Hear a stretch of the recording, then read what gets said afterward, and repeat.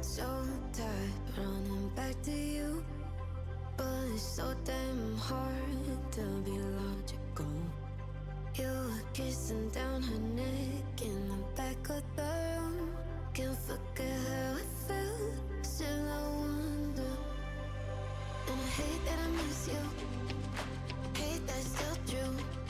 I hate everything about you, cause you know I still love you. Still looking in the rear view. Yeah, you know I don't wanna go, but I know that I'm better off. I still think of how you looked that night, joint in your mouth. And that ripped up t-shirt I still like to wear around. You always said you needed space, so are you happy now? Boy, are you happy now that I'm not around?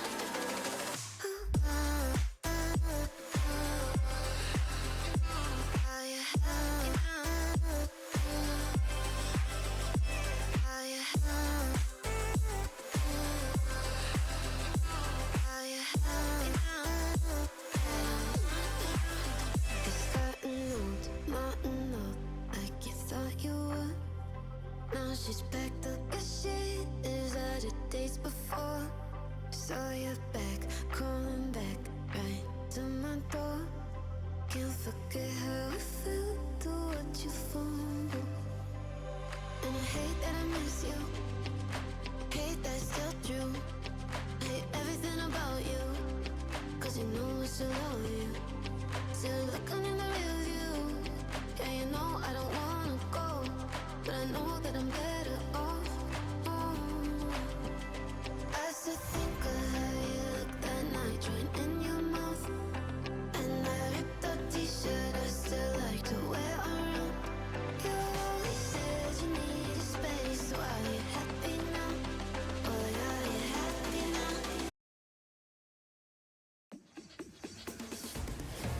I can't help but live in the moment.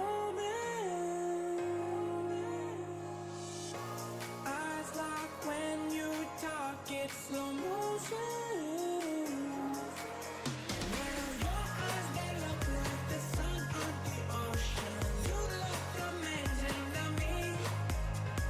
Sometimes it feels like I can't help but show it. I think that we're meant to be.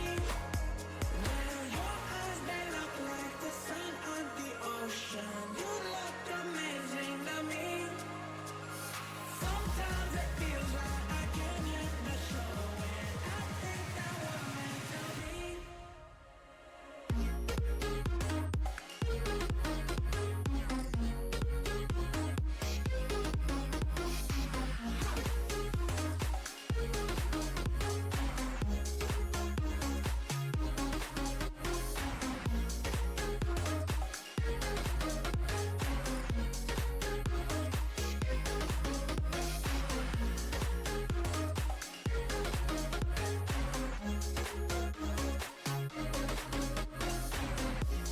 I can't help but live in the moment. Eyes lock when you talk, it's slow motion. Well, your eyes, they look like the sun on the ocean. You look amazing to me. Sometimes it feels like I can't help but show it. I think that we're meant to be. Well, your eyes, they look like the sun on the ocean. You look amazing to me.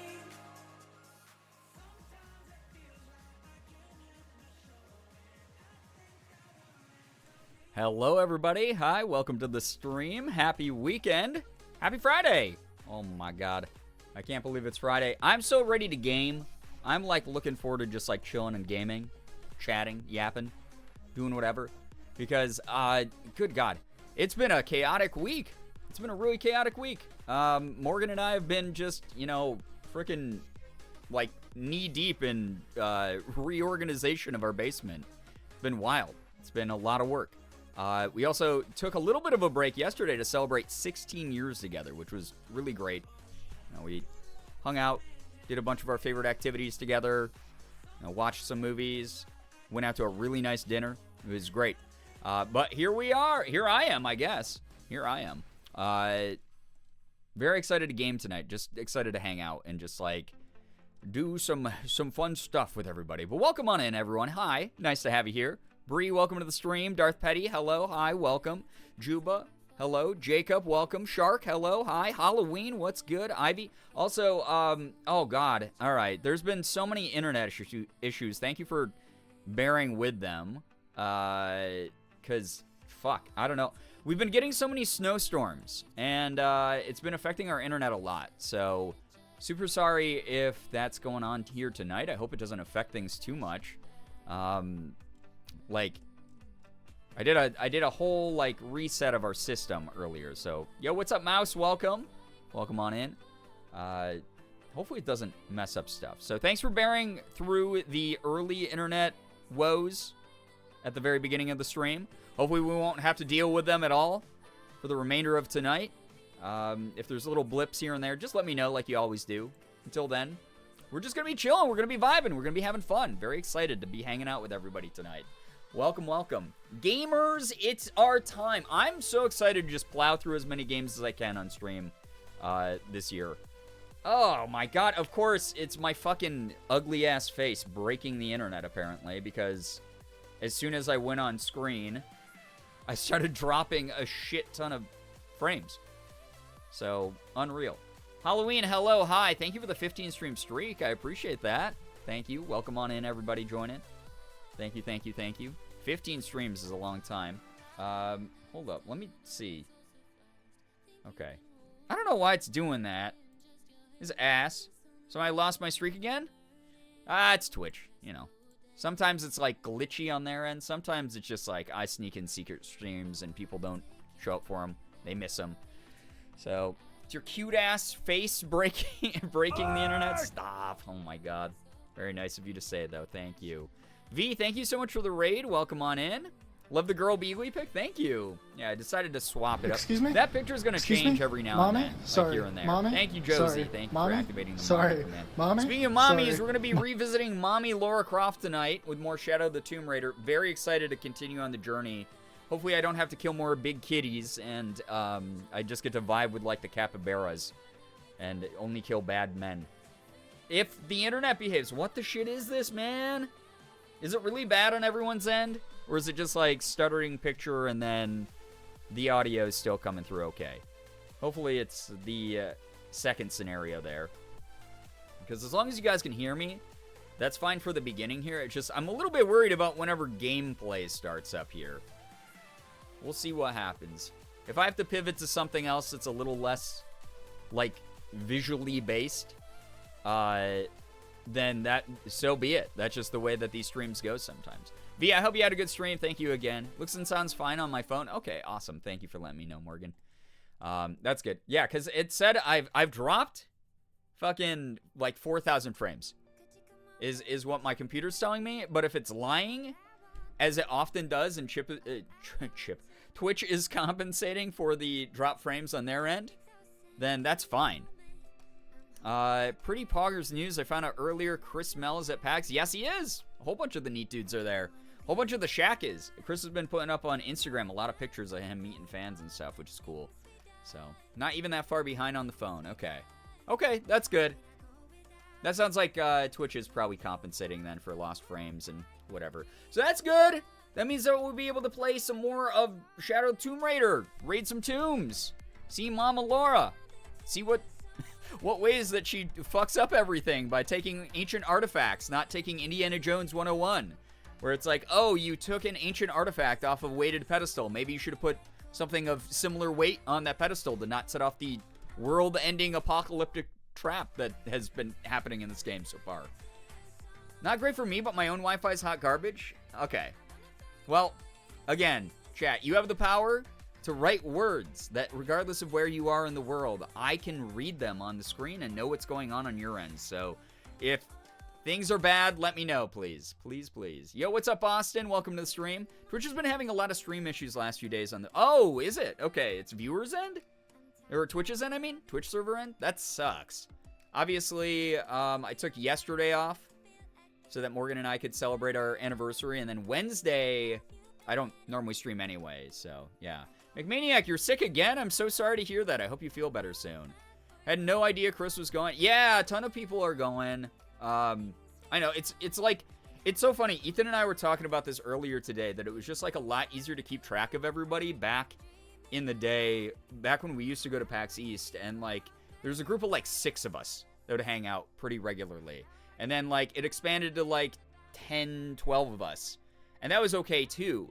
And now it's like, I have to keep track of like 55 people if I want to know who's going to PAX. And there's just no way to keep track of all of them. And there's no way that I really want to. Like, no offense to my friends, I like them, but I'd rather like hang out with them outside of an industry event that costs thousands of dollars to go to. I'd rather just like vibe at someone's house or like at a party, like a VIP party or something, you know? Happy late anniversary. Thank you, Halloween. I appreciate that. Thank you, thank you.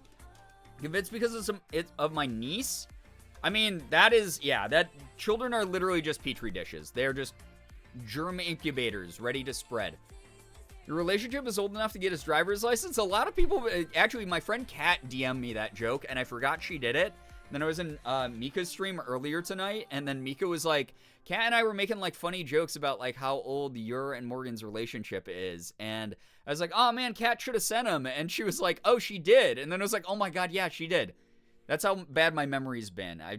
My entire life is, right now, cleaning the basement with Morgan. So we're, like, in this, like, dimly lit, dark underground space for hours at a time, breathing in dust, fixing up our basement, and then being above ground long enough to feel my muscles hurt because it's cold out now, because we've been experiencing snowstorms and it's like 20 degrees.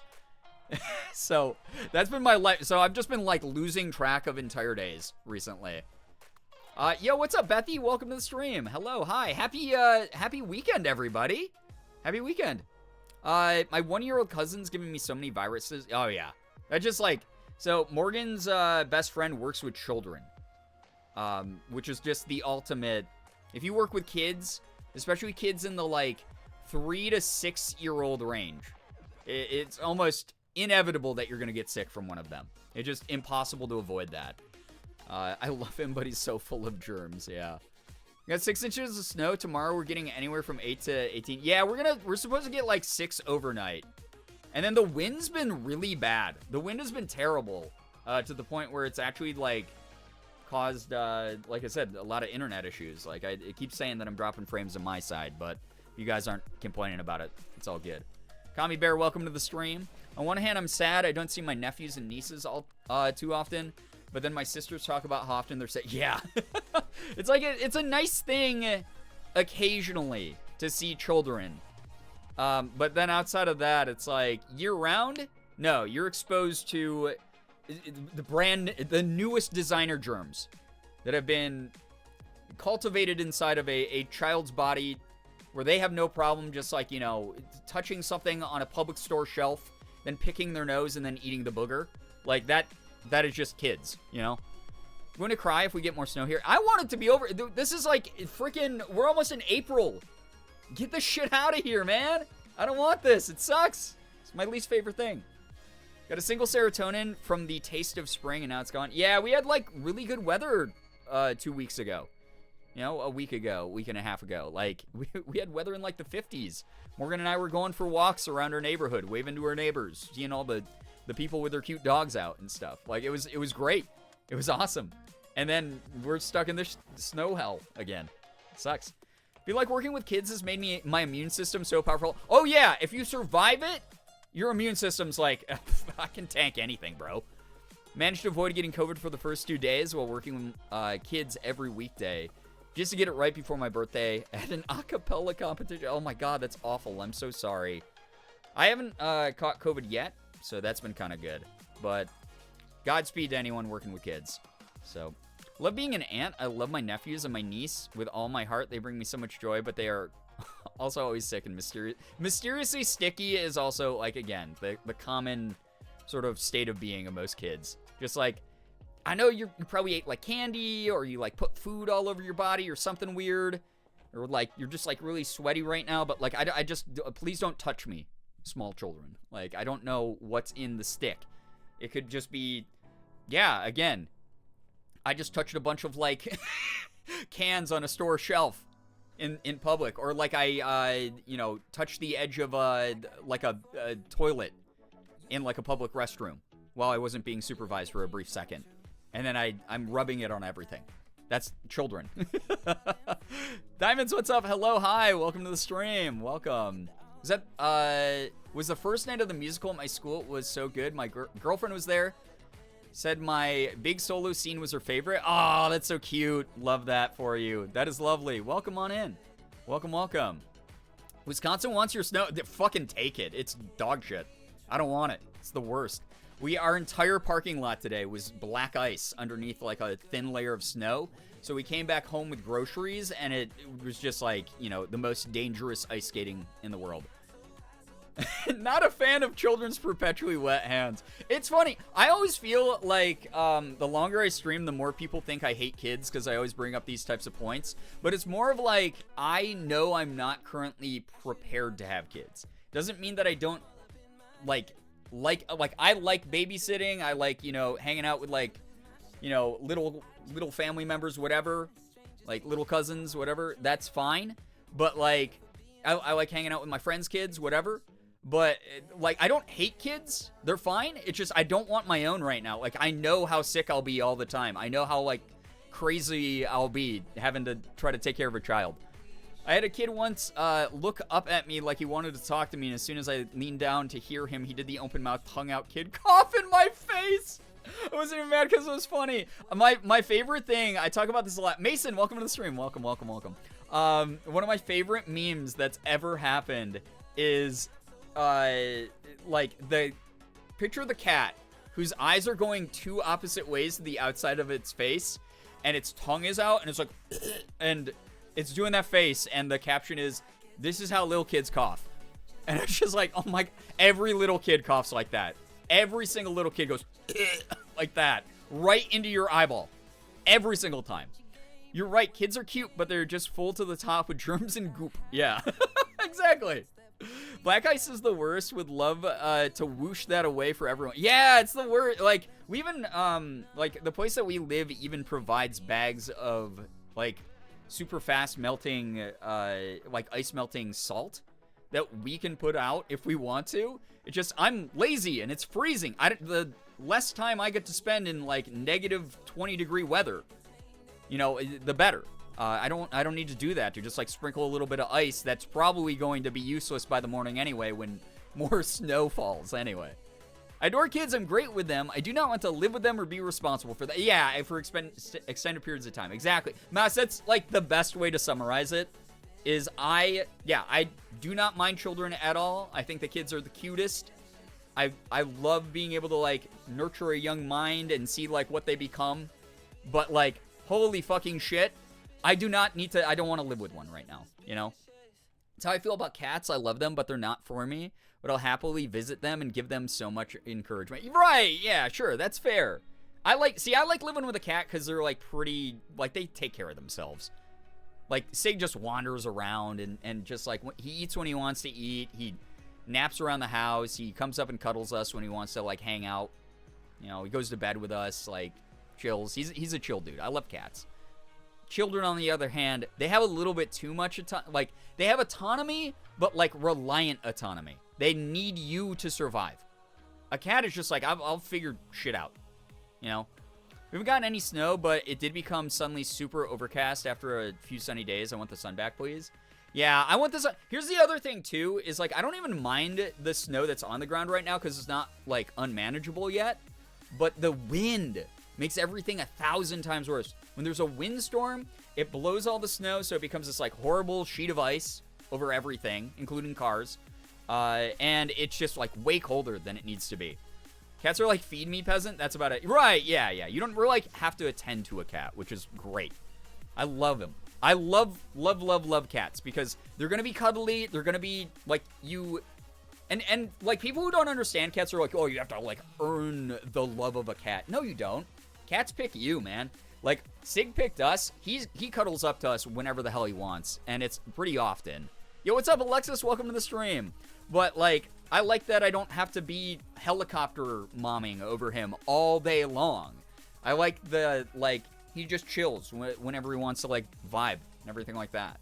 Pressure of shaping an entire human from scratch would be too much for me. Like, yeah, I don't have that complex in me that's like, I need a project in another human being. Because people like that are either one of two things. Either they have a really great natural parental instinct, which is wonderful if they find that calling in their life and they, like, you know, want to take care of everyone else and whatever. Unfortunately, that does get a little bit overbearing at times. And that bleeds into the second potential scenario, which is they are the helicopter overbearing annoying person who's like, I have to make a project out of everyone around me when nobody fucking asked me to. And those types of people, they have their purposes in certain friend dynamics, but in my particular life, I'm always just like, can you please back the fuck off a little bit? And those people make the worst parents because then they micromanage and they don't let a kid be a kid and stuff like that. And that shit freaks me out. So I'm one of those people who's like, I understand the weight and the, like, responsibility needed, the pressure, as you said, Bethy, to, like, raise a kid, but I don't want to be that right now. I do not need that on my plate, you know? So that's why I love being able to work princess party. Yeah, exactly. Yeah, you get to dress up, which is fun for you. You get to spend an allotted amount of time with the kids, and then you get to go, all right, I'm out. Peace. My job's done. That's actually great. You just have to chill and get the cat until the cat gets used to your vibe. Yeah, that too. Like, cats, like, I don't know, they warm up over time most of the time. Well, my sister's greyhound, because all she does is migrate from one better cat. Greyhounds are, like, such a unique breed of dog, too, because they're another, like, they're not, like, typical dog. Like, they can be needy, but they, like, pick their people that they feel safe around, and I like that about greyhounds. It's also super important to figure out why you want to be a parent. Yeah, because that affects the kid, too, and the wrong decisions and reasons can cause serious harm. Absolutely, yeah. It's like the psychological, like, dynamic of it is, like, too much for me right now. I'm like, I don't need that shit right now in my life. I feel like too much of a child taking care of myself, you know? Brookie, welcome. Thank you for the 15 stream streak. It's nice to have you here. Amy, thank you for 40 months. Oh my god, thank you so much to everybody resubbing, gifting subs, whatever. Appreciate you all a ton. Supporting what I do so that I can keep playing fun games, going on fun little adventures with everyone. I've been trapped in the basement with Morgan for the past few days while we've been doing this giant home renovation, and it's exhausting. If any of you have ever had to, like, basically gut a room more or less by just, like, getting years of junk out of it and rearranging everything and, like, throwing stuff out, like, we are both so sore and tired and full of basement dust. And so being able to, like, oh, I'm under my bright studio lights, talking to my community, getting ready to, like, I'm ready to game tonight. I'm so excited to play some of Shadow of the Tomb Raider tonight. It's been a fun game. It's really cool. I feel like in the past having children was an expectation that applied to everyone, but that's no longer true. Exactly, yeah. And, like, our world population has gotten so big, it's not like the village will die if you don't have a kid, you know, which is nice. Because then you get to, as an intelligent, autonomous human being, make the decision, is this right for me? And is this right for a potential another human being I will be responsible for the life of? At least until they're 18. Or 26 when you kick them out when they're off of the, you know, parents' insurance. Muses, what's good? Hello, hi, welcome to the stream. Welcome. Like, I'm definitely down with the idea of someday potentially having a kid. Again, it's more Morgan's choice. It's her body. She gets to figure that out. And who knows? Maybe we'll adopt. Who knows? But, like, it is one of those things where it's like we both are at this point in our life where we're like, we're very us focused. It's all about, like, what are Morgan and I going to do? Where do we want our careers to go? I don't want to toss a kid in the middle of that. I just feel that, like, that would be really irresponsible and, like, I just know my limits. So, there's that. I'm enough of a hard time keeping myself in my gerbil life. Right, yeah, it's like Sig regularly eats plastic. And I have to pull plastic out of his mouth and be like, why? You are a cat with a full bowl of cat food. Why are you eating a fucking random wrapper you found on the ground, dude? Why are you doing that? Like, that's my helicoptering around something. And Morgan all the time, it's so funny. If Sig, like, gets up and is like stretching off the couch and he has like a little bit of a limp because he's got like a tired leg, I'll be like, oh no, is something wrong? And Morgan's like, we can't have a kid right now. You're going to be the worst helicopter parent. You are going to hover over a child. You're going to micromanage every decision. I cannot invite that neuroses in right now. So, it's just like, good Lord. I got decision-making skills and an advanced brain. So, I know that right now is not the good time for me to do any of that. No way I'm introducing any of that energy into my life. Me and my family had to clean out the stuff we had in our grandma's basement a couple years ago because it was getting ready to be sold. Oh my God, you don't realize how much stuff you have until you clean it out. Yeah, that's the other thing too, is like, we definitely have less down there than we probably could have because in more recent years, we've gotten better at being like, okay, let's break down the boxes right now. Hey, we've got this big PR package. Let's break down that box and toss it into the recycling immediately. Let's not just throw this in the box pile in the basement. But we did that for a while. There's just like way too much shit down there, and it's like you said, you never realize like what's tucked away behind other stuff. So that's very, very big as far as like just pulling shit out is like a big part of that process that no one's ready for. Everyone's like, oh yeah, we'll just buy bins and we'll toss some stuff in bins and we'll reorganize this and we'll toss out this stuff. You can't visually see all the shit you have in your basement or your attic or whatever. I guarantee you have a storage unit that you're fucked. Set aside at least a good week to like just even pull out all the stuff and start like organizing it. The Boxman, yeah, it kind of was just like where Morgan and I, between the two of us over the past 11 years of making content, have acquired a large number of PR packages, or like PR mailing lists. And this sounds very much like a, like, oh man, very privileged thing to complain about, because it is. But, oh my God, the amount of boxes, the amount of packages that we get sent a week is insane. There's just so much shit coming to our house all the time. It's hard to stay on top of all the trash. V, thank you so much, by the way, for the 5-stream streak. I appreciate that. Thank you. Anyone else's dogs eat grass, never vomit afterwards? Damn, your dog's built different, because here's the thing. Sig will eat, like, one little blade of, like, or one little, like, leaf off of one of Morgan's indoor plants, and it will, like, we'll catch him. We'll go, hey, don't do that! You're not supposed to do that! And then, a couple hours later, you hear the like that. It's like, why, dude? Why do you have the world's most... you have a sensitive stomach. Why are you doing that? Why are you setting yourself up for failure, for puking everything? Why are you doing that, bro? It's just crazy. It's absolutely insane. Good Lord. This guy just digests that shit. I don't know what's up with him. Damn, Sig wishes. That's all I gotta say. And then he, like, looks at us and he'll be like, hey, I just puked. Can you give me food to fill the void in my stomach that I just puked up? It's like, bro, come on. Can you just chill? Can you chill? I don't know. I heard cats will eat grass intentionally to make themselves vomit. Yeah, sometimes if they have trouble, like, passing... Like, having hairballs, they need to do that. Because they obviously can't digest all that stuff. And cats have, like, a high... a lot of animals have this, but, like, cats have, like, a lot of high propensity to get, like, things stuck in their intestines, like intestinal blockages that can become life-threatening. So they have to barf. But at the same time, it's really annoying. It's, like, super fucking annoying. Because, like, we give him the food that helps break down the hair in his body. He cleans a lot, so he's bound to have some hairballs. It is very annoying when he's just like, yeah, I'm bored. I'm just gonna, like, chomp on this plant.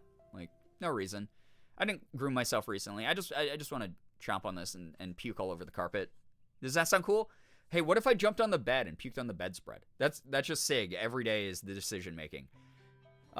Yo, what's up, CJ? My dog once showed up at her front door in the morning when my mom called her inside with a headless squirrel. Oh, no! That's awful. The dead animal gifts, no thanks. I'm so glad my cats never did that, and that Sig doesn't do that. We ended up putting a bunch of it in a storage unit. It's full up. Also moving stuff out of the basement, especially the more heavy stuff, was precarious because the staircase is very rickety with big gaps. Oh, God, yeah. We at least have, like, a really solid staircase, but it's very narrow. So, like, when we've been setting some stuff aside, like, on the stairs, it is definitely a tripping hazard at the... just, like, very crazy.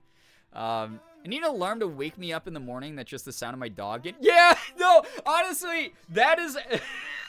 McManiac, that is the smartest thing. You could probably save that. Write that down. That would probably make so much money. It's just like, oh, it's a custom alarm that sounds like an animal about to barf. Do you know how fast I would spring out of bed? Oh my God, that would be. Oh my God, thank you so much for the caveman resub, by the way, Beans. 46 months. Can we get a little bit of hype and pride spammed in the chat, please? Oh my gosh. No, that's such a good idea. Is the sound of a cat about to puke or a dog about to puke being your alarm? You would sprint. You'd wake up. Whoa, what's happening? Like immediately every time. It's like screw like the loud like, oh man, it's an air raid siren, a nuke's about to be dropped. It's the Shaquille O'Neal sleeping meme. It's like I sleep. Cat about to vomit. You know, activated, dude. I'm ready. I'm ready. My cat has this very distinct meow for when she's about to throw up. Yeah, Sing does this like thing. We call it his jungle cry. It's so annoying. But it gets us going, oh, he's about to puke, isn't he?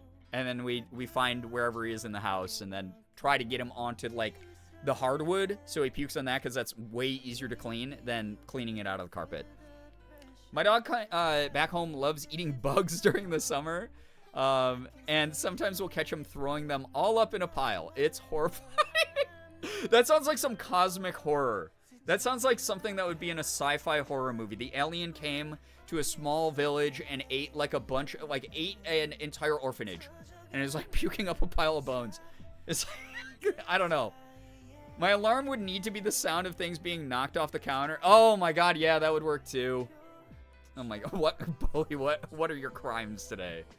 A constant list that's growing forever and ever. Jungle cry help. Yeah, he goes "Brrr, brrr," like that. And we're just like, what are you doing, bro?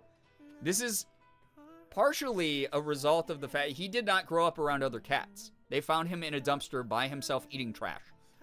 He was very independent as a young boy. So that I feel like most cats probably don't make that specific noise. But that is the one that he makes. Normally when he does it, I'll be so tired and grumpy, or I'll be like, oh my God, he's about to puke. This is so annoying. I'll just do it back at him. So he'll be like standing somewhere in like the kitchen or something, and he'll just be going, bah! And I'll come in, I'll go, like, yeah, just get it out of you, brr, back at him. And then we have little conversations until he starts going, ooh, ooh, ooh, ooh, and I'm like, oh boy. My cat Bear coughs every once in a while. The poor old man. Oh, sometimes you can't tell if he's just coughing or gonna throw up in your face. The crapshoot that you never need to actually risk. You know, if you think they're about to puke, it's going to be the one moment that you don't think they're about to puke when they puke every time. So just keep that in mind. Just always assume all roads lead back to a cat puking. My dog's eaten weed twice. No, that's probably not something he should do. Oh no. I'm pretty sure he found it while on a walk. He disliked it both times. Poor guy, he wasn't in danger, just scared and confused. Yeah, he had a bad trip. He had bad anxiety. He ate a sativa that was just like way too strong for him.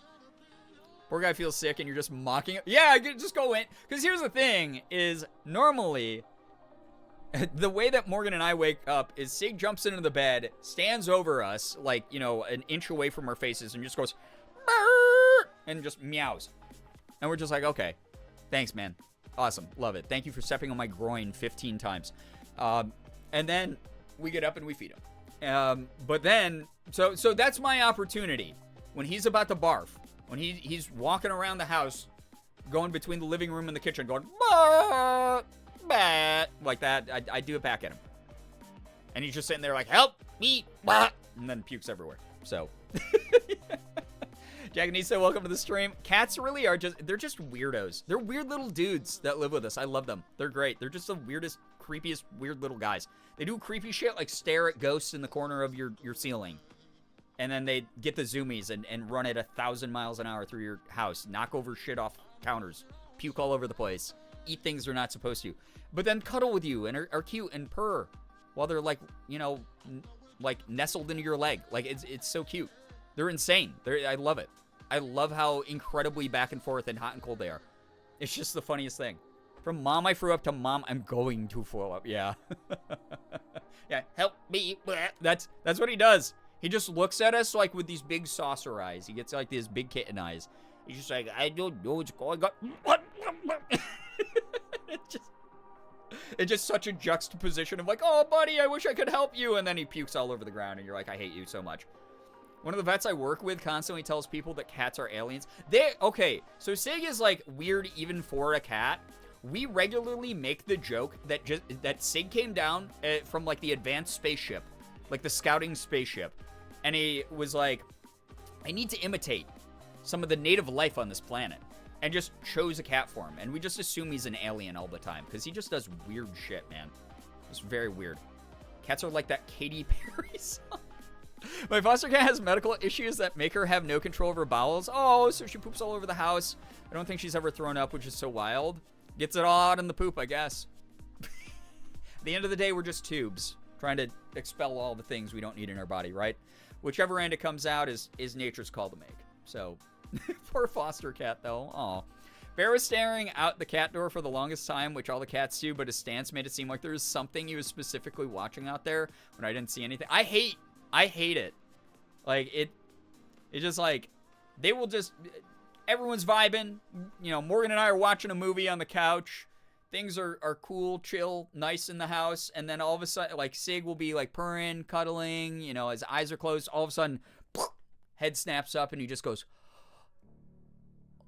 is that? What is that, dude? What's in the corner, bro? And just gets all like on it, and you're just like, bro, like what the fuck? What? I don't see what you're seeing. What the fuck are you doing? Is the fucking ghost demon thing from Insidious in the corner of my house or not? Just tell me. Like, please don't do that. You know? I put that shit on a t-shirt. I literally look at Bowie sometimes and go, you're literally just a tiny creature. A tiny creature who lives in my house who's pathetic and can't do anything for himself. I just thought you live here in exchange for cuddles. You just walk around. Yeah, I want Sig to get a job, right? Yeah, he's like a sim. Yeah, cats kind of are like Sims where they like half listen to you, but they mainly just do whatever the hell they want to do. Their needs sometimes are met, and even when they are, they'll still do something chaotic and terrible. Yeah. It's very, very much the case. But that's how Sig is, yeah. I'll look at him, I'll just be like, you're just like a little dude who lives with me. What the fuck is this? So weird, man. Get a job, bro. 3666, let's go. Yeah, that's the demon Sig sees in the corner of her home all the time. My dog does that sometimes. He fluffs up his back hair and barks out the window and there's nothing there.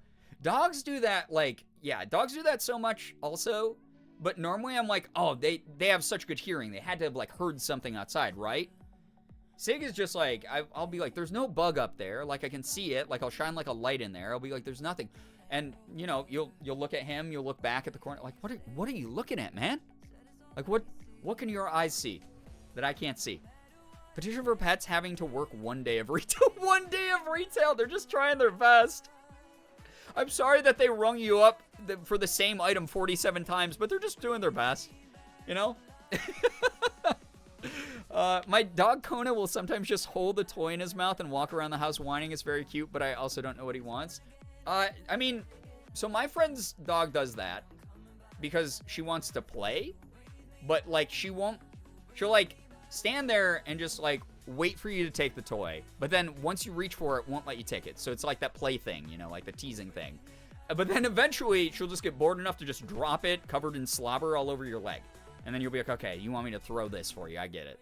So maybe that's what's going on there. I don't know. Dogs are funny that way, though. Also, Insidious Demon, you mean Darth Maul? Yeah, that literally is Darth Maul. That was the first, when that movie first came out, that was the joke I made. It was like, wow, this movie's got some, like, decent atmosphere, and, like, the jump scares have been, like, kind of abrasive, but, like, they haven't been, like, the worst thing. It's, like, not that offensive of a movie yet in any kind of way. And then they fucking do the demon. Like, it was a scarier movie before they show you that the demon looks like fucking Darth Maul. And then as soon as he popped up on the screen, I started laughing, and I went, that's Darth Maul. That's Darth Maul from fucking episode 1 of Star Wars. I'm glad everyone came to the same conclusion. No, none of our experiences are unique, by the way. When the weather was nice and we left the door open with flies coming in. Oh, God, we were begging our cats to get to work, but Mustachio is the only one that really shows an interest trying to catch them. Yeah, I tell you guys all the time what Sig does. He doesn't kill bugs. He just pisses them off. And then we just have a bunch of angry bugs running around our house. It's annoying. Bowie deserves to have his manager asked for by a Karen. It'll put him in his place, build some character. Yeah, our pets need to at least make minimum wage. What the fuck is going on? Like, good lord. It's just crazy sometimes. Insidious is the funniest comedy I've ever seen. It honestly, it had so much potential as a movie franchise, and it's never a good sign when in the very first movie of the franchise, it gets stupid. And then every movie after that one has gotten dumber and dumber. It's one of the, like, Morgan and I just put those movies on to see how bad they are now. Like, they have gotten really bad. It sucks. Because I love a good horror movie. Like, last night, we watched Annihilation, which is like a sci-fi, cosmic horror type of movie. It's like a little bit of action, a little bit of adventure, a little bit of, a lot of sci-fi, a little bit of, like, creepy horror, like, from a galactic, like, oh, the human mind can't understand it kind of thing, which was kind of cool. But it was just, like, so disjointed, and, like, the dialogue was just, like, so laughably, like, empty that we were like, it kind of takes us out of it. This movie could have been cool. This movie could have been, like, really creepy. Some of the visuals were, like, kind of cool, but mainly, like, overdone CGI soundstage stuff, so that kind of bummed me out. But, like, I'd watch another one if they make, like, a sequel. And then we also watched Saltburn, which I have so many opinions on, which I will not dive into too deeply because I could talk about the movie for a very long time. But the way that I can summarize Saltburn, well, two things. Two points about Saltburn. No spoilers in the chat for people who have not seen it. But not the bathwater. Yeah, so point number one, I wonder, did Barry Keoghan, is that how you say his name? I don't know how to say his last name. I think it's Barry Keoghan. But Barry, I wanted to know, did they mic him up? Did they just have like a good boom mic right off camera on that shot to make that disgusting slurping noise during the bath time scene?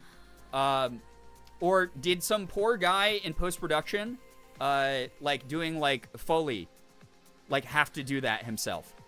Did like some dude who was like, I have to replicate all the sound effects in this movie post-production, have to like find the exact mixture of liquids that would make that like weird noise. I'm not even going to replicate it. It was gross. But that was the grossest part of that scene too, by the way. Again, no spoilers to anyone, but like everyone was like, oh, it's so like weird. And I was like, it's kind of weird, but I've also existed on the internet for so long that this movie didn't really bother me. It was more just like kind of stupid. But that said, because, like, it was supposed to be played as ridiculous. That's the thing that I think it was lost on a lot of people, or there were people who were, oh, it's so disgusting, it's so, like, over the top. But I think it really, and you can read up on it, like, it was meant to be, like, a dark comedy. It was meant to be so over the top that you were basically like, wow, people are fucking weird. And that's kind of the only takeaway from the movie. But I will say this, I'm glad I at least watched it one time. I will say that it basically felt like the movie Parasite. If, you grew up, it was Parasite where the target demo was you like the show Euphoria and you're a white queer Zoomer. That was basically, it was Parasite for that demographic. So that's what I got out of it. There were some really cool things in the movie, but I thought narratively it was a little bit too long. It was too drawn out. I think it would have been if it was like punchier, if it was quicker, it would have had a lot more impact. So, yeah, no, her playing the mom, Morgan, her playing the mom is still like sticking out of my head when I woke up this morning. She was so good. She was so bizarrely accurate at that role. It's so specific and accurate. Yeah, it's like that's the best way I can break down Saltburn. Is if you are a Zoomer who was a fan of Euphoria, and you're white queer, then you're gonna love Saltburn. You're gonna think it's fucking you're gonna go, wow, this is just like Parasite if Parasite wasn't Korean. When people can't interpret dark humor, I get really baffled, and then I'm reminded I'm simply critically mentally ill. Listen, you and I are cut from the same cloth, Mouse, where it's just like, I know you are like me, where you get really into media and you overanalyze it the same way that I do. So, yeah, very much the case, I think. Very much the case. I wish I liked it more. I kind of wanted it to be weirder. I wanted them to go way weirder with Saltburn. I thought they could have played up some of the gags and the weird, like, big set piece moments in that. Like, it was weird because there was, like, all this tension, and the tension and the buildup and the directing was done really well. Where I was just like, oh, what weird thing is, like, this character about to do? And then the scene would actually happen, and I go, that was actually way less impactful than I thought it was. It was kind of really tame. I've seen weirder shit on like Tumblr, you know? I overanalyze everything, Brian. It's called anxiety. So true. I have a hard time getting into movies and shows. Like, I'll wait until the series is done and watch it all. Like, years after it's popular, I usually just go to my comfort shows and movies. I mean, that's fine, too. I'm someone who likes to experience new things, so I'm always watching new shit. But I will wait a couple years sometimes before I watch something that everyone goes crazy for. Because I hate getting drawn up into just the sensationalism of things and having other people tell me how I should feel about media. That is something that, like, I don't know if it's ODD. I don't know what the hell that is in me. But I'm like, I would prefer not to have a bunch of, like, screaming people online tell me, oh, you have to like this movie, or you have to like this TV show, or you have to hate this character. No, I'm gonna watch it with, like, a clean slate, as clean as I can get.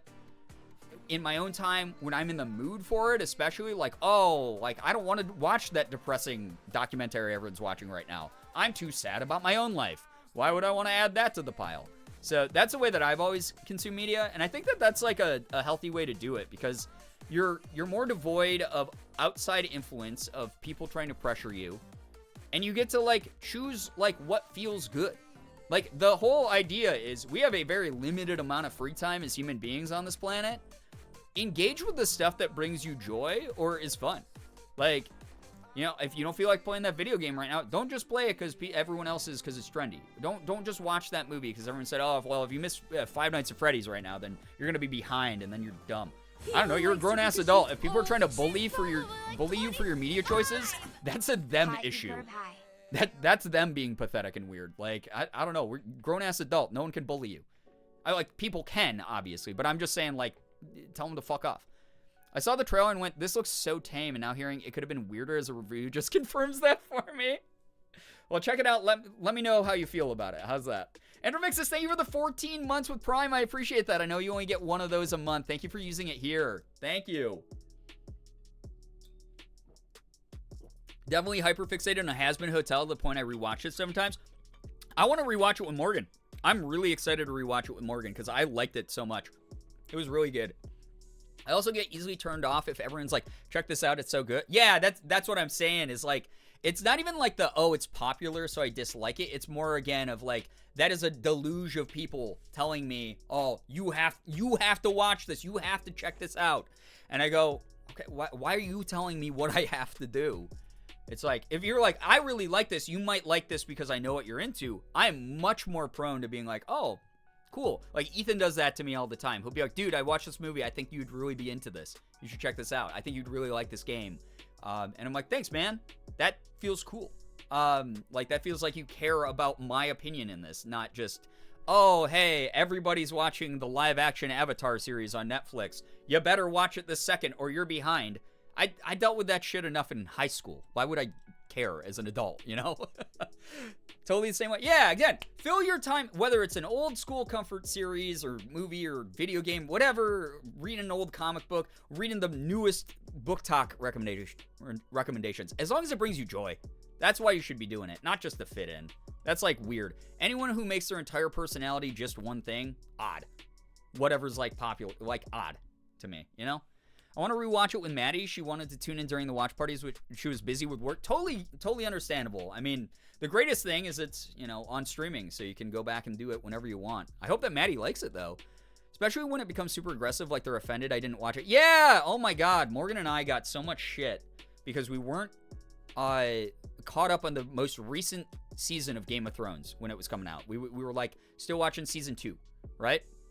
And there were all these people, what do you mean you're not caught up on Game? Oh my God, what's wrong with you guys? And we'd be like, I don't know, we have fucking lives. Like, I have other hobbies besides fucking watching HBO Max, man. I don't know. I remember watching Vizzy Pop since Has-Been Hotel was in its earliest stages on DeviantArt. Yeah, it's so crazy to watch an independent animation be taken seriously by, like, Hollywood, be given a big budget, and then actually come to fruition. Because I've known so many independent artists over the years, independent animators, you name it, who are like, oh yeah, like Netflix, like, optioned this, and they want to make this into a thing, and then halfway through they're like, okay, they killed the project. Because they don't want to commit the resources to it or something. That happens so frequently. I mean, Warner Brothers just got in trouble for that, for doing that with a, like, 8 billion series that they had planned, like animated series especially, and movies and stuff, for HBO Max. So it's like, it's always a bummer to see that kind of thing. So seeing something actually come to fruition and be a labor of love, be something that was like a passion project that, like, blew up and got the attention it deserved is really neat. So, yeah, I don't know. That's just the way that I see it. I hate it when people are like, oh my God, I can't believe you don't know blank. Like, yeah, sorry, I'm out of... Also, there's so much media. It's like, I could be like, okay, cool, let me quiz you on 90s trivia. Like, media trivia. You don't know that shit. Oh, what do you mean you didn't watch this thing that's 30 years old? You're behind by 30 years, dum-dum. Like, I could do that to someone if I wanted. I don't want to do that because that's the most boring, weird type of person to be, honestly. It's just, like, odd. It's really strange. There's an infinite amount of things coming out at any time. There's more media that exists than any of us can single-handedly consume in our lifetimes. So, to ever be like, oh, what do you mean you've never heard of this? Is so fucking weird. It's like the weirdest thing to do to people.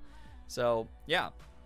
Yeah, Morgan is like in her, I will never like Game of Thrones because people like made fun of her for not being into it. I got so spiteful. People will ask me what's wrong with me to never watch something. Yeah, it's weird. Isn't that, Mason? It's so strange. I've met people who constantly make references to very niche pieces of media or actors and acted all weird when I said I didn't know. See, like, when that happens, I'm just like, oh, sorry, that was just a reference from, like, this thing I'm reading. That was a One Piece reference. I'm so sorry. I know not everyone's into One Piece because it has over 1,000 episodes, bro. Like, I don't know. You gotta understand when you're a human being interacting with other people with their own opinions and interests, like, they probably saw some shit you've never seen, and you've probably seen some shit they've never seen. That's just human nature. That's society. Like, there's so much media to consume and so much going on in life in general to balance. Right, yeah, like, I've gone, like, weeks without watching a movie before because I'm, like, I'm too busy. I'm booked and busy getting my bag, whatever. Or I have, like, I got into, like, a reading kick and I didn't watch any traditional media for a while. Like, that kind of thing. Like, I'll joke around and be like, what? You haven't seen blank? Yeah, but then I'll always follow it up with, like, you'd love it because XYZ short summary. Yeah, and that's the greatest way to turn me on to stuff is, like, again, if someone is like, oh, wait, you haven't seen this yet? Oh, my God, I love it for these reasons. I will go, oh, that's so cool. But when people are like, wait, you haven't seen this before? Like, oh, my God, you're missing out on this.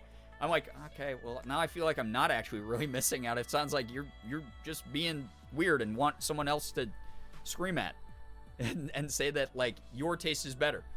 I don't know, it's weird. It's impossible to catch every piece of media. People are going to pick and choose, and what you like, Susan might not. Exactly, yeah. Somewhere area does anyone know that person that's like, oh, you wouldn't know this thing, it's super niche and it's something so mainstream like Spider-Man?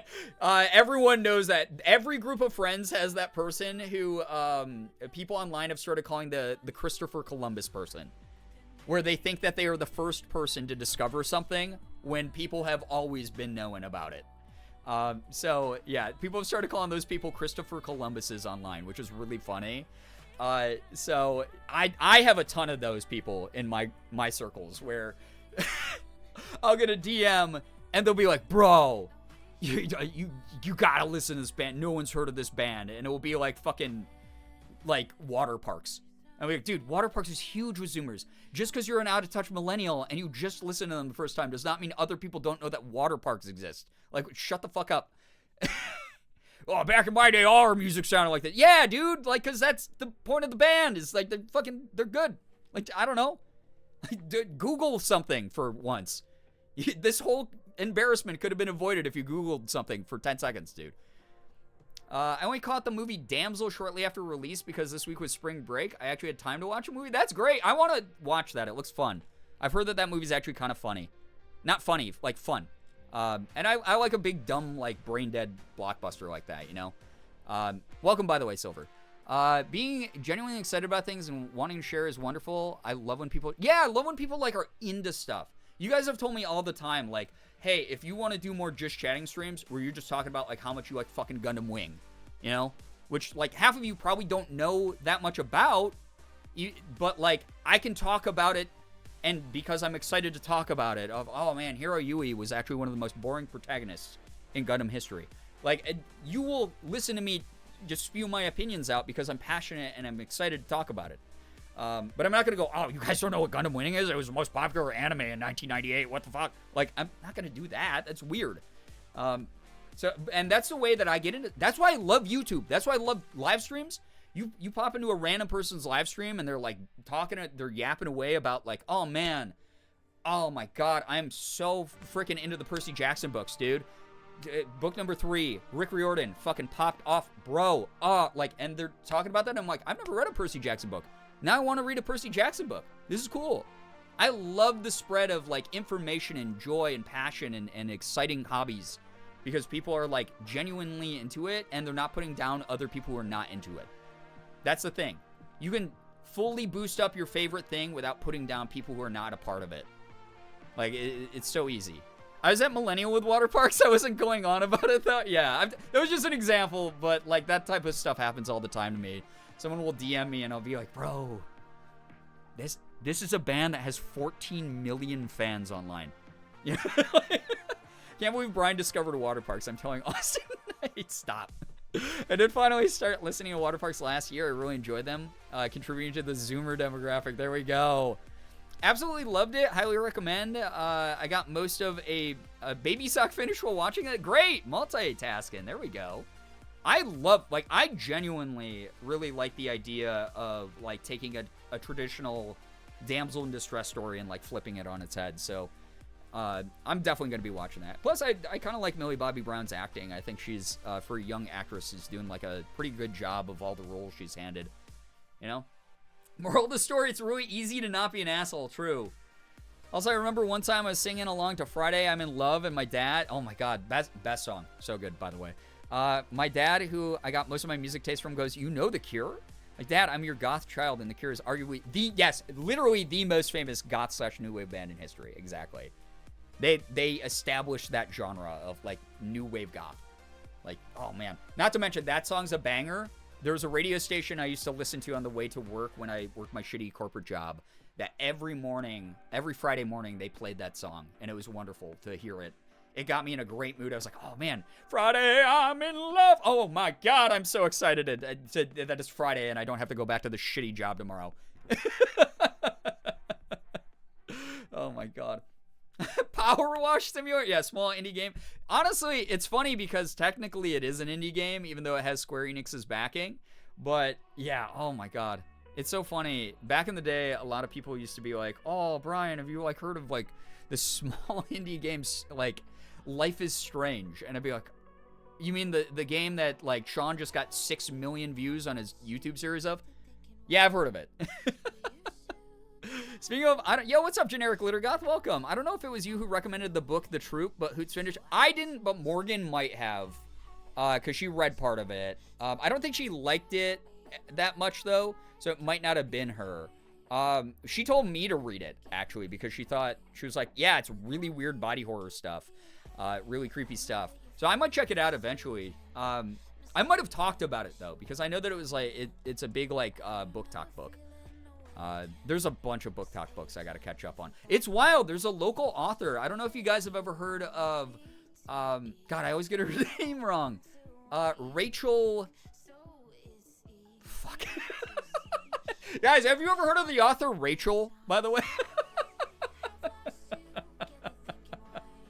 Yeah, Morgan, so Morgan, with The Troop, Morgan, did not like the, like, teen boy humor. And, like, weird teen boy, like, stuff. Like, if you read it, you'll get, without spoiling it, like, you'll get what she's talking about. But she thought that the creepy stuff was good, yeah. Rachel Harrison. Thank you. Rachel Harrison. Yeah, the Rachel. Have you guys heard of the Rachel? Oh my God. Rachel just wrote this book called Book. And oh my God, Rachel's book. Oh no, it's so good. No, so there's a local author named Rachel Harrison from Rochester, New York, who has started going viral on like Book Talk and stuff, which is really cool. People are recommending her book Black Sheep. She just put out a new one called like The Curse or something like that. But someone worth checking out. We were at Barnes & Noble for part of our date day yesterday for our anniversary, and they have a new location in Rochester that we were like, yeah, let's just go, because like part of us when we first started dating was just like walking around malls as mall rats. That's just like how we were like, you know, scene kids. We like to hang out on the mall and just like window shop and shit. But they had a whole face out of her books of like, you know, local author with signed copies of her books. So it's really cool. Like, I think Cackle is that's the name of it. I knew it was a C word. I could have gone so many different ways with a C word, but yeah. If you see her on your bookshelves at local bookstores or anything like that, Rachel Harrison is her name, and she's from Rochester. And her I think it's like her third book and her first book. So she had one called The Return that went semi-viral, and then Black Sheep was the one that like really popped off. Definitely worth checking out. Yeah, listen, Alexis. It could have gone so many different ways. Black Sheep is her most popular one. Yeah. But yeah, check it out. Check it out if you're into books, if you're into reading, if you're into horror books, especially. Beans! Come on now. We're not British here. We're not Australian here. We don't just casually use that word, all right? Coconut? Yeah. Horror isn't my thing, but the next book Hoots is starting is From Below. Wait, is that the one by Darcy Coates? Because if it is, Morgan recently bought me that, and I will say that I'm only a couple chapters in, and it's so good already. Darcy Coates is one of my favorite horror writers. She's so good, but she does the James Patterson thing, where she puts out like 55 books in a year, and I'm like, girl, you either have no life, or there's a ghost writing team here. What's happening? Either way, I like her books a lot, but she puts out so many damn books, and it always makes me be like, maybe I want to, like, maybe that's my exit strategy, is just, like, write a shit ton of horror novels. I think it would be fun. It'd be kind of cool. It's like, someday, if I want to actually save up and have a retirement fund that is independent of doing content creation for over a decade, maybe I'll write, like, some horror books. That would be kind of neat, you know? Juggaholic Mama, thank you for the 15 stream streak, by the way. I appreciate that a lot. Thank you so much. Is chat just writing C words in chat now? Wow, chat, very good. It's like, you put the square peg in the square hole. Very good, chat. You get bonus points tonight. So good. You labeled the banana with the right term. It's banana. Good job, everybody. Me constantly saying, I don't want to infantilize you while also making fun of you. I have the triangle peg. Oh, no. Wait, I'm assuming you've seen the very viral TikTok, and if you haven't, there's a very viral TikTok of a guy who has one of those, like, oh, put the round peg into the round hole, who is putting all of the wrong shapes into the square hole. He's like, guys, we have, yeah, that's exactly Halloween. You know what I'm talking about. That's right. It goes in the square hole. And there's a girl watching it, and she's like, oh, yeah, the square goes in the square hole. And then he's like, next up, we have a round cylinder. And you know where this goes? And he hovers over the circle one, and then he puts it in the square hole. And he's like, the square hole. And she goes, oh. I love that. Yeah, she's so funny. That's really good, just, like, body humor. That's, like, very good, just, like, facial humor. Every man who has ever said that women aren't funny needs to be dragged out in the street and then killed in Minecraft. Because, oh my god, the women comedians that do, like, especially, like, Zoomer meta humor, on, like, TikTok, so fucking funny. Like, short form humor, so good. Evie, welcome to the stream. Yeah, it all goes in the square hole, yep. I haven't been on TikTok in a long while. God, if you can find that video, it's so good. It's so funny. Super good stuff. But yeah, okay, good. So other members of chat know what this is. I'm not just yapping. But it's perfect. It's very, very good. It's like low low energy humor that's not like abrasive in your face stuff while someone is clearly like having a mental breakdown. It's so funny. It's actually great. But anyway. Yeah, I missed you guys. It's fun to be here. It's great to be here. Thank you for joining me on a bonus Friday, which have not really been bonuses recently. I've been trying to more consistently do these. Happy Women's Month. Bless the many funny women in our life. Exactly. Oh my God, seriously. Someone can post it in the Discord for those of us too scared to download TikTok. Yeah, if you can find it. If someone knows that TikTok finds it, put it in the music and TV section of the Discord. That would be lovely. That'd be great. I would do it, but I'm streaming right now. I'm actually at my job. So you guys are going to have to just listen to me yap.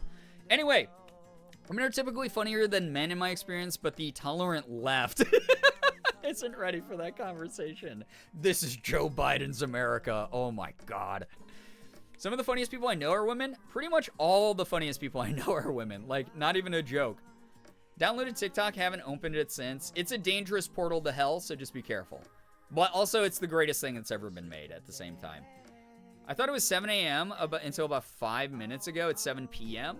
You are living in a different dimension then. Holy cow. Welcome to the PMs. You're here. Welcome. I love women. Yeah, I love when women just, that's it. You know? So, my kids say to me, Mama, you're not funny, you're hilarious. My gosh, you've raised them right. Clearly the funniest person you know, obviously. Somehow I end up watching TikTok when I'm on the stationary bike at the gym. I normally watch, well, my thing recently is I've been reading while I've been on the stationary bike. But thanks for the confirmation. Hey, I laugh at you all the time. I love you. I've been reading a lot, manga, books, and sometimes I'll watch like anime because it gets me like pumped up. There's nothing that like pumps me up more when I'm doing like a cardio workout, because I hate cardio. It's so boring, right? But like, I'll be on an exercise bike, and if you toss in the Goku is trying to power up to his next form, will he be able to do that and defeat Cell? Like, I'm like, oh yeah, I'm fucking high. I'm powering up too, Goku. I'm sending you energy for the spirit bomb. That shit. Like, you watch an anime fight scene, you have never burned more calories in your life. I promise you. Like, while exercising, you are part of the fight. You're like, this is what I would kick them in the balls there. You know, that's what I do. Just drop the link to the square hole TikTok in the movie. Thank you. It's a YouTube link. That's all. So you're all safe. There we go. Thank you, generic litter goth. Let's be real. Mika's the funniest person we know. Oh my God, Mika is god tier humor, to the point where it's like I get scared sometimes when I talk about Mika that people think that I am like over praising Mika. Because whenever I talk about Mika, I'm like, oh my God, Mika is so fucking funny. Like, her and I, our senses of humor, like, just align very, very, like, clearly, very, very, like, interlocking. Like, we can do a bit the same way that, like, me and some of my best friends can do bits for, like, that I've known for way longer than Mika can do for ages. But Mika is someone who, over the years, we've just, like, developed this weird comedy back and forth whenever we talk to each other. And I always get afraid that people are like, Brian, you're exaggerating. Mika's one of your good friends. Of course you're going to, like, say really nice things about her. No, dude. Mika is, like, naturally one of the fucking funniest human beings I've ever talked to in my life. So funny. So good at just being able to take a bit and make it into something. The only upside to Potts, avoiding most forms of cardio. There we go. Silver linings. Funniest woman I know is my grandma. She's sharp as shit and cracks me the fuck up. I love old women who are funny. Like old grandmamas who just have stories and just like, just decades and decades of humor within them. It's sort of just like, I don't know. We are by the end of our life, we're a culmination of all of our experiences. And it's like a ball that like solidifies and gets stronger. And then we put it in the square hole. But like, that is just the way that you're supposed to accumulate experiences and lessons and memories and things like that throughout life. Humor is a part of that. And if you guys are one of those people who's like, yeah, sometimes I don't know what to talk about with like old people. Like, because there's a lot of people out there, they're like, yeah, I'm just like kind of not comfy around old people or whatever. I will let you know that there's so many old people who are just so ready to crack a fucking joke that are the funniest motherfuckers alive. Mika's just actually that fucking hilarious. They literally make me like cry laugh. Oh yeah. Oh my God. So funny. This mention of cardio reminds me that Snake Discovery has a bull snake named Fitness Gram Pacer Test. I don't know what Snake Discovery is, but that is a fantastic name for any animal. The POTS community rise up carefully. I was going to say, don't stand up too fast. Oh my God. In the end, we all go in the square hole. Exactly. The end of our life, when our life force finally leaves our bodies, the final breath leaves our lungs, our brains stop having electromagnetic function, we all go into the square hole.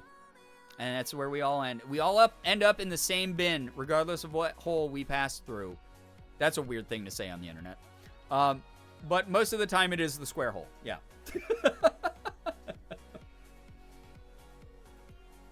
Work at a nursing home. Old women can say the most out-of-pocket shit. Yes! Yes. Like, honestly, I hope by the time, like, I'm old, there's stand-up comedians who are, like, in their 80s. And they're like, I have to be a sit-down comedian because my hip replacement didn't go well. But then they're funny, you know? It'd be great. The great square hole in the sky. The great square hole in the sky. As has been spoken about for generations, for millennial, in the religious texts. The great square hole in the sky. One time my grandmother was at a stop sign with her window down, and a woman walking by paused and asked her, "Excuse me, do you have the time?" And my grandmother looked at her watch and said, "Sure I do," and drove away! Wow, what a savage! What the fuck? That's so funny. That's actually really brutal. I love that. That's so funny. Oh my God. My best friend works at a place with a lot of dementia patients, and the story she just told me shouldn't leave the safety of my car. I can imagine. That's a little bit different than sense of humor. Dementia, sense of humor, I actually normally put them on opposite ends of the spectrum when I'm talking about old people. That said, dementia has led... my grandma had, unfortunately, really bad dementia near the end of her life, and she said some very funny shit. But she was also naturally a very kind and funny woman, so... there were times that it really enhanced that, and there were times that it was just awful. She was so fucking hilarious, stubborn as a mule. She was Cuban and German. Oh my God. Which is so fucking funny. I'll let you know that, again, I spent a lot of time when I was in Florida in Cuban restaurants and businesses, because they're just all over Florida. And there were definitely, like, I found my favorites of just, like, groups of, like, middle-aged dudes who were running, like, Cuban restaurants who were just the funniest guys ever. But stubborn as a mule. Absolutely.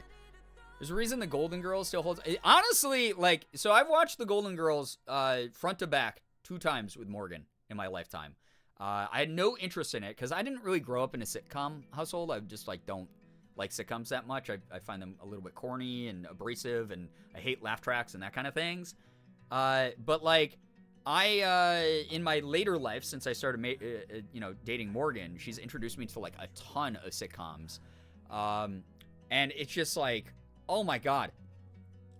Golden Girls, like, I don't know what it is about that show. I don't know if it's, like, you have this, everyone has this certain understanding of, like, when you say old woman, you picture a certain type of person in your brain. And the fact that that show just circumvents all of that with its writing and its scenarios, and it's fun. It's so good. It's so funny. I love that show. Very, very funny shit. My girlfriend just got TikTok. I'm going to send her so much curse shit. Good luck to her. One time, like, God, that's a hole. It's a square hole. One time my grandma came home, asked my brother how his day was, and then she turned to me and went, "I'd ask how your day was, but I'd be so... Wait, I bet $50 you slept all day," and she was right. Damn. Freaking coming out with the brutality. The Mortal Kombat fatality. I've eaten too much Taco Bell, and now I don't want to move. No such thing as too much Taco Bell. But I will say that I've also gotten couch locked by Taco Bell many times in my life. Doesn't mean that you ate too much, though. It means that you enjoyed so much that the physical world, your body, has to catch up to the spiritual bliss that you just experienced. That's what it is. Anyway, chat. Enough about the Golden Girls. God, you guys are always talking about the Golden Girls. It's so weird. Chat would be Sophia, by the way. If you have any good news, please feel free to drop some in the chat. Doesn't have to be anything big as long as we can all comfortably enjoy it together. Would love to read some of your good news. That'd be fantastic. Make sure that you are congratulating each other, encouraging each other, you know, checking off all the check boxes that we do here when it comes to supporting each other. Please feel free to do so. I'm eating bread bowl pasta. Oh, God, that sounds fucking good right now. I just bought myself a frozen pizza when we went out grocery shopping, so I will probably be eating the entire thing after the stream because my schedule is so thrown off by everything that Morgan and I have been doing this week. But, yeah. Putting mug cake in my square hole? Dude, someone should take one of those kids' toys with the, like, yeah, the different shaped holes and, like, just fill it with cake mix. And just make it. Or make, oh my God, make mug cakes out of the shapes of the holes. And then you have to eat the cake. You actually have to put it through the right hole. Or the square hole, I guess, if you just want to cut corners. It is what it is. Good news, today I went to the gym, took a shower, had a delicious din-din, and I'm working on art. Wonderful! That sounds like a very productive, fun day. It sounds like you took care of you, prioritized you, which is what we love seeing here. What's up, Scattered? Welcome. Good news, I should be starting testosterone by May. Hey, that's awesome. Congratulations. Huge congrats. Love a good gender-affirming moment here in this community. That's right. It goes in the pie hole. You have to actually shape your mouth like a square for any of the food to go to it, you know? So, can't remember if I mentioned this already, but good news, I was diagnosed with a brain injury I got when I was 2 years old, and that's why I struggle with social cues and completing tasks quickly. My work is going to try and accommodate me instead of firing me, so I hope I get to keep my job. Oh my gosh, I'm so glad that they're working with you. That's a really huge thing, but I'm glad that you at least have, like, some reasoning behind something that can hopefully, like, explain, you know, why things have been the way they have for you throughout your life. Glad that you got people working with you. Good news, I got my new glasses today so I can, wait. I got my new glasses today. I can see clear, I'm assuming, Banana Moon Puppy? Awesome. That's great. I need to get some new glasses. Oh my God. My astigmatism's starting to kick back in. Good news, I've actually stopped the habit of chewing my nails, a habit I've had for 20 years now, and they look so long and healthy. I go through various phases where I'm able to fight it off, but my ADHD, that's like one of my like weird like tics that I bite my nails. I want to get to that point though, but congratulations. Definitely inspiring to me.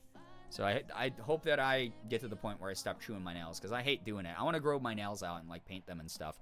Good news, I'm reorganizing my room, getting a new bed frame and new dresser this weekend. Yo, let's go. Love a good bit of reorg. Again, Morgan and I are in the middle of that as well.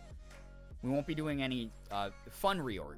It's mainly just been torture, but it needed to happen, and the space is going to be nicer afterwards. That's the benefit we get out of it. Good news, Maddie finally got her federal tax return. We're so back from the Christmas spending. Now, hopefully, we can get our car in to get fixed. Oh my gosh, that's great. I'm so glad that that was a positive thing. Awesome to hear.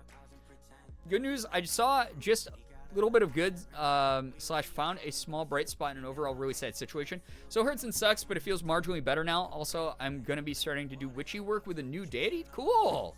Very good stuff. Also, so glad to hear that you're swapping up the mindset. You know, it's like little steps get you to that point where you can find those bright spots and those silver linings. And you can, even if stuff still sucks, you know that that little patch of like goodness is there and you can expand that at a comfortable pace for you. Good news, I finished my last final today, turned in my last assignment for this term. I'm so glad this term is finally over and I'm free. Let's go, Bethy! Let's go, hell yeah! That's some great news, love that. Next chapter of your life, you know? Hell yeah. Stigmatism gang rise? Yeah, that's where I'm at. J-Ray Green, hello, hi, welcome to the stream. Stigmatism's the worst. Wet road, yes! I have Morgan drive when it's raining. I'm like fine in the snow. But, like, oh my God, wet roads with the headlights bouncing off of it, like traffic lights and shit, freaks out my brain. Good news, getting my hair dyed tomorrow, going from natural red to almost black with chunky highlights. We'll dye the highlights pink or orange. That's dope, Alexis. That sounds like a very, very cool change up. Good news, I DoorDashed a small pizza from my favorite local pizza place, and I think the owner recognized my name on the order because I received a large pizza. Yo, I love that. That's awesome. We had that happen to us recently where we ordered a medium pizza and they gave us a large pizza. It's such a win. I don't know. It's like such a small thing, but it's like a nice little gesture of like, oh, cool. They like me. Good news. I'm finally over my strep throat and I'm now ready to conquer the world with my gayness. Same here. I'm over my strep throat as well. I'm feeling a lot better. I'm glad that it's like relatively quick turnaround with it. Had an old creaky? I have an old creaky bed frame. Had an old creaky bed frame and an inconvenient dresser, so I really needed to replace them. Yeah, that was like, we had our old couch down in the basement, like blocking off part of the entryway pretty much, that we've had since Morgan and I started dating. And we were like, it's time to get rid of this thing. It's a piece of crap. We don't like it. And then when we moved it, I was like, oh man, maybe we should put it out like on the side of the road. Maybe someone could have used it. And then I looked at its base, and like the foundation, like the base of it was like all like splintered and cracked and was about to break. It would have been a huge health risk, a huge safety risk if we'd given it away. So getting it out of there. One of my eyes is nearsighted, one of my eyes is farsighted, and Zenny Optical was like, I don't know what Zenny, I'm assuming it's your optician. This is highly unusual. Are you sure this is right? And I'm like, yes, please have mercy. They shouldn't be that surprised by that, because like the whole reason that they test your eyes one at a time at an eye doctor are because your eyes are going to be really different from each other a lot of the time. So that's odd that they were surprised by that. When it's raining at night, I just hope that I can find a car to trail behind to lead me out of the confusion. Yeah, that's where I'm like, I'm just keeping up with traffic, you know. An old queaky bed frame. Yeah, exactly, Halloween. Zenny Optical is a website where you can buy glasses. Oh, dope. Okay, cool.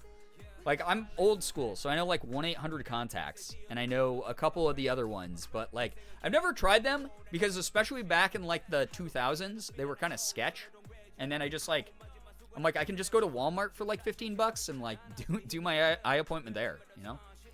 I thought it was normal to have 2 different prescriptions. Yeah, that's what I thought, McManiac. Yeah, look with your special eyes. My brand! Yeah, 1-800-CONTACTS, stuck that in my head. But back then, they were, like, kind of weird. They were, like, really odd. I can't remember why. They were doing something like sketch back then. And I know they've gotten better.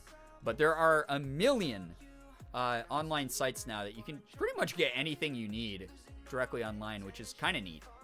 You know, as long as it's not killing off too many local businesses. I love driving in rain, but my astigmatism gets awful at night. Yeah, so nighttime driving in the rain is, like, where I have Morgan take over for me.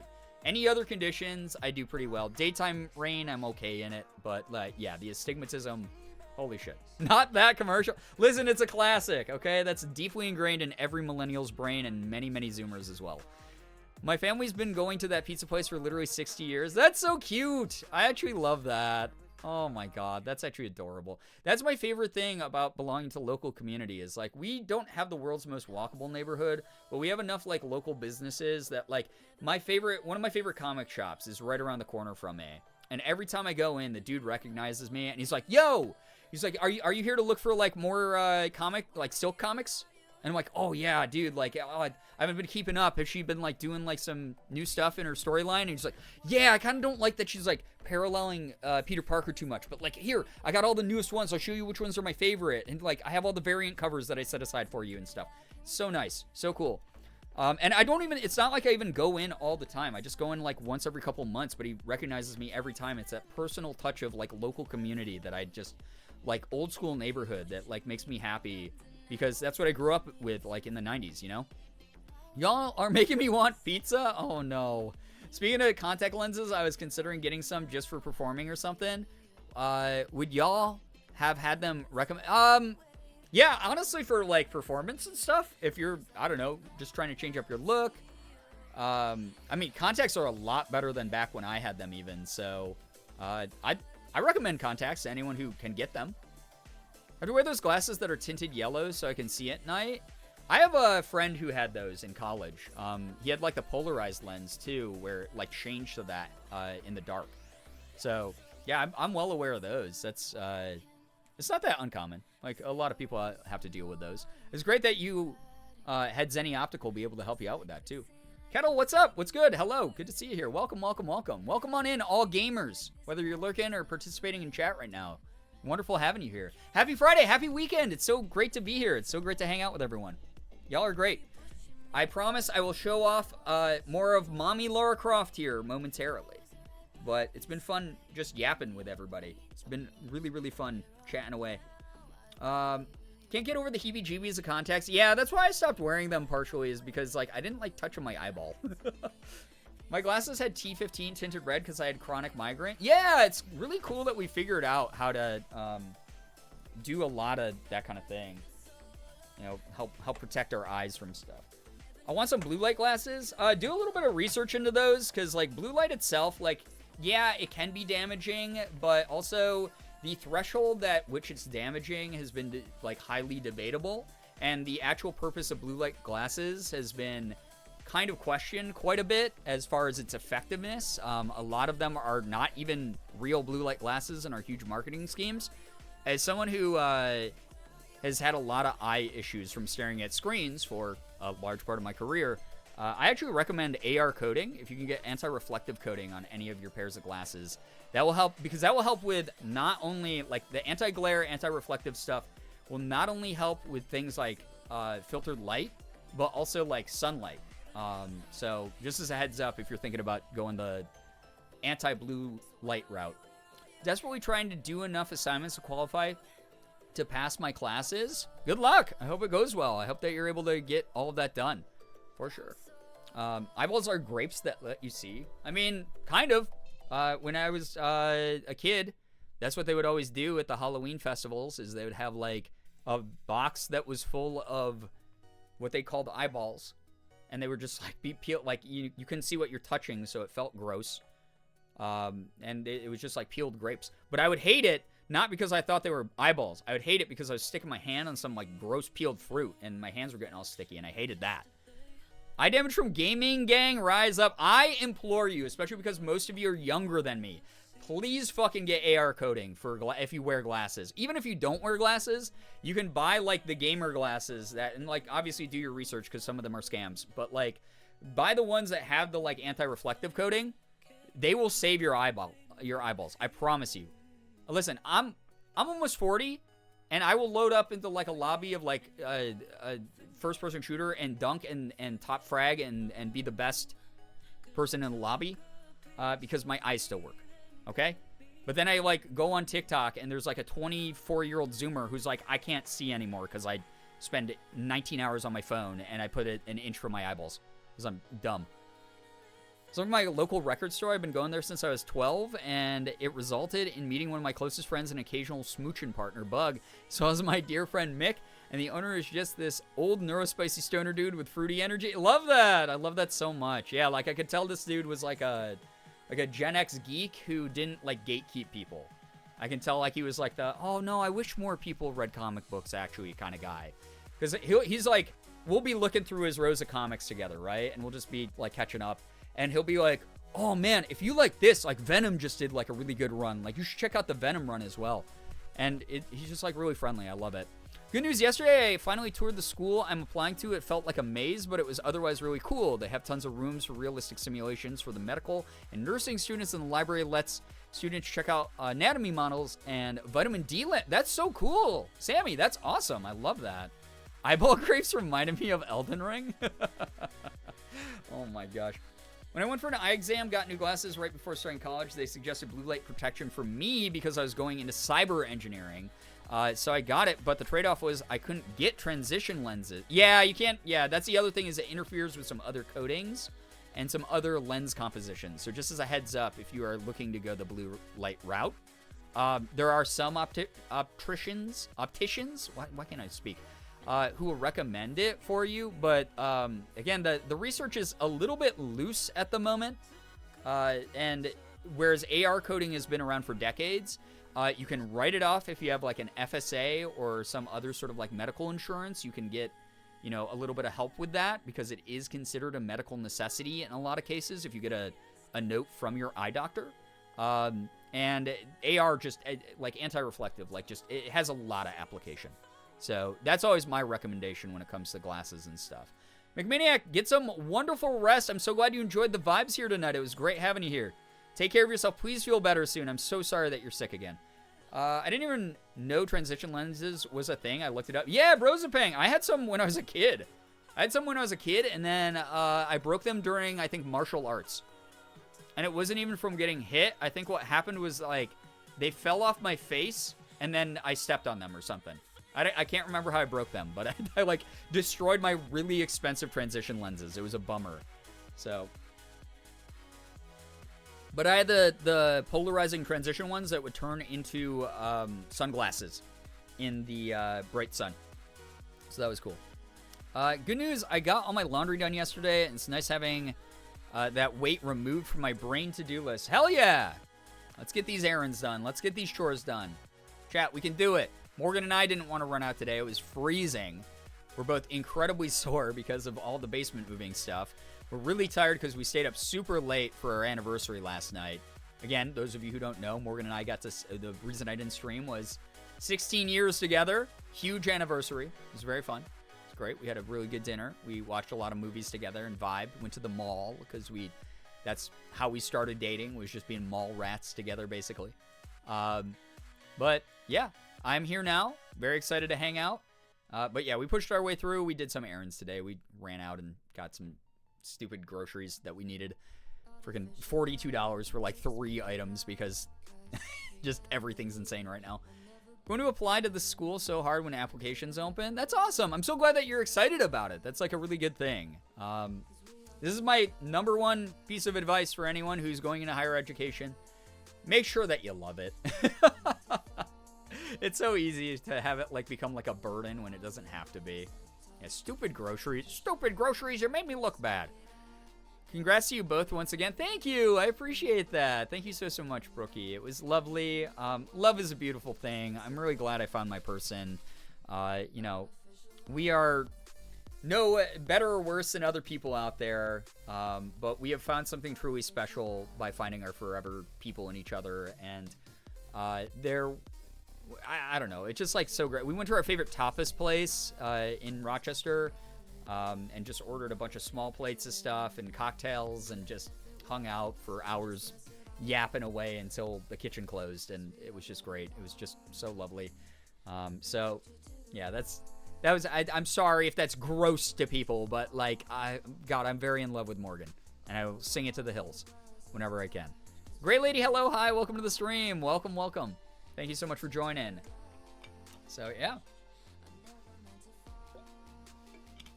Anyway, chat, I drank a shit ton of water today. I mean, again, weird weather. It's been really dry with all the cold as well. Like, my hands feel like they're freaking lizard skin. I'm going to call for a communal pee break, which I don't do all the time. If you're someone who has never been here for a communal pee break, it's when I have to go pee, so you and I are legally allowed to go pee as well. Please take this time to go do so. You know, use the bathroom, refill your water, make a snack.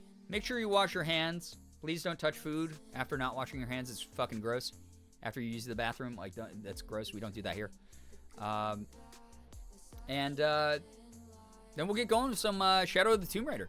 Yeah, go piss, girls. By the way, if you are someone who goes to the bathroom outside of this block of time, you are breaking the law here, and you will be punished accordingly, just as a heads up. That shit is cute as fuck. I love seeing people in love. What the heck? Evie, thank you. That's really sweet of you. Thank you, thank you. Urination Nation, never stop. Never speak again. All right, I will be right back. No, that's not right. I put up the goodbye thing. Stream's over, guys. I have to pee, so stream's over. Fuck you. I'm gonna put up Wide Bernie for you. I'm gonna pump up the jams, and you are going to be nice to each other if you decide to stay in chat during this. If not, I will see you when I am done. The love you both have for each other is amazing to see. It makes me happy to see pictures of you both together. Times when you're part of each other's streams and videos. It's beautiful love that is very evident in the way you take part in each other's lives. What the heck, Brookie? That's really sweet. Thank you. Mom's abandoning us. Yeah, I left $10 on the counter. You guys are going to have to order, I don't know, Domino's or get like a frozen pizza for that price. I'm sorry. Mommy's going out on the town. All right? It's so fucking weird. I actually have to pee during a pee break. I refuse. We're pissed and strong. Your bladder's going to explode. That's a fear of mine. When I was a kid, if you hold your pee too long, your bladder could explode, and then you have pee all over your internal organs. Don't do that. Okay? All right? All right, I'll be right back. Okay? Be good.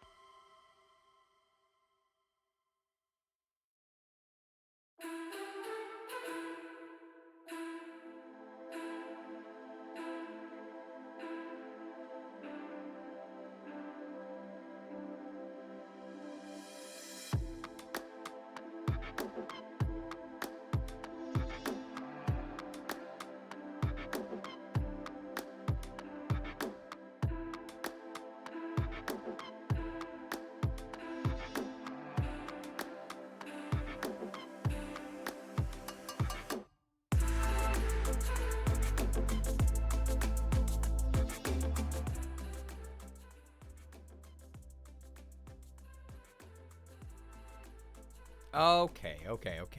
I'm back. Welcome. Chugged a Baja Blast with my pizza, so I actually have to pee so bad nobody tell Brian I broke my oath.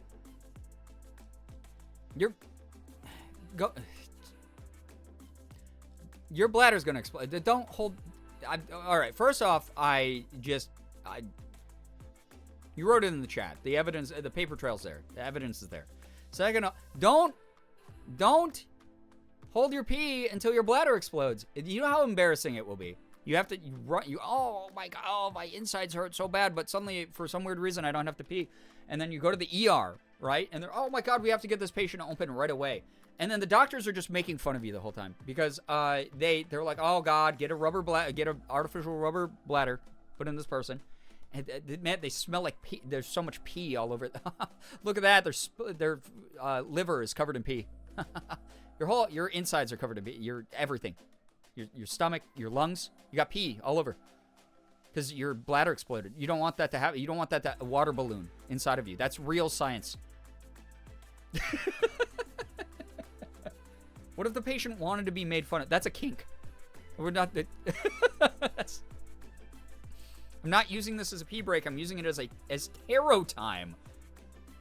Well, too bad. You're out of that too. Are talking about the pee explosion again. This is like this was a fear I had as a kid. I told you guys, I was the annoying kid when we were on like road trips where I'd be like, are we there yet? Are we there? Oh, we need to get to a rest stop. I have to pee. And my parents would be like, why didn't you have to pee 15 minutes ago? They'd do the parent thing. Why didn't you have to pee 15 minutes ago? Because I drank a large Sprite in the 15 minutes that it took us to leave the last rest stop to get to here. So I need a bathroom.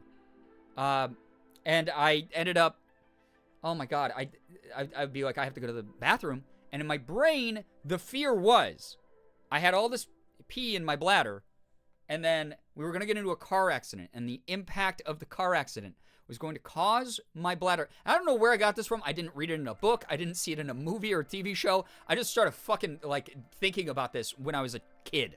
Just randomly, this was in my head. This was, like, planted ahead of time. Like, DLC, because I did the pre-order bonus for myself or something. And I just was like, if we get into a car accident right now, my bladder's going to explode. It's going to pop like a water balloon, and I'm going to just be full of pee. And then when I go to the ER, the doctors are going to be like, this kid is full of pee, and there's pee everywhere where it's not supposed to be. Like that was like a deep-seated fear on every road trip when I was a kid. So I'd start panicking. I'd be like, Mom, Dad, next town, please stop at the McDonald's so I can pee there. Oh my God, my bladder's gonna explode. And be like, stop being so dramatic. Your bladder can't explode from holding pee. And I'm like, no, you don't understand. What if you crash? And they'd be like, why? We don't have plans to crash. Like, what? I don't know. Code Pink, welcome to the stream. Always a creative one. Thank you, Beans. Yeah, I've always had a great imagination. You know? Why didn't you pee an hour ago? Dad, what? Yeah, we've been on the road an hour, and you gave me a fucking chocolate milk. Of course I have to pee. When I was little, I saw this animated movie about trees in the forest eating unattended children. I don't know what that has to do with anything I just said, but oh my God, what a movie. Man. That said, man, that's the perfect place. You pull off to the side, and then you pee in the woods. Yeah, that's the way that you do it. I think about that all the time. So I always pee before I leave. Wait, you also think about your bladder exploding like a water balloon. All right, how many freaks have I gathered here who are too much like me? How many of you actually get me on a baseline? This is bad. This is not supposed... Our community is supposed... I'm supposed to be collecting a bunch of people who are like, oh man, those people, they seem so fun. Let's go check out Girbeagly streams and content and give them lots of money and make them really popular. That's what's supposed to be happening. I cannot have more people who are like, no, Brian, this is a legitimate fear. Yeah, you shouldn't drive with a full bladder because your bladder's going to explode like a water balloon. This is not normal. This should have been this should be the first unique childhood experience. Like, I know I make the joke of none of us have a unique childhood experience. We all did the thing where there's a guy running alongside the car doing flips over street signs and shit. Everyone did that. But this, imagining that your bladder's gonna pop and then the ER doctors are gonna make fun of you for being full of pee where it's not supposed to be is not normal. I'm well aware of this. Okay? There's too many of you who stop. What if you crash and your bladder explodes and then a tree eats you? No, that would be the worst, because then you'd be embarrassed as you're being eaten by the tree, because you'd be like, oh, but I'm full of pee where it's not supposed to be. Oh no, that's the worst combo right there. What the fuck are we talking about? What is going on? There's people here who are like, I cannot wait to watch more Shadow of the Tomb Raider. Wow, what a cool game. Graphics so good. The action fun. What adventure has Lara Croft gotten us into this time? And this is what it's devolved into 2 hours into stream? Like, what? Oh my god. I don't think they'd laugh. I think they'd be very concerned at the colossal amount of pee everywhere. They'd be like, wait a second, we have to suction out all this pee. We thought there was just going to be blood. Trees want to be pissed, not watered. God damn it. This is going down. All right. This is how, okay. It's funny because last stream we were talking about the litmus test was we would just say weird jokes about Mark until people would leave this community back in the day. And now this is the litmus test of, like, if you can just survive one stream, you're a fucking Vietnam vet here. Like, you've seen napalm fall onto your soul is what's happened. Oh my god. Naray, thank you! Naray, you've been here 37 months. Does anything need to be explained? Thank you very much for the 37 months. Can we get some hype and some pride in the chat, please, for a very big resub? I appreciate everyone being here for the cursed insanity that is. Actually, can we get a lot of Gerb Chaos in the chat? Just spam the shit out of Gerb Chaos, man. Oh my god, what a weird start to the night.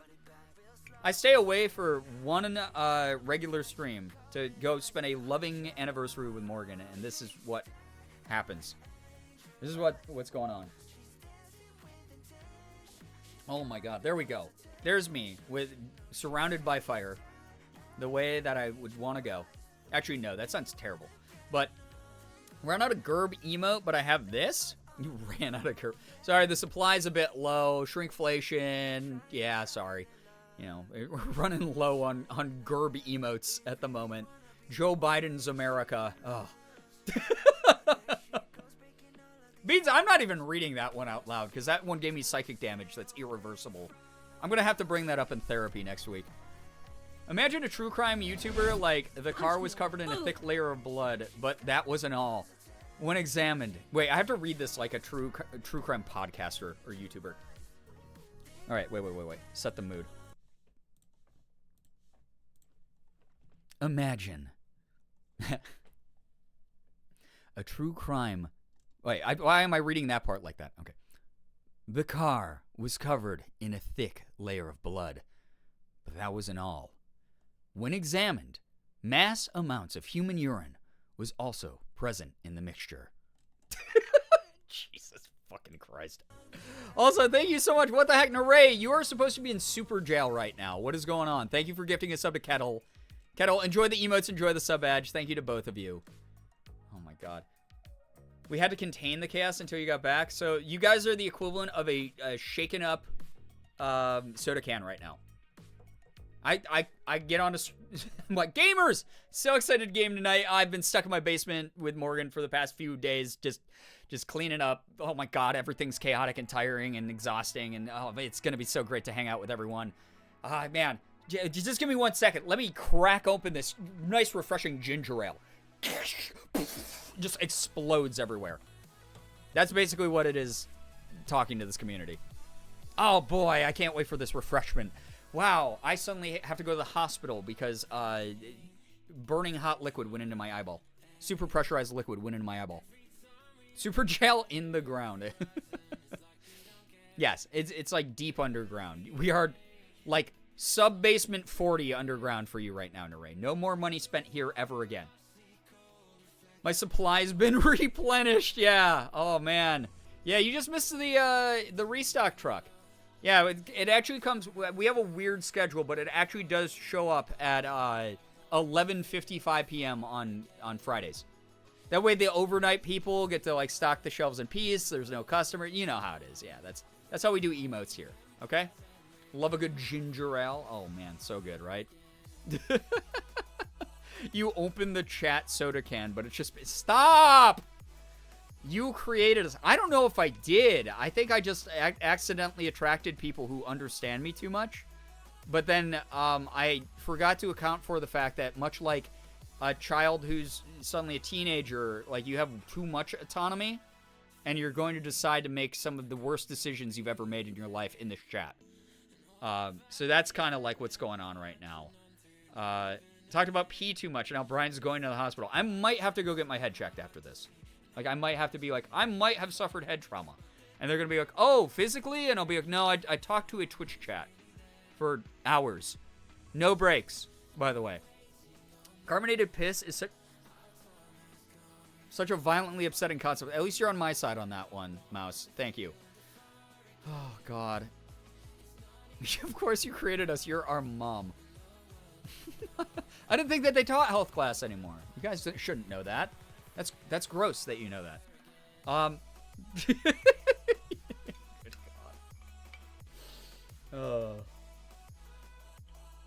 All right, speaking of mommies, do you guys want to see the real mommy? Do you want to see beautiful, beautiful, incredible, stunning queen Lara Croft, who's also guilty of apparently a apocalyptic potential war crime in this game? If you guys missed the first episode of this, by the way, not a lot, pretty easy to catch you up. So, Lara Croft going on her fun little tomb adventures as she does. We're still fighting Trinity, which is the like ultra Christian crusader organization that's been trying to control and destroy the world in the other previous two games. Do you want to see a real mommy? Joke's on you, we're already looking at a stunning queen. Stop it. You know the only way to get me to be flattered is by buying my flattery with money. Thank you. That's very, very kind of you to say. So Lara Croft was spelunking in a little tomb. Yeah, queen shit is demanding your serfs to pay you. She did not take a Indiana Jones 101 class, apparently, because she went, ooh, shiny thing that I was looking for on a pedestal. This looks like it's maybe part of a trapped mechanism. Maybe I should take this off the pedestal without replacing it with something of equal weight. So she took it off the pedestal, ran out of the temple. Trinity was hot on her heels, trying to get her. You know, they're pretty evil. Her and Jonah, our favorite himbo, by the way, who we did find out, by the way, they're giving him a little bit more lore and backstory, which is great because we love Jonah. He is part Maori from, like, No New reason Zealand. for this at all. Stop! Thank you, Beans. Thank you very, very much. I appreciate that. Thank you for your support of the stream. Thank you, genuinely. We found out Jonah is part Maori from, like, New Zealand, and then part native Hawaii, which is really cool. So he is from two island nations, and he's the perfect himbo, because he's backed up Lara in some huge ways when she's kind of messed up. The apocalyptic events that were prophesized about in an ancient mural started taking place, where a giant flood destroyed an entire Mexican town nearby Cozumel, which is sad. And then Jonah and Lara decided to go out to another temple to try to stop the world-ending event. While they were doing so, their plane was hit by a crazy apocalyptic storm. Go figure, more apocalyptic events. They have to survive the jungle because their pilot got eaten by a jaguar. And they're just doing the thing that has happened in the previous two games, where they're just trying to survive out in the wilderness. Jonah, we did stumble upon like a fun little town where Jonah got to flirt with a girl over a beer, so that was kind of cool. Jonah getting more lore drops and yapping with a girl he's interested in. Yep, Jonah and Jorah stay winning. Let's go. God, he's such a good himbo. He's such a good character. And then we lost the dagger. Trinity got the dagger because Lara is an impulsive person. We got a fun little flashback of baby Lara Croft as well, which was kind of adorable up until her dad's scooter ankle moment, which some of you remember from the second game. Was played out again, but less traumatizing this time. That said, there is a hefty content warning for this game, including animal death, because I had to kill a jaguar, which made me really sad. I had to kill 2 jaguars, actually. So, just a heads up on the content in this game. Yo, Andrew Mix is totally understandable. You've been dealing with that for a while. I'm so sorry. Thanks for letting me know, though. The heads up. Yeah, and 2 okay.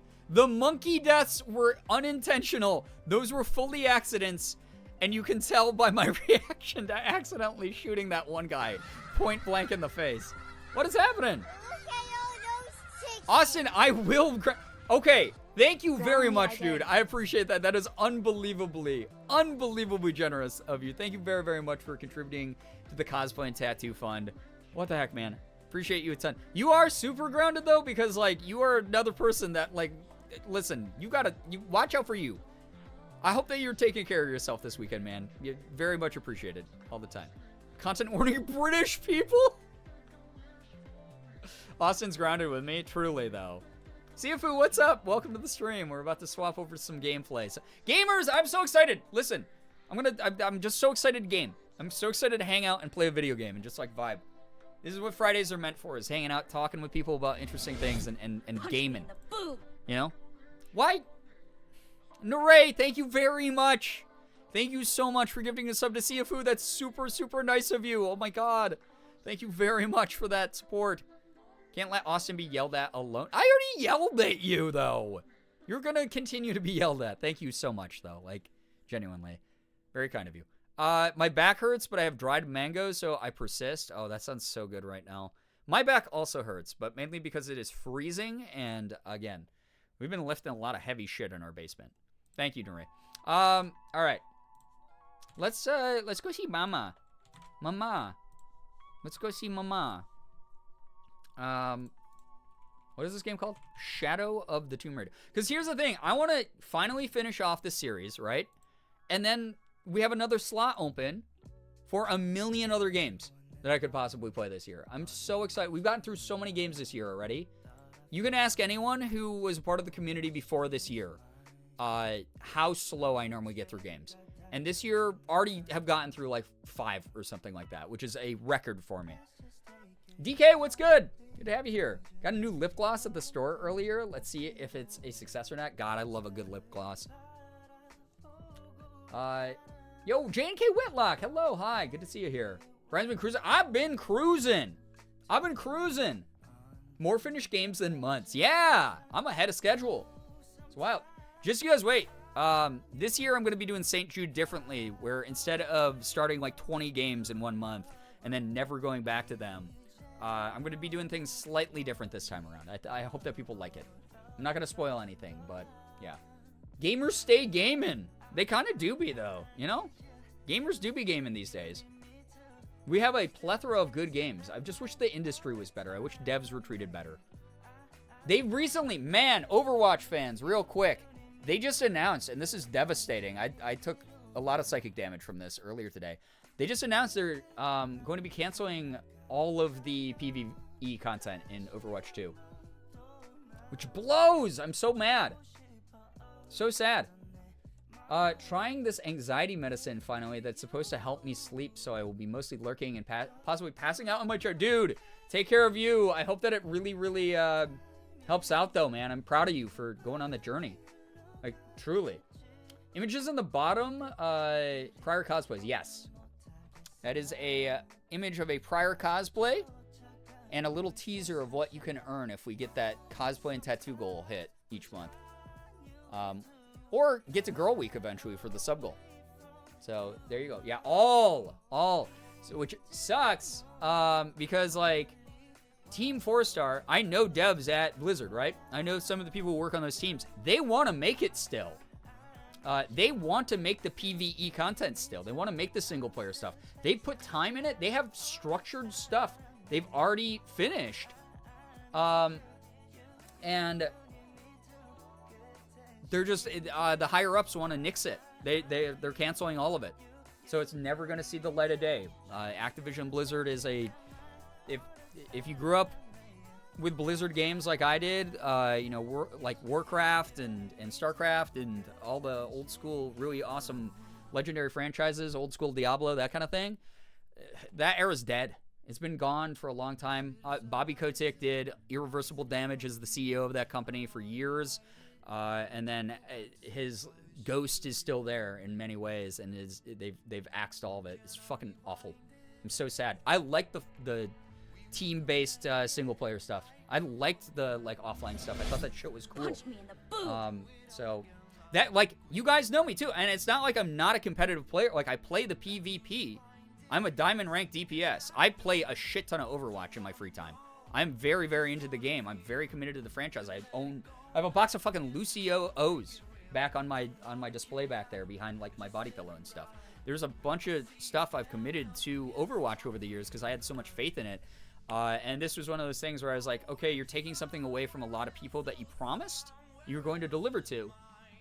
So, I don't know. I'm a little bit sad. A little bit done with it. Oh, shit. Why is the internet dying?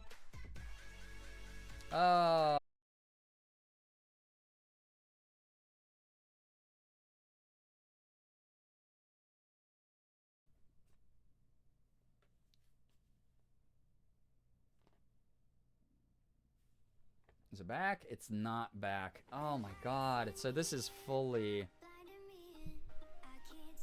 Shit, man.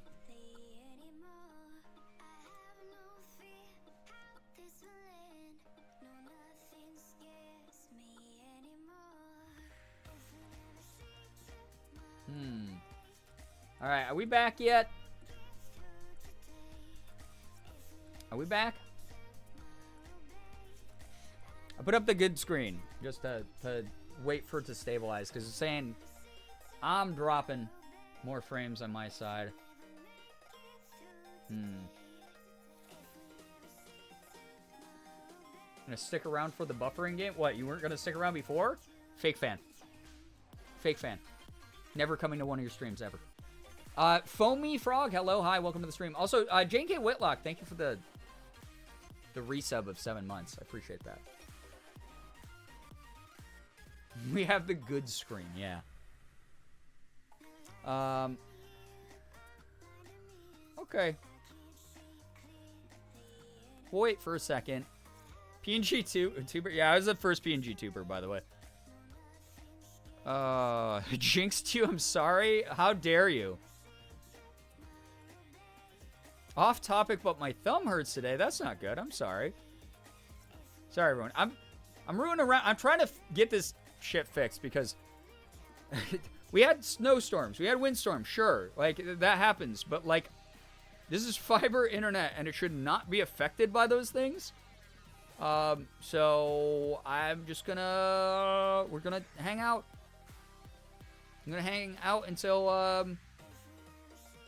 it gets better, I guess.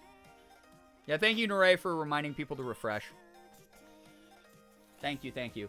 Thank you for being patient. Alright. Let's see. I can get the game, I guess, prepped in the background while we wait. That might be good. I'm gonna wait. Oh my god, Jesus. No, it's bad. Alright, chat. Pivoting back to just chatting for the second. Pivoting back to this because it is showing... This might be Twitch side, though. This is weird. This might not actually be my side. I have a monitoring tool up, and it says that my signal is fine. But then, like, if I go onto Twitch's stream health tool, it's saying it's all in the red. But that wouldn't be my signal because I literally have a signal thing, like a signal analytic tool that I use. That it's showing full bars and it's fine. I think it was Austin. Was it Austin? Was it you? Sorry to call you out of lurk if you're trying to lurk or anything. I think it was you that said that Twitch was having issues earlier, like throughout the site. Obviously not affecting everybody. But that's ass, man. Good lord. Do I still have Spectrum? No, I got rid of Spectrum like fucking 4 years ago. I got a local fiber company does my internet, and they kind of suck, but they're way better than Spectrum. Yeah, they are? Oh, man. That's ass. It's too bad that that's happening. All right. Until I stop dropping, like, 100 frames to, like, or not 100 frames, like 1,000 frames at a time, I think I'm going to, I guess we're just going to vibe tonight, chat, for now. Hey, those of you who have never been here for one of these streams, by the way, this is real special. You've joined in on a really special stream. This screen is retro as shit. This screen has gotten a lot of use over the years back when I did have Spectrum. And my internet was so bad that I literally couldn't play games on stream. So I made this just as a funny haha joke to like try to make light of something that was legitimately costing me my job at the time. Like Morgan and I almost missed rent a couple months because of how bad the internet got. And now I'm like, oh yeah, I got to upgrade to fiber. And the fiber's good for the most part, but then like even Twitch is having issues. It's like, I don't know, I have to pay rent in like a week. It sucks. For the last 2 weeks, Twitch side has said my connection was awful, all red, but perfect no frames dropped on my end. Yeah, dude, that's like what's happening to me. Daddy Twitch, why do you hate us? Side note, love the masterpieces you've been putting into your VOD thumbnail. Thank you. Yeah, honestly, okay. All right. I'm going to say, the VOD thumbnails with the stick guys that I've been putting in have been kind of fun to make. Because they take like 10 seconds to do. I don't have to like sit there and be like, okay, what's a funny screenshot from a game? Like I'll put those in there sometimes. Because it's just a VOD. Who cares what the thumbnail really is? People who are going back aren't there for the VOD. They're there for the rewatch of the streams they missed or the streams that they would want to rewatch. But it's like really, really funny to do those. Coming out alert to drop the ever-rare compliment to Spectrum. My internet completely died yesterday, and they had a tech come out and fix the wiring within an hour. Bright and early this morning. Spectrum still sucks, but that tech guy...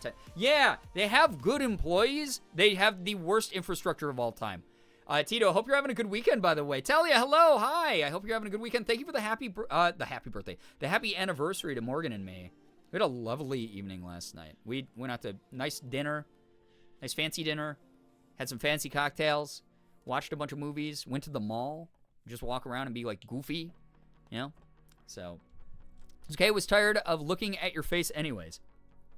Why do you think I don't click any of your usernames? I don't want to see your face, Foamy Frog. You could look like a cat profile picture. You're so brave, you put your face on screen. We're here to support you. Oh my God, Mika. Whatever you do, don't go back in the stream and see what I said about you earlier. Whatever chat does, don't tell Mika what I was talking about earlier. Chat, rate it on in, Raiders. Read the screen if you'd like to know what the hell's going on right now. I had the plan of playing Shadow of the Tomb Raider tonight, and what did you say? Someone snitch. You look so good. I know. New haircut. Thank you, Tate. By the way... Okay, Andrew Mixus, what about don't tell Mika what I said? What about don't tell Mika what I said? It made you go, I should tell Mika what was said. What made you think that? Born a snitch, die a snitch. Well, snitches get stitches here, okay? Oh my God. Also, if you're brand new here, please read the rules so that me, a mod, or Nightbot don't have to time you out for being a little stinker. I hate to have that happen. Welcome on in. If you don't know me, let's see if like the internet stabilizes long enough I can be on screen for like 2 seconds. It's me! Oh, wow! Okay, I'm going back into the safety hole right now because I just immediately pictured the internet cutting out again. If you don't know who I am, hi! Welcome. My name is Brian, a.k.a. Girbeagly. I am a Korean-American, full-time Twitch partner, YouTuber, voice actor. I do a little bit of everything from playing AAA games down to indies. I open up Pokemon cards. I do some cosplay from time to time, as you briefly saw on screen there. Watch this again. Oh, wait, I'm pointing to the wrong side of the screen. Shit. Oh, this gimmick is stupid. Wait. Chat. It's like the T-Rex in Jurassic Park. Nobody move. they're drawn by movement. Their eyes are drawn by movement. They have, they're predators. They have eyes on the side of their head that don't have very good frontal vision. So everyone, you sneak, you mother, we're dead. We're dead. The internet's gonna kill us. Hi, hello, hi, welcome everybody to the stream. By the way, thank you for the follows. If you're here following, I hope you enjoy the noise and the chaos. We like to call ourselves very blurst here. There's a good mix of like really nice energy, wholesome stuff, and then the worst shit you've ever read. Earlier, we were talking about how when I was a child, I had a childhood fear of when we were on road trips. If my parents were like, "Oh, you have to use the bathroom," and I'm like, "No, I'm okay." We went to a rest stop. They'd give me like a large Sprite from like the McDonald's there or whatever, and then I'd like 15 minutes later, I'd be like, "I have to use the bathroom," and they'd be like, "Oh, why didn't you use it 15 minutes ago?" And I'd be like, "You gave me a large Sprite." But I had this fear in my head that with a very full bladder, if we happened to get into a car accident, my bladder would just pop like a water balloon. And then that wasn't the point. Like that's awful enough, right? And again, I was a kid. I was like 7, so I was stupid. I didn't know how anything worked. But my fear was I would get to the ER, and they'd have to like cut me open to like, you know, do surgery, like replace my bladder, whatever you do in those situations. And that the ER doctors were going to make fun of me because I was full of pee where it wasn't supposed to be. So if you're someone who's like, wow, that's a little bit past what I'm comfortable with, that's like past my limits of conversation, you might be in the wrong place. Someone followed after that. You're sick in the head. Why are you here? Thank you to everyone joining. I appreciate you being here. How's Siggy? Siggy's great. He's a big giant gremlin monster. Sounds legit. I support this fear. Thank you. Thank you. Projecting your fears onto mouse. Yeah, everyone now, I've unlocked new fears for people. I did the opposite of what I intended to do, which was like just have chat, like be like, oh, Strimmer's stupid and make fun of me. And instead, everyone sat there horrified, jaws agape. Wait, that can happen? Oh, I'm afraid of that now too. Oh. That's what happened. I just spread it. It's like the fucking Ring. I spread it. The curse is among us now. Among us. We're all a little sick in the head here. I mean, yeah, I literally have a bunch of tags about my mental unwellness. So, it is what it is. Warning, this community brings up poop and pee every stream. I'm glad you used the right phrasing there, because I tend to be normal. I'm here to play video games. I have a busy life. I'm tired. I like to play video games. I like to advance stories and go on adventures and make new digital memories, right? Chat, you've really done a lot. You know? You've done a lot. So, it is what it is. Fun fact, if you're in a car wreck that shocks you enough, literally state of shock, you will pee yourself. But you won't be judged. Yeah, can you imagine, like, them getting the jaws of life? Hey, we got someone stuck in here. They're still alive. They're gonna use the jaws of life to pry open the car. By the way, oh my god, they're covered in pee. What an idiot. They peed themselves when they crashed. That would be really funny if like, firefighters made fun of you when they did that. That wouldn't be funny at all. That would be fucked up. Why did I say that would be funny? Dang, this kid is full of piss. Firefly, hello, hi. Oh, God. By the way, Mika and anyone from Mika's stream, I hope that Sons of the Forest went well. Mac and Veeds. What does Veeds stand for, by the way? I'm a fake fan of my friends. I know what Mac stands for, but what does Veeds stand for? Paraminus rocking up. Piss boy. Yeah, piss boy. Little piss boy. What are you going to do? Pee yourself? You got a little car accident? You peed yourself? Piss boy. Piss baby. What's wrong with you? You know? Patients are always naked and covered in some excrement. Yeah, exactly. Listen, I had 2 family members who worked in doctor's offices and hospitals, so I'm very, very familiar. Listen, my dad's take your kid to work day was taking me to the ER when I was like 7 years old. My go to work with your dad day was I got to see trauma victims. Which isn't funny. Which is actually fucked up. It's really, I was way too young to see the shit that I saw. But like, I got it. Boy, oh boy, did that really set the standard and shape a lot. As a CNA, I've seen some, I can imagine. Oh my God, Telia. Oh boy. I'll be now requesting my friends to refer me only as Piss Boy. What a great nickname, though. You know? Yeah, ooh, Sons of Forest. Sons of Forest is, looks dope. Like, looks really dope. I have not tried it out. I played a little bit of the original Forest. I got too afraid and never touched it again. So, there's that. Good news, I forgot to share earlier, my mom graduated her nursing program last week. Wow, Beans! That's amazing. Congratulations to your mom. As long as she doesn't date a cop. Become the TikTok stereotype. No, that's awesome. That's really great. Congratulations. That does take a lot of dedication and work to do. For sure. So, yeah. Anyway. She does not. We're good, yeah. Let's see. In the past, since the raid, I've dropped about 200 frames. I don't know if it was noticeable on chat's end. Has things been looking good? Let me know. I need the status update. Prono. Gonna lurk and do some body doubling while playing the new Stardew update. Yo, enjoy your lurk and enjoy the new update. I gotta get around to that. I was just like, I'm so tired today that I cannot imagine the stress. Granted, I'm playing a survival adventure action game. But that sounded more, for context, Shadow of the Tomb Raider sounded less stressful than Stardew Valley did to me. Stardew Valley, something about that game just, it stresses me the fuck out. I don't do well with the businesses closing when they do. I don't do well with micromanaging 1,000 different relationships. I don't do well in real life with that. You know? And we do a chemical plant to take your kid to work day? Wild. That is wild, cat living nerd. Wild. Oh my gosh. Had one tiny stall, that's all? Okay. Alright. Had a big moment, but I don't know if it's on my end. Okay. Y'all look the same? Thank you. Thank you for letting me know. I don't know why I said thank you to that. Like, thank you. I'm glad I didn't transform on screen into like a weird Lovecraftian alien or something. Been good so far. Okay. I trust my mods. Sometimes. Haven't seen anything buffery or framesy of any sort on my end. Okay, okay.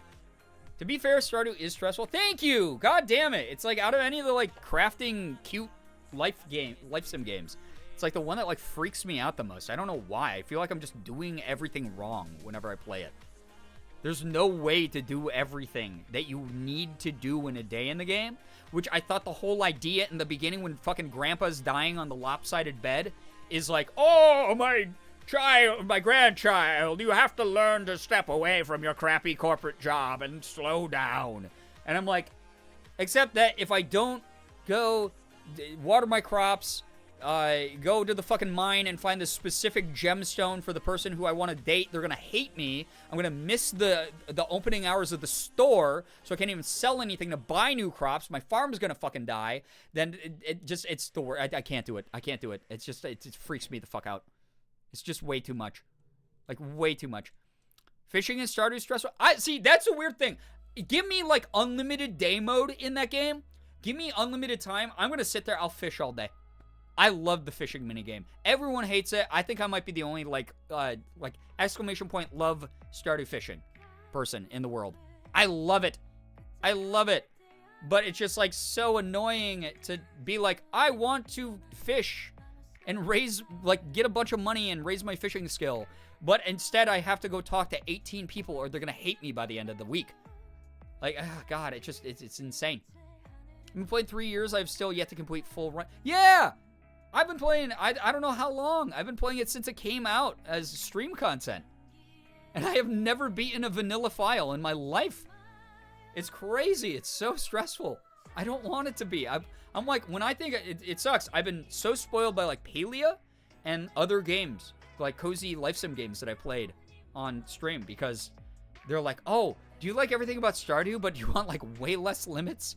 Here we go. And I'm like, okay, cool. And then Stardew has to come around and be like, oh yeah, by the way, we just added like a bunch of really cool quality of life updates and like this big patch of content. I'm like, fuck, that sounds fun. I want to do that. I want to do that now. But I'm going to freak out Good news, I finally decided to make an appointment to get my wisdom teeth taken out after being a wuss and postponing it. Oh my god, fishing cats. Listen, if I got through it, if a lot of members of this community got through it, you can get through it. I'm going to be rooting you on. Enjoy the ice cream. Listen, Ashley just got hers out. Ash just got hers out. So she should be like, you know, role model to everybody because she's a great person. She got through it. Let her be an inspirational story. You can get through it. Carla and Granny fished a lot when they started playing. It's fun to do that, Bartholomew. I love doing the fishing in that game. I'm okay with fishing until they get faster, then I'm not as good at keeping up. See, and that's the thing, is you gotta raise your fishing skill. But to do that, you gotta waste like 12 hours in a Stardew day. It's so frustrating. I never remember anyone's routines, where they're gonna be at like, oh shit, I gotta go talk to Robin at 3 p.m., but where the fuck is she on the map? It's like, I do like that with the new update, apparently you can see where you are in real time on the map, though. I think that's a really good update. I think that's cool. But then it's like the stores have overlapping hours. It's like, oh, I think I can make this store, but then I was actually thinking of the other 3 stores that are open during those hours, and now I've missed my chance to do the one thing I wanted to do in the game. You know? So, it's just crazy. I only have one of my wisdom teeth taken out. I might have to look into getting the others out eventually. It's expensive, so it's like, I understand people will wait and put it off and stuff. It's like a big procedure for like kind of a small thing. Only thing I remembered from getting mine out was yelling at my brother on the way home because he hit a curb in my car. Oh, I mean, that's valid. What I did was, and I've shared this story a number of times, so I'll make it quick for the new people here. But I got my wisdom teeth out when I was in high school. Well, you don't have to raise your fishing skill anymore? That is dope as hell, Bree. Oh my god, that's so cool. Okay. Definitely gonna have to get back in. All right, maybe we'll do some Stardew soon. So I got mine out in high school, and I was terrified because I'm terrified of needles. So the IV that they put into me scared me way worse than the idea of the actual dental surgery. I wasn't that nervous about the dental surgery, but I had like this thought in my head where I was like, oh man, like what if like something goes wrong with the IV because I'm like getting freaked out by it and whatever. No, they've done 1,000 of these. It couldn't happen. I woke up in the middle of mine. I woke up in the smack dab middle of my surgery, my wisdom teeth surgery, to what sounded like a chainsaw grinding. And then one of the nurses who was in there went, oh my god, he's coming around, knock him out again. And then they, you know, put some more shit in my IV, and I passed out, and that's all I remember. And then apparently I was like really loopy on the way home. And that's it.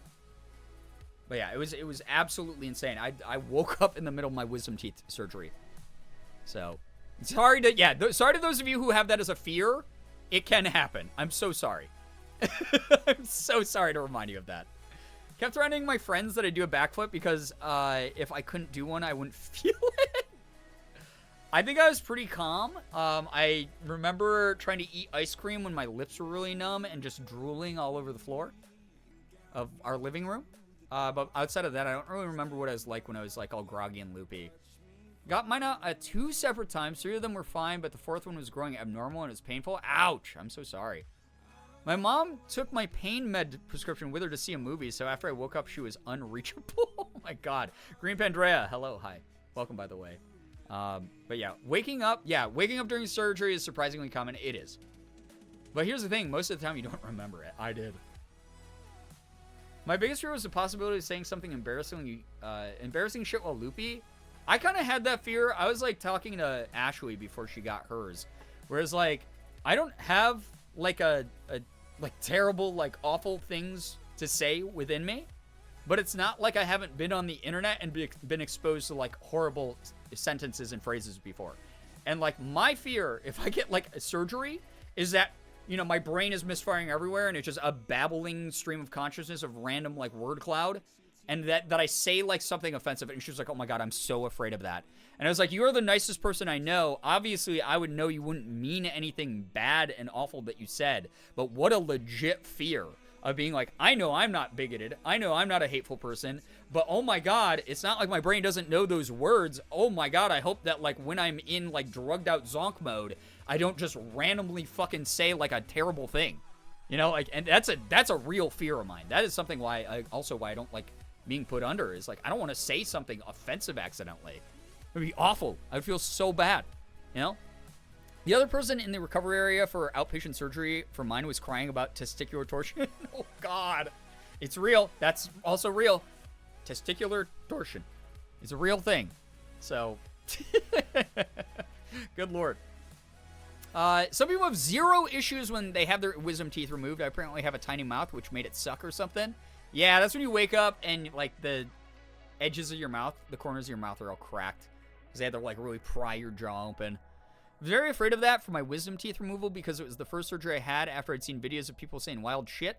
Ended up totally fine. Yeah, I think, like, ultimately, like, the good in you will overwrite that. Because, like, I didn't say anything offensive when I got it. I know Ashley didn't either. I asked Ashley. She was like, apparently I was just really thankful to everyone. I was super grateful. Which is so Ashley Roboto-coded that, like, nothing else could be more Ashley Roboto-coded. Like, her being like, oh my God, thank you so much for all of your help. And just being like a sweet bean makes so much sense. So, yeah. Brian, that was the reason it wasn't until I was 30 years old I had alcohol. I was terrified I would do that. Yeah, and like people always do, they're like, oh well, like, you know, it's already inside of you, and you say when you're drunk, you say what you really mean. Not always, bro. I've seen people who are like, you know, blackout drunk, who are like, I'm gonna eat a piece of concrete, and I'm like, you don't actually want to do that, and if you were sober, you 100% would not want to fucking do that. I know you. So it's like, yeah, that's a totally understandable thing if you grew up in like an environment that sucks asshole, or like you have, you know, been someone who has been on the internet for any amount of time and seen an insane person write the worst shit you've ever seen in your life. It's like, I'm afraid that my stupid, like, monkey brain, when I'm drugged up after a surgery, it accidentally is going to repeat a phrase that it saw. Like, and obviously not have the social context and the reasoning skills not to fucking do that and misfire off something bad. It's like, yeah. That's also part of the reason, like, God, I never did anything, like, fully offensive, but I definitely, like, had moments where I was like, oh, wow, I laid on the floor for 2 hours when I was drunk. I don't remember, and while like, singing Baba Black Sheep, like, oh, wow, that's annoying. I don't want to be that way. I don't want to be out of control. It's part of the reason I stopped drinking, personally. So, like, I'll have a couple social drinks with friends, but, like, I don't party anymore, you know? I'll go to parties, but, like, I do other things. I was the exact same way, so I was really glad I'm not subconsciously a terrible person. Yeah. My first time drunk, I proposed to the moon, but I stand by that. No, that's so fair. The moon's beautiful. She's gorgeous. Propose to the moon, all you'd like. You're gonna be one of many, though. As a kid, I always woke up crying, but I didn't for surgeries in my teens, so I guess my body stopped having that weird reaction. That is a weird reaction. Interesting. Drunk words or sober thoughts? Kyle, all you talked about was being the Lizard King for 2 hours. I doubt that's true. Right, yeah. It's like, no, that's true for some people for sure. There's definitely been moments where I'm like, oh, wow, they said something. They were completely inhibited. That definitely was a truth that they probably should not have said out loud. That sucks. That's fucked up. But I've also been around people who, like, in the morning, I'll be like, yo, you did this. And they'll be like, oh my God, I'm so embarrassed and I feel terrible and I'm so sorry and I'm so sincerely apologetic and I never want to be that way again. Oh my God. That's a real thing. It's like, I'm not here to make excuses for people who are actually harmful, obviously. But, like, holy shit. Yeah, it happens. It's one of those things. My first girlfriend turned into the moon. Wait, what's that from?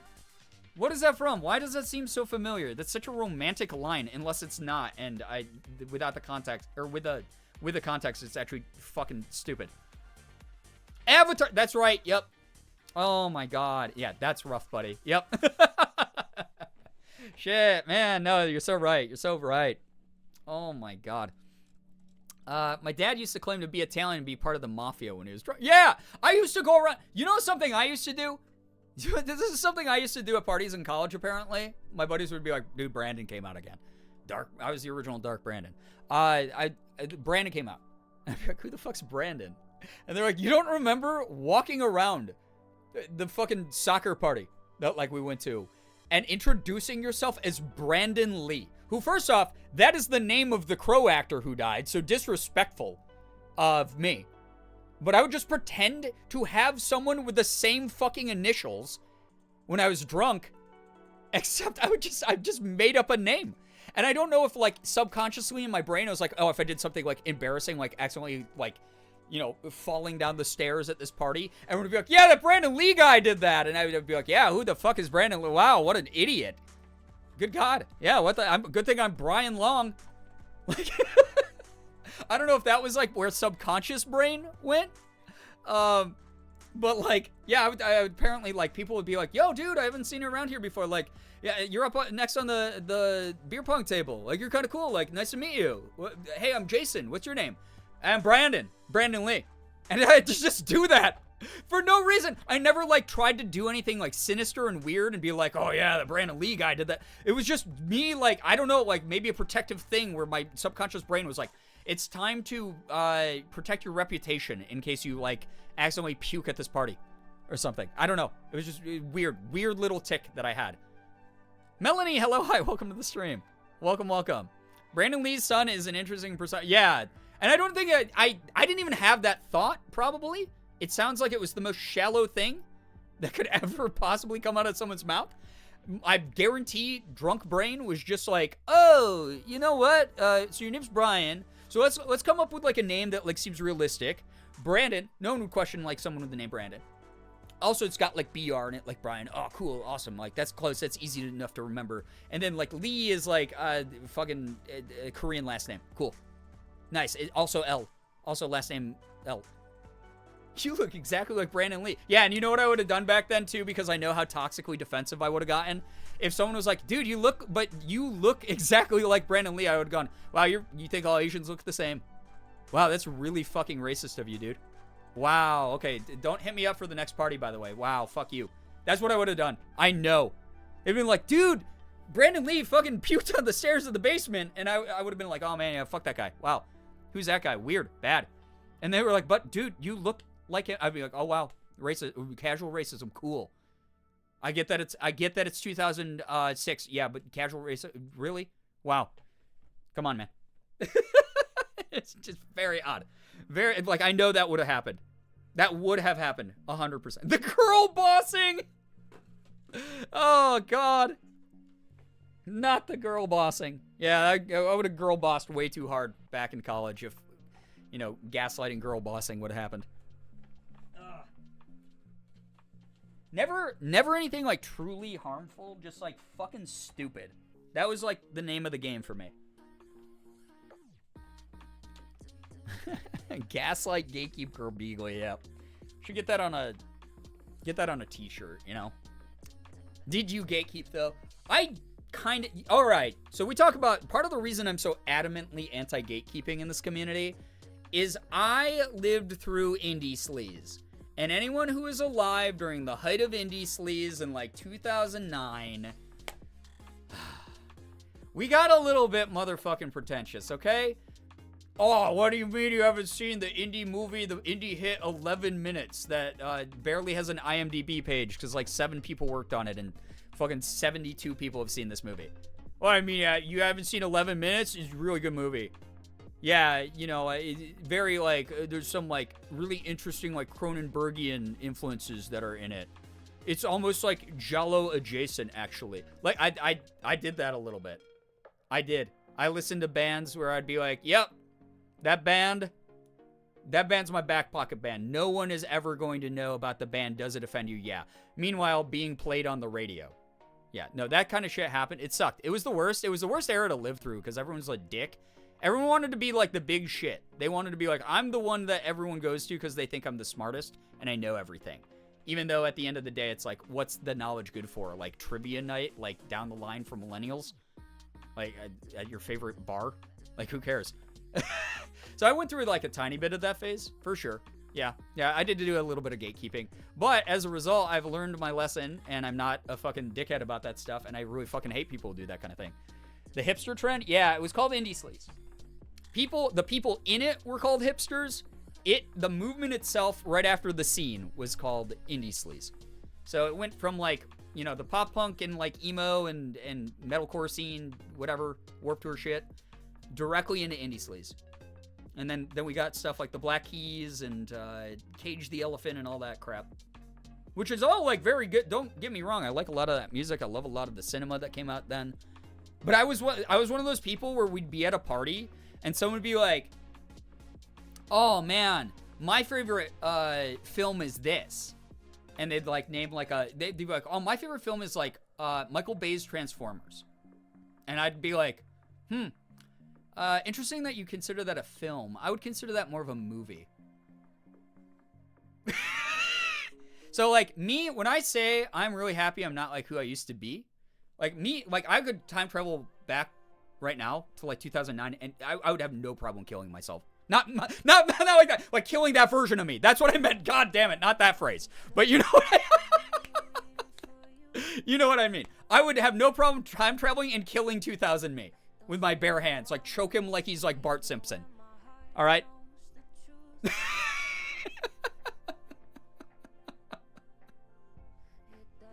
But that's how it was.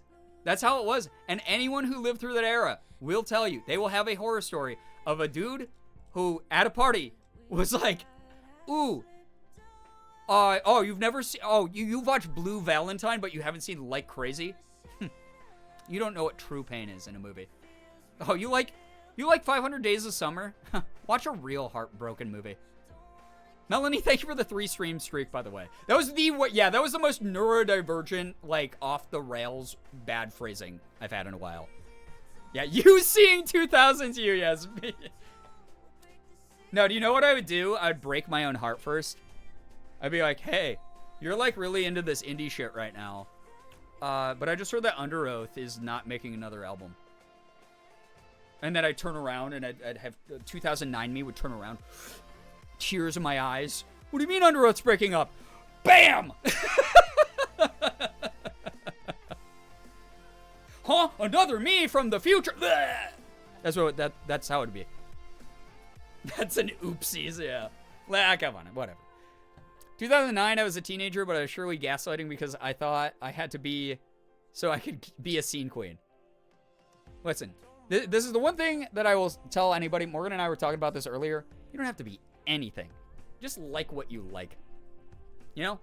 And obviously back then, we all were stupid and we were, like, trying to fit into boxes and stuff. But, like, it's way better now. You can enjoy shit from that era. You can enjoy shit from this era. You can do whatever you want. It's great. It's dope. Just vibe. Just do the best you can, you know? I used to think Spirited Away was a niche movie until I brought my coffee into school. Everyone was like, oh my God, Spirited Away. I love that movie. Absolutely crushed my ego, yeah. And once you go through one of those moments, it's like, everyone deserves an ego death. Everyone deserves some form of humbling to happen to them. Whether it's from themselves or someone else. You know?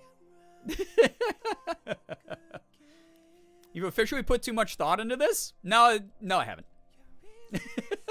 Shut up. Oh no, I just spent the last hour of my current art project creating everything on the wrong layer. No! Bree, that is the fucking worst. Putting anything on the wrong layer in like a Photoshop thing. No, Bree, I'm so sorry. I hope that you can salvage it. That's the fucking worst. I was like a 5-minute walk from an Annie Ann's, and every time I know I'm going to get drunk, I get pretzel nuggets for later. Then you're like, yo, sober, pass me. Fucking high five. Every now and then I do that. I'll be like, ooh, I don't really need those mozzarella sticks from the freezer section here. But, like, future zonked me, future zooted me is going to be so happy.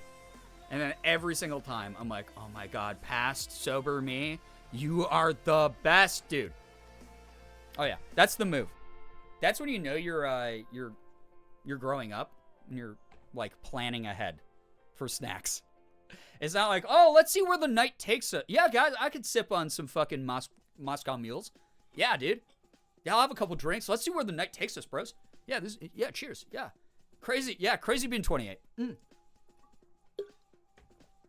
And you go from that to I need to plan out what's going to happen later tonight so I can end up in the maximum comfy zone. That's what I do now. It's like, oh man, friends want to meet out at like this bar at like 8 p.m. for dinner, and we're gonna have like a few drinks or whatever. I'm gonna have snacks set aside for when I get home. I know that I'm going to be hungry when I get home after a couple of drinks, you know? Pretzel nugs are the best. Listen. I'm no lover of Subway sandwiches. I'm no lover of Subway the brand. But when they announced the weird foot-long add-on menu, like, it's very weird fucking things, by the way. The weird foot-long Annie Ann's pretzel that is literally just, it's not even a sandwich. It's not even, like, special in any way. It's literally just 1 foot of Annie Ann's, like, elongated pretzel. I was like, I'm going to go buy that. I want that. Annie Ann's, you can slap that. Annie Ann's pretzels are the best. They're so good. I love those things. They're so amazing. And then I almost did it today because they have a Subway in the Walmart near us, right? And I was like, oh, maybe I'll go grab one. And I was like, I don't want to give my money to Subway. I want to give it to Annie Ann's. What am I doing? I should just buy Annie Ann's pretzels. What's wrong with me? I don't need a foot of Annie Ann's pretzel. I just need Annie Ann's. What's wrong with me? I don't mess around when it comes to drunk snack. Yeah, Melanie, that's the move. You know, that's the move. I want to try the cookie real bad. Yeah, you get what I'm saying. It's just like the novelty of the excess. I almost feel. Oh God. My sister can't do Annie Ann nuggets because we ate them at the end of a Vegas bar hopping. Oh no, Tito. Yeah, I feel you. Same reason I don't drink Jägermeister anymore. I do not drink Jaeger at all anymore. Oof. No thank you. Remember my brother calling me from the bar at 2 a.m. and waking me up because he and I, quote, ordered a bucket of beer and forgot about the part that comes after, which involves leaving the bar like 2 weeks ago. That'll happen. I haven't eaten Subway in like a decade. Yeah, same. I have no real craving for a Subway sandwich. But like they put out the big ass giant pretzel and I was like, fuck man, that sounds good. That sounds like that could hit for a whole foot worth of food. Just eat that like it's like fruit by the foot, man. Just feed it into my mouth. Sounds so good. Like, truly. Feel bad because Subway hits the autistic spot in my brain real hard. Hey, if it's a comfort... we're not talking about anyone with comfort food preferences here. That's what I want to avoid. Is there's always going to be someone who goes, well, what about these, people? And I go, okay, yeah, no, that's so fair. We're not shaming you. If you like Subway, keep liking Subway. If that's your comfort food, keep liking Subway. I'm not here to shame you out of that. I'm saying for me personally, from my standpoint, I do not have a fucking desire to eat Subway anytime soon again. But I will 100%, 100 million % actually, eat a foot-long Annie Ann's pretzel if it were plopped down in front of me. I get pretzel bites from Sprouts grocery store and pick up vegan queso. That sounds so good, actually. That sounds so good, Talia. Sorry, that was just a weird accent that I put on for some reason. I know how to say her name. I don't know why it came out that way. I haven't had Subway in so long since the one near my house closed years ago. There's like 1 billion of them here in Rochester, and I don't know. They stopped being appealing to me. Maybe it's because we just have such a large, dense population of Italian people here, and they make the best Italian subs from like local sub shops. Like Morgan and I got my favorite subs from this franchise called the Bellas here in Rochester a couple days ago, and it was so it hit the spot. It was amazing. So we're spoiled with that. Same reason that I don't order chain pizza that often is we have so many good local pizzerias. I don't like Subway, but I encourage anyone who likes Subway to live their best. Yeah, like you're not affecting me. Eat your pizza or eat your Subway. Do your thing, So, yeah, sounds good. Code Pink, just as a heads up here, let's not do the fucking incredibly traumatic stories in chat tonight. Thank you. Just for everybody, quick reminder, especially since we were talking about drunk stuff that was mainly just like, oh, this is kind of a silly thing. I don't need to know everyone's super dark fucked up past, please. That's right. In New York, y'all got the good side. We got the fucking good side. You listen. New York is the hotbed for Italian food. It's good. We get the good pasta. We get the good pizza. We get the good subs. Whenever I move away from here, I am going to actually be in some level of culinary pain because we found like decent pizza in LA. One of my friends from Jersey has lived in LA for 15 years. She's been in LA. All over the place, you know, Studio City area, Burbank, whatever, like Pasadena, Glendale, been all over the place. Been trying to fucking just try all the pizza. Where's the East Coast pizza that's like a good Jersey pizza or like a good like New York pizza? Can't find one. Morgan and I have gone. We found like some decent ones, but they're not the same. They are not the same. It's rough. It's really sad. My friend was disappointed by our straight bars tonight here, and she's from Rochester and said we need to go there and go to non-straight bars. Yeah. So here's the thing. For those of you who don't know, Rochester, we might be like a little bit of like a rust belty, snow belty town. Very industrial, a little bit bombed out. A lot of our like big corporations have collapsed, you name it. But we're still a city.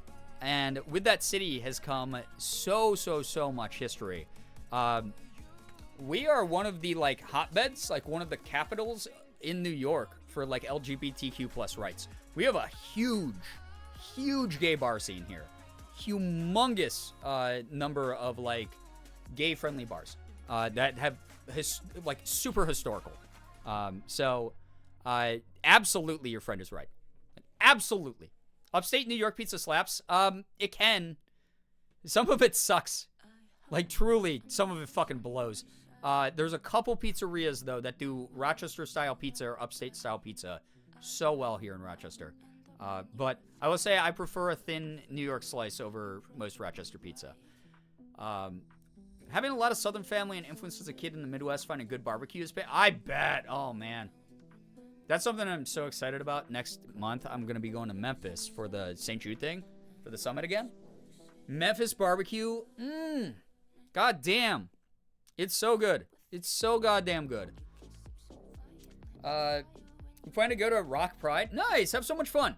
Rock Pride's really good. It's really big. We do it at a different time of the year compared to most places. We don't do it in Pride Month because we have to be fucking different and weird. But it's great because like it crosses, you know, right past the Pride Walk, which are our Pride colored crosswalks that we have. Right smack dab in Park Ave, which is like one of my favorite districts, one of my favorite areas in all of Rochester. Around the corner, you can go up onto Monroe Ave and hit up some of the historic gay bars. We used to have a nightclub that was a LGBTQ plus nightclub called Tilt, which I used to go to all the time when I was incredibly closeted. But I used to have a lot of fun there with like my friends. Because all the girls in our group would be like, let's go to Tilt, let's go have fun. And they used to do like drag brunches and really cool things like that.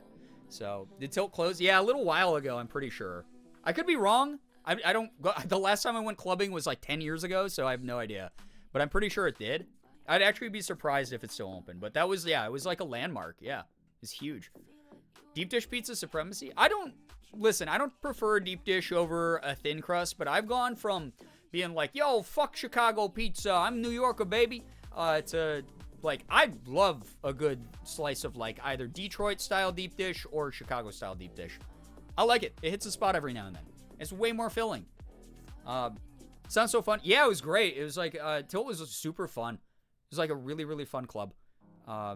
Yeah, they did, like, drag shows. They did drag brunches. They did awesome drink specials. Oh, my God. Those bartenders, they gave you value. And everyone was just so nice. Everyone was just like a great time.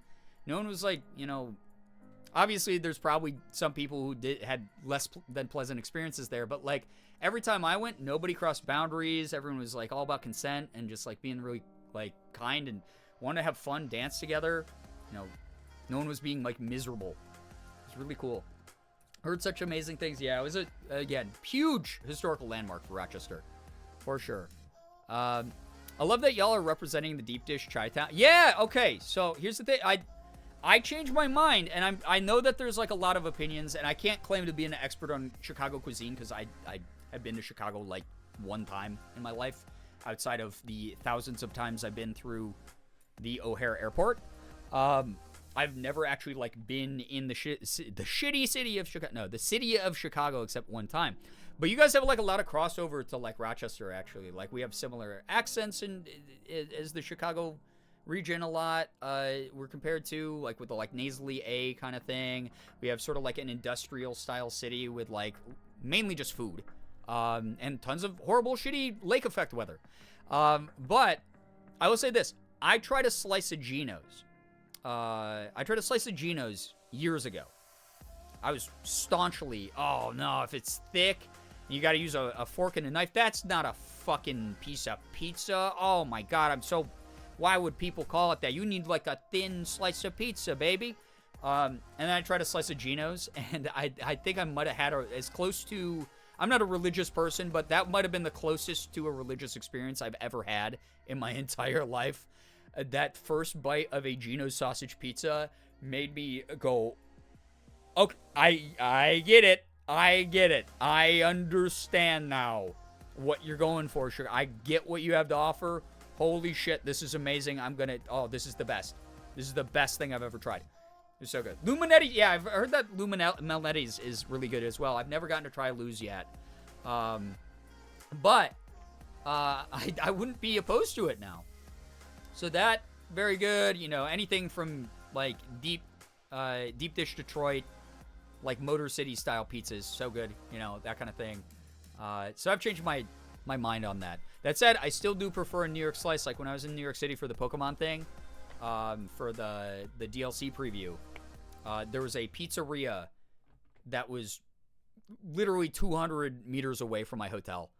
It was a couple minute walk. That was it. Like God damn it. Best pizza. They were open till like 4 in the morning too. Just went down. I got 3 slices of pizza for like $2.50. And it was the best pizza I've ever had. Oh my God, it was so good. Lou Malnetti's is a must? Okay. So Morgan and I have been talking about this. We're like, man, it's like we have survived Rochester for decades, right? We can probably survive Chicago pretty easily because, again, there's just so much crossover, lots of similarities. And I got buddies in Chicago who are like, you got to come here and at least eat the food. We have such a good foodie city. There's so much good food in Chicago. So if we ever go, Lou's is up there on the we are going to try this. I promise you, I will have a review of Lou's. All of you Chicagoans, whatever you call yourselves. LZ, take care. Thank you so much for dropping by. But yeah, I will be trying it. Geno's is pretty fucking good. The frozen ones you can get at a grocery store. Yeah! So that's how I tried it, Evie. I tried a Geno's frozen. So I can't imagine how good the fresh Geno's is. Because the frozen one, like, it changed my life. Anytime I see those at a grocery store, I'm like, hey, Morgan, how much room do we have in the fridge right now? And she's like 3 Geno's boxes. Oh my God, Jesus Christ. Thank you, Ren. Thank you very, very much. Thank you for 56 months. Can we get some hype and pride in the chat, please? Yeah, Portillo's is another one recommended to me. Melanie, I need to try that as well. But yeah, we break up the space we have in the freezer based on how many Geno's pizza boxes are gonna fit in there. Live near a Fragotti's. That's the only Italian place I've ever really been to. Is it just that I don't know what real Italian food tastes like, or is it actually a good place? I don't know. You're asking the wrong person here. So sorry. Have you ever had Culver's?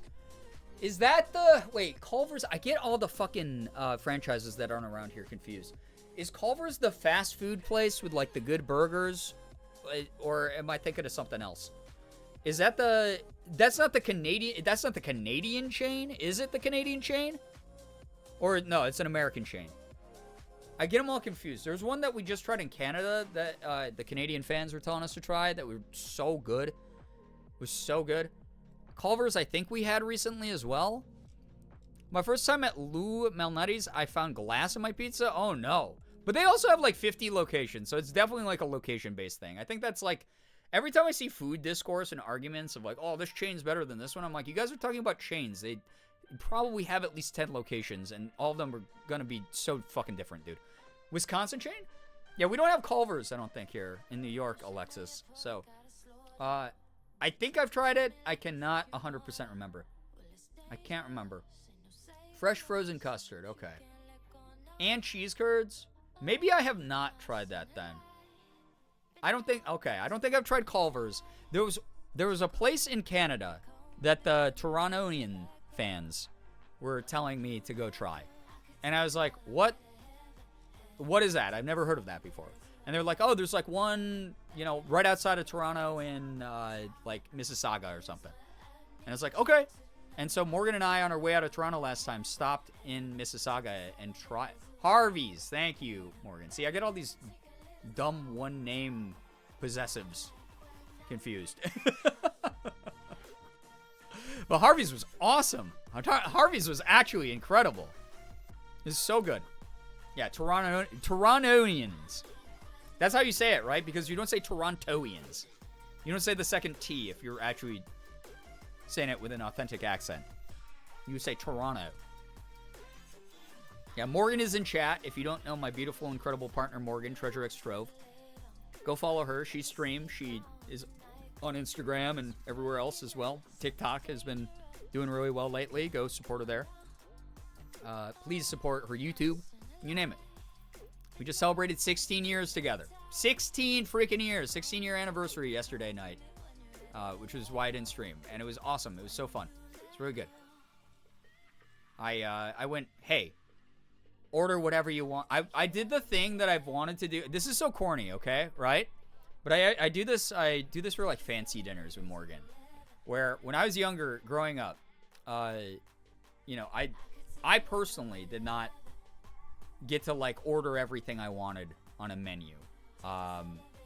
When I moved out of my folks, no money at all, basically just like doing the best I could to buy whatever I could. So I love gas station food. I love fast food, whatever. And I was like, when I first started working, I was like, man, whenever I fucking have enough money, I want to go to a fancy restaurant, and whoever I'm there with, whether it's friends or if it is my partner or whoever it is, I want to be able to like look at them and be like, money's no object tonight. We're celebrating a special occasion. Order whatever the hell you want off the menu. Let's go. I got to do that last night. I've done that a couple times in recent years, which has been wild. And we ate good last night. Holy crap. We went to a tapas place. We ordered like 7 tapas dishes. But it's like, yeah, it's cute because it's like me basically like realizing a dream that I've had since I was a kid, to be able to do that. So like, again, anyone who supports the streams, like, thank you for letting Morgan and me celebrate ourselves like 1 or 2 times a year to do something where we're like, wow, like this is like an actual nice dinner. It's really cool. We went many, many years, especially back 16 years ago when we first started dating. Our first meal, the first date I ever took Morgan on for a dinner was to Taco Bell, which is partially also why Taco Bell is special to us. But I took her to Taco Bell because that's all I could afford. We went to Taco Bell. We went to the nearby grocery store. We bought like $20 of groceries and then just stretched that out for the rest of the week because we had our big meal of Taco Bell for that week. So that's kind of like where I'm at, where like experiences like that, being able to be like, wow, I worked my ass off to get here, and I've done so much with content, and it's so many thousands of people support me over the years, like to realize this dream I've had since I was a little child. Like, thank you all. Like, it's really cool. Congrats on 16 years. Thank you. I appreciate that, Bartholomew. Anime Fangirl, welcome to the stream. Welcome on in. Thank you. Wish I could donate a bunch of money. No, please. Here's my thing. The number one thing, and you guys have heard me bitch about like flex culture for years, is like people support. This is so weird, right?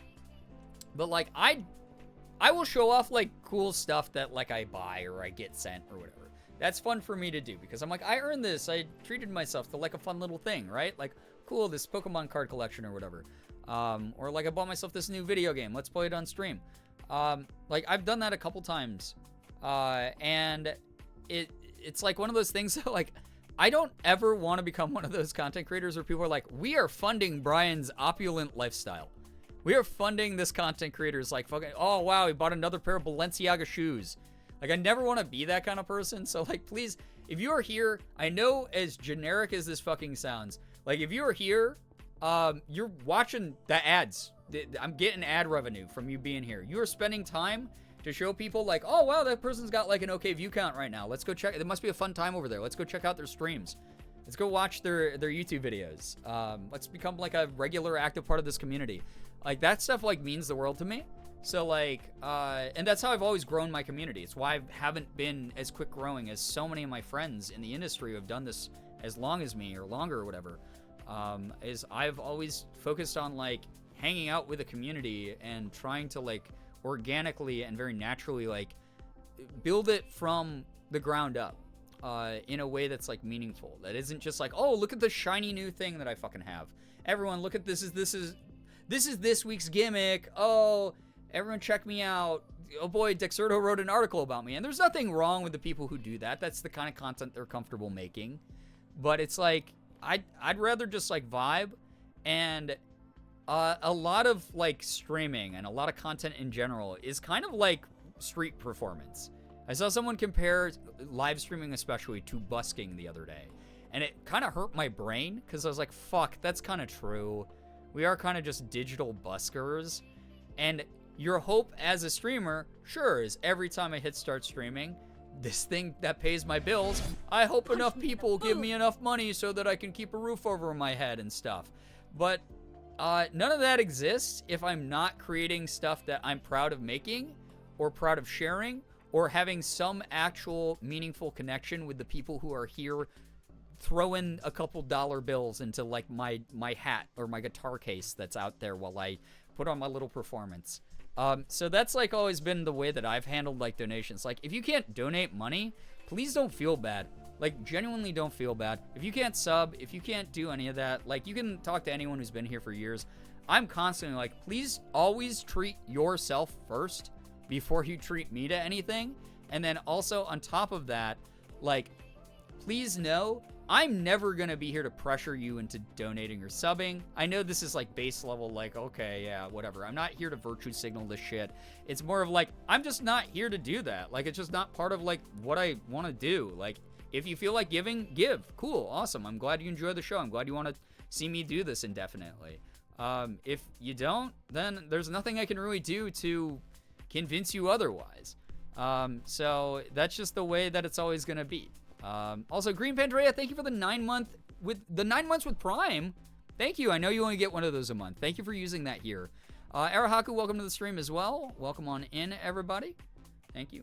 Also, you're doing awesome with voice acting roles. Thank you. I appreciate that. It's like really cool. I am very, very excited to take on larger and larger roles. Like the projects might not be growing, but a lot of the roles that I'm getting sort of have a little bit more significance in the episodes of like podcasts I'm in or the like games that I'm in. Like some of you might have heard the news that I got my very first main character / protagonist role in a game coming up. I can't tell you any more details about that. I did reveal also the character is Canadian, so any of you who are Canadian, thank you, like genuinely, for rooting me on. And in my endeavor to do a Canadian accent, which I think I have a decent like Torontoian accent because Rochester's accent, we're so close to the border. Like I've been surrounded by people from Toronto my entire life. So mine kind of naturally falls into that. So I'm going to do my best, Canadians, to represent you well as an honorary Canadian in this game. But it's really cool. It's really neat to be able to... Bro's playing Tim Horton. Get the fuck out of here. That's so funny. How many games have you been in? Okay, let me count here. So I'm about to start my tattoo sleeve, right? So that's what this fund is for. I'm about to start my tattoo sleeve of voice acting roles, which will just like fill in the blanks between the tattoos I already have on my left arm. But the very first game I ever was in was called My Beautiful Paper Smile, which was an adventure horror game done in a really cool art style of like paper, like panorama almost. It was really, really neat. There was One Dreamer Prologue, which I was in, and then in the full game, One Dreamer. Apologize a bit more and you're good. That's so true, actually, though. There was... Obviously, Boyfriend Dungeon was the big one. Gunvolt 3, Azure Striker Gunvolt 3 as a huge boss. Like one of the big DLC bosses they like advertised the game with. So that was a really big role. Obviously, 7 in Boyfriend Dungeon was my biggest role. There's this one. Cook Serve Forever. I played 2 roles in that, which I don't. They're taking their time redoing a lot of the like engine and the gameplay of that game, Cook Serve Forever. So I think that's partially what's delaying the part that I'm in, or the parts that I'm in. But I have two characters in that. So 7 games currently that I'm allowed to talk about. So 7 games, and then yeah, there's gonna be more. There's gonna be more stuff. I'm really excited to do Cook Serve Forever also. I'm a little bit nervous because I recorded those lines like 2 years ago. Like, it's been a long time. It's been like a year and a half, like 2 years ago. And as a result, I don't know. I have a feeling I'm going to fucking hate my voice acting. Like, I know this is the curse of every actor. Cat Loving Nerd, take care. Get some good rest. Thanks so much for vibing.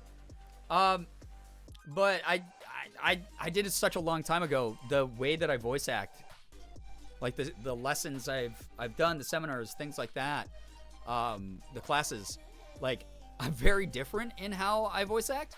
So I probably might, like, while we're playing it, I might be like, oh man, this isn't how I would have delivered this line now. But we'll see. It's been so long. Maybe we'll go through that game, and I'll be like, oh, shit. Damn, I nailed it. That's dope. We'll see. Because that did happen. Like, I cried when we played Boyfriend Dungeon. And I got to hear 7 for the first time. His little intro, you know, hey, whoa, I feel slow. Like, that whole intro sequence, like, I cried. I was like, oh, my God.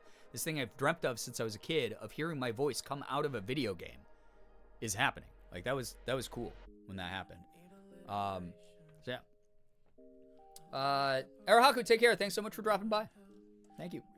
But yeah, just because it's different doesn't mean it's not great. I mean, sometimes a little bit different when it comes to performance. Like, I gave it my all back then, but I also was a much less experienced voice actor when I recorded those lines, because that's how long game dev takes, right? Every now and then, if you follow any voice actors, you've seen them make these types of announcements before, where it's like, oh yeah, hey, I'm this character in this game. By the way, I recorded this 5 years ago, because that's how long it takes to make the rest of the game around that. Curse of every creative, to be honest. You've grown so much that you see the things you could do differently, but know in the moment that you did a great job. Yeah. I think I did the best I could have done at the time that I recorded it, but even, like, thinking back to that recording section for Cook Serve Forever, I could have played the one character that I played, like, slightly differently. I hope that they both come across as very different characters, because they really fucking are in the writing.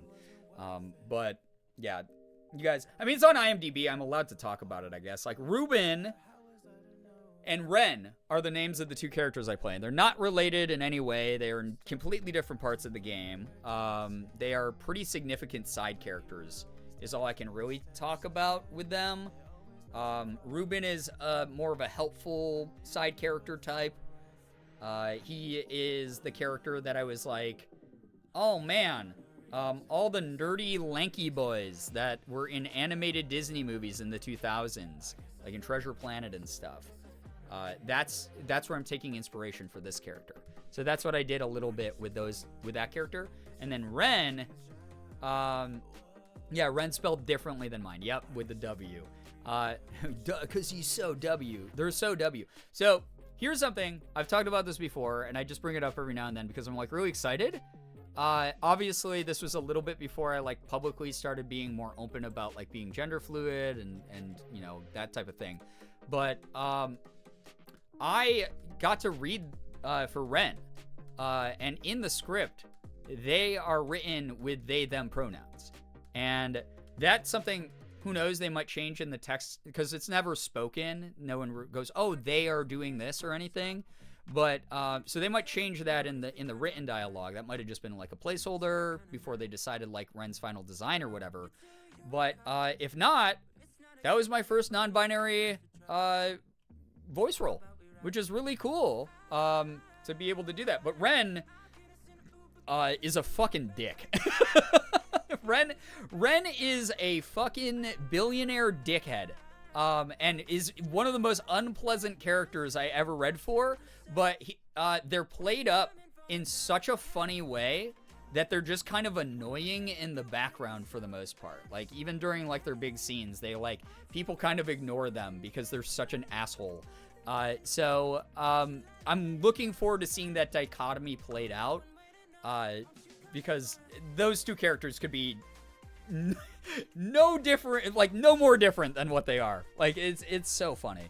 But I can't wait to introduce you guys to those characters. I haven't even gotten to see the character designs for them because we're just waiting on stuff, and Vertigo Gaming, that's making Cook Serve Forever, is a small team, and they don't want to, like, burn out their dev team, which I really respect. So that's, like, a big part of it.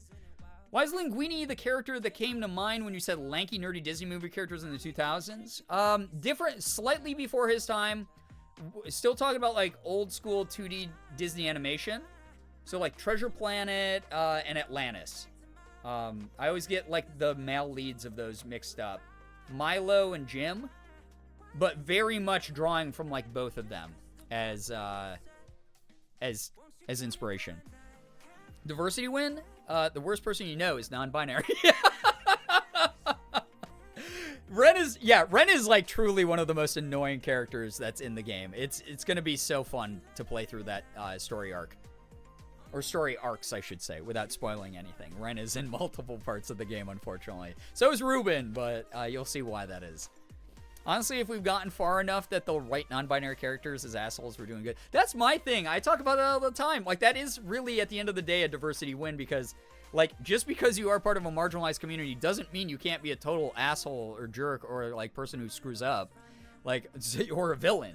That will happen. And obviously, like, it's a slightly more nuanced conversation when it comes to media portrayal of that. But that said, it is very cool because them being non-binary is such a small part of their actual characterization in the game. That just happens to be a backstory detail about them that you would pick up via pronouns in, like, text dialogue and stuff, which is great, which is really cool. I want it to be normalized. You know, I don't want for people to be like, oh, you're LGBTQ+, time for the big giant fanfare where we have to, like do all this, you know, stuff to, like, say, oh, you're so weird and different. No, it's like, it's a normal thing. It's a normal thing that should be normalized. Like, it coming out absolutely should be celebrated. Coming out, you know, celebrating wins along your transitional journey, your milestones, that stuff, I'm all about fucking celebrating that and making a big deal about that. But someone's actual, like, core identity having to do with their sexuality or gender expression should not be a big deal. It's just a part of who they are, you know? I can't wait until Cook Serve Forever is fully out to experience the character. Yeah, it's going to be fun. It's going to be a really fun game, like, truly. So, yeah, I'm very excited about that. Are they designing the character around your voice? A little bit around the voices and a little bit around how I look. And they do that with all the characters in the game. So you'll notice the characters that they've released so far, like Chef Rhubarb is the main character in Cook Serve Forever, and she is this very haughty, very like, look at me, I'm Chef Rhubarb, the most famous chef in the world, and she's got this, like, big popular cooking show, and she's based off my friend Nega Oryx, M. Montgomery, who is a fellow voice actor and content creator who I love and adore. She is fantastic talent, just such a good voice actor, and that character looks like her. It's really cool. Double checking real quick if this is buffering I'm experiencing. Is just me or my spectrum? I haven't dropped any frames in a little bit, so it might be on your end this time. Representation of all kinds for all kinds of characters with all kinds of focus, including a lack thereof, is important to educate through media consumption. Exactly. And that's the other thing, too, is why we can't let media literacy die. Like, we cannot let critical thinking and media literacy die.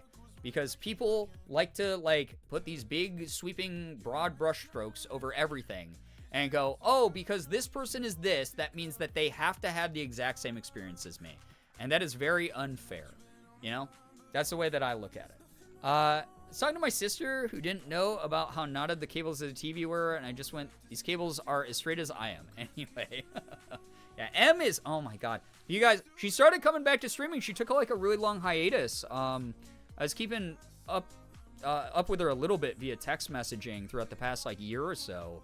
But she was mainly MIA and just keeping to herself and dealing with like some personal stuff, which she's talked about on stream as to why she was away.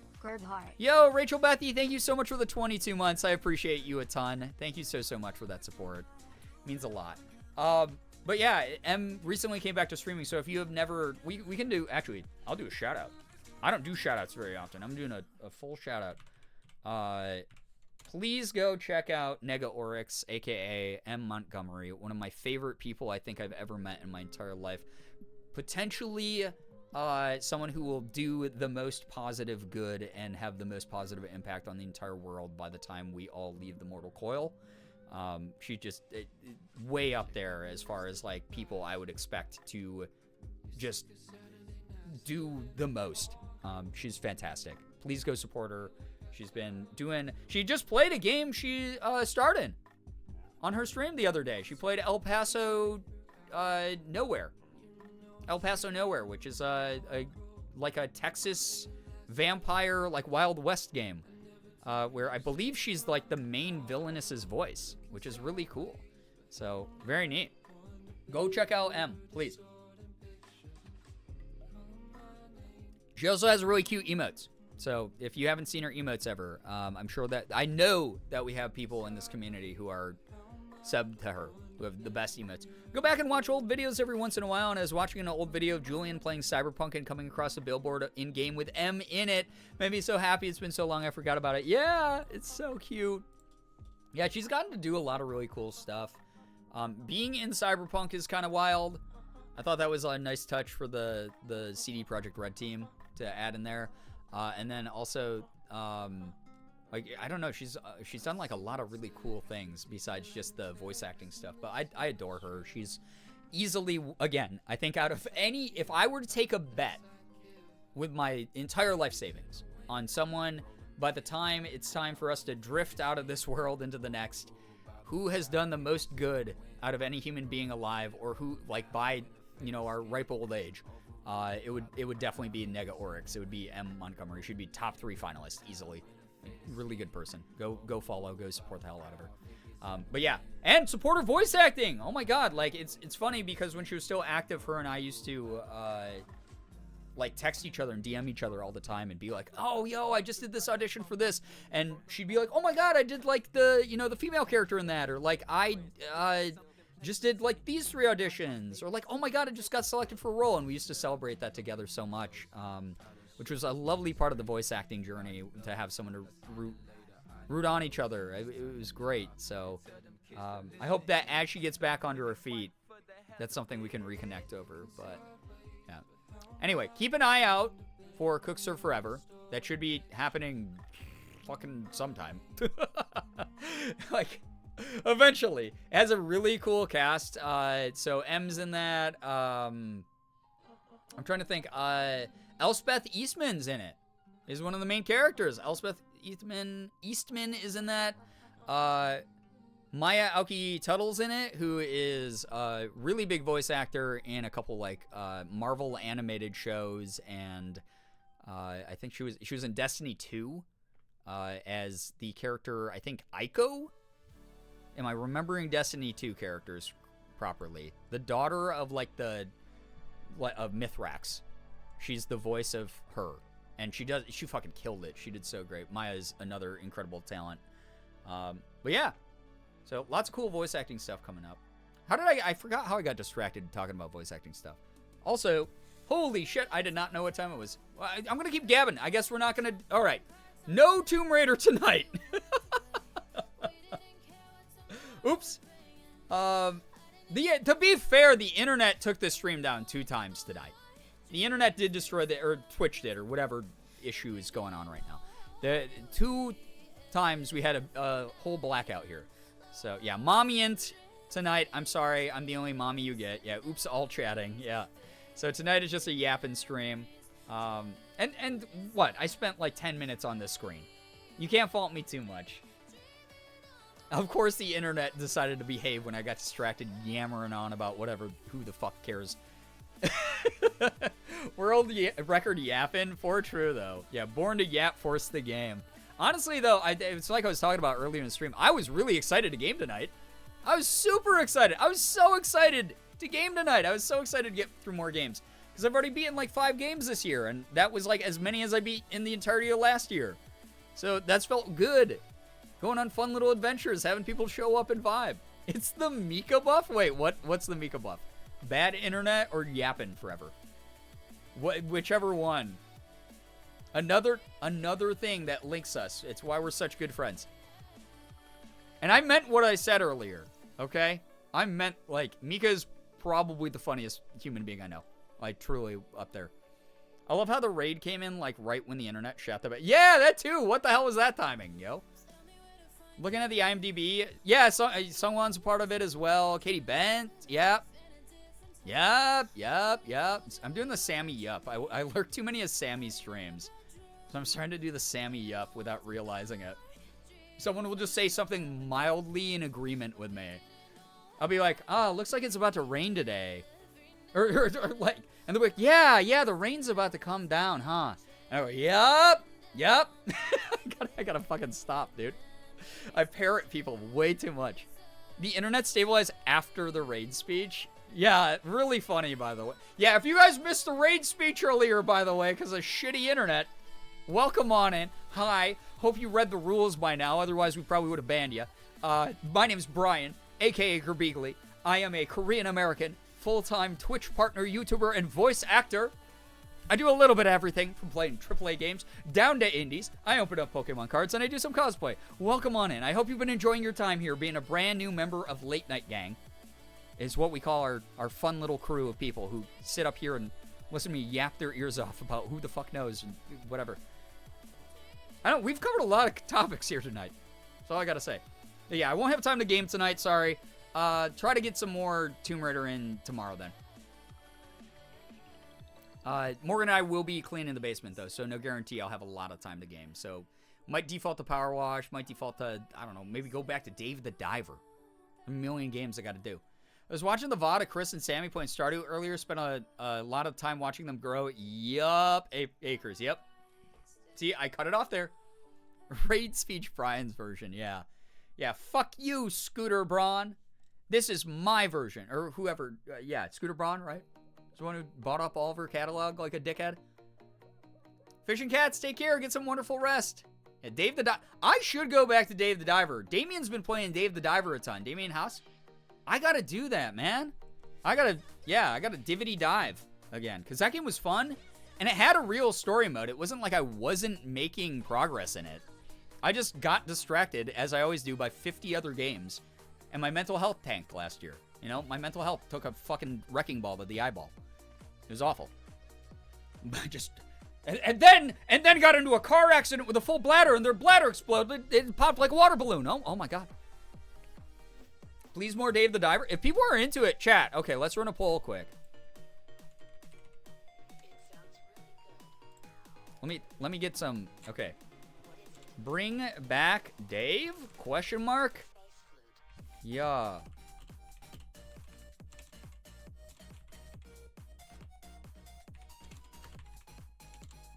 Okay. Or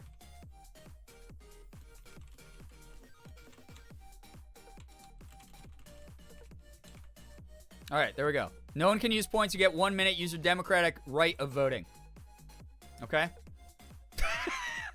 The poll's not biased at all, by the way. Poll is definitely not biased, but vote, please. Let me know how you're feeling. Love Dave the Diver strips. They were, like, weirdly relaxing, and I still got to do voice acting and stuff. Rediscovered Powerade? It's so good. I like Powerade. Just watched Damien play that the other day. Yeah, Damien's been, like, so busy with conventions and huge voice roles. God, I'm so proud of him. He's such a cool dude. It's so fucked up, too, that him and I have, like, known each other mutually through the internet for a long time. And, like, he's clearly someone who's, like, very friendly to me. And then he raided the other night, right? He raided the stream the other night. And he's like, Brian, we still have not met in person. What the fuck is that about? I've never hung out with him in person. I gotta do that. Next time I'm out in LA, I'll have to hang out with Damien. Be like, dude, wild. You gotta get me in with Bang Zoom. That studio. So I can steal all your roles. Let me re-record all of your lines from Delicious in Dungeon Menchie. Let me do that. I think I could pull it off.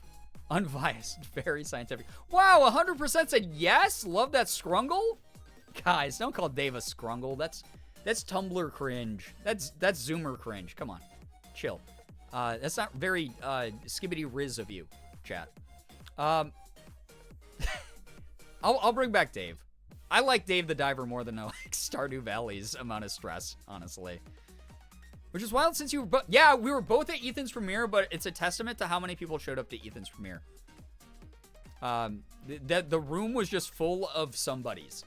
That was the craziest part of Ethan's premiere, was like... I've been to a lot of industry parties where everybody's somebody.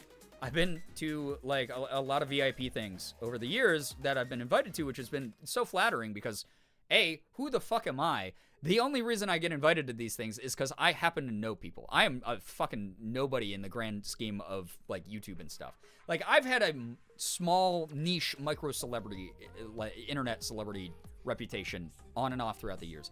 But mainly, like, I just have really awesome friends. I have, like, really, really good friends who, like, want to be like, yeah, Brian, we already added you to the guest list because we want you there, which is so sweet.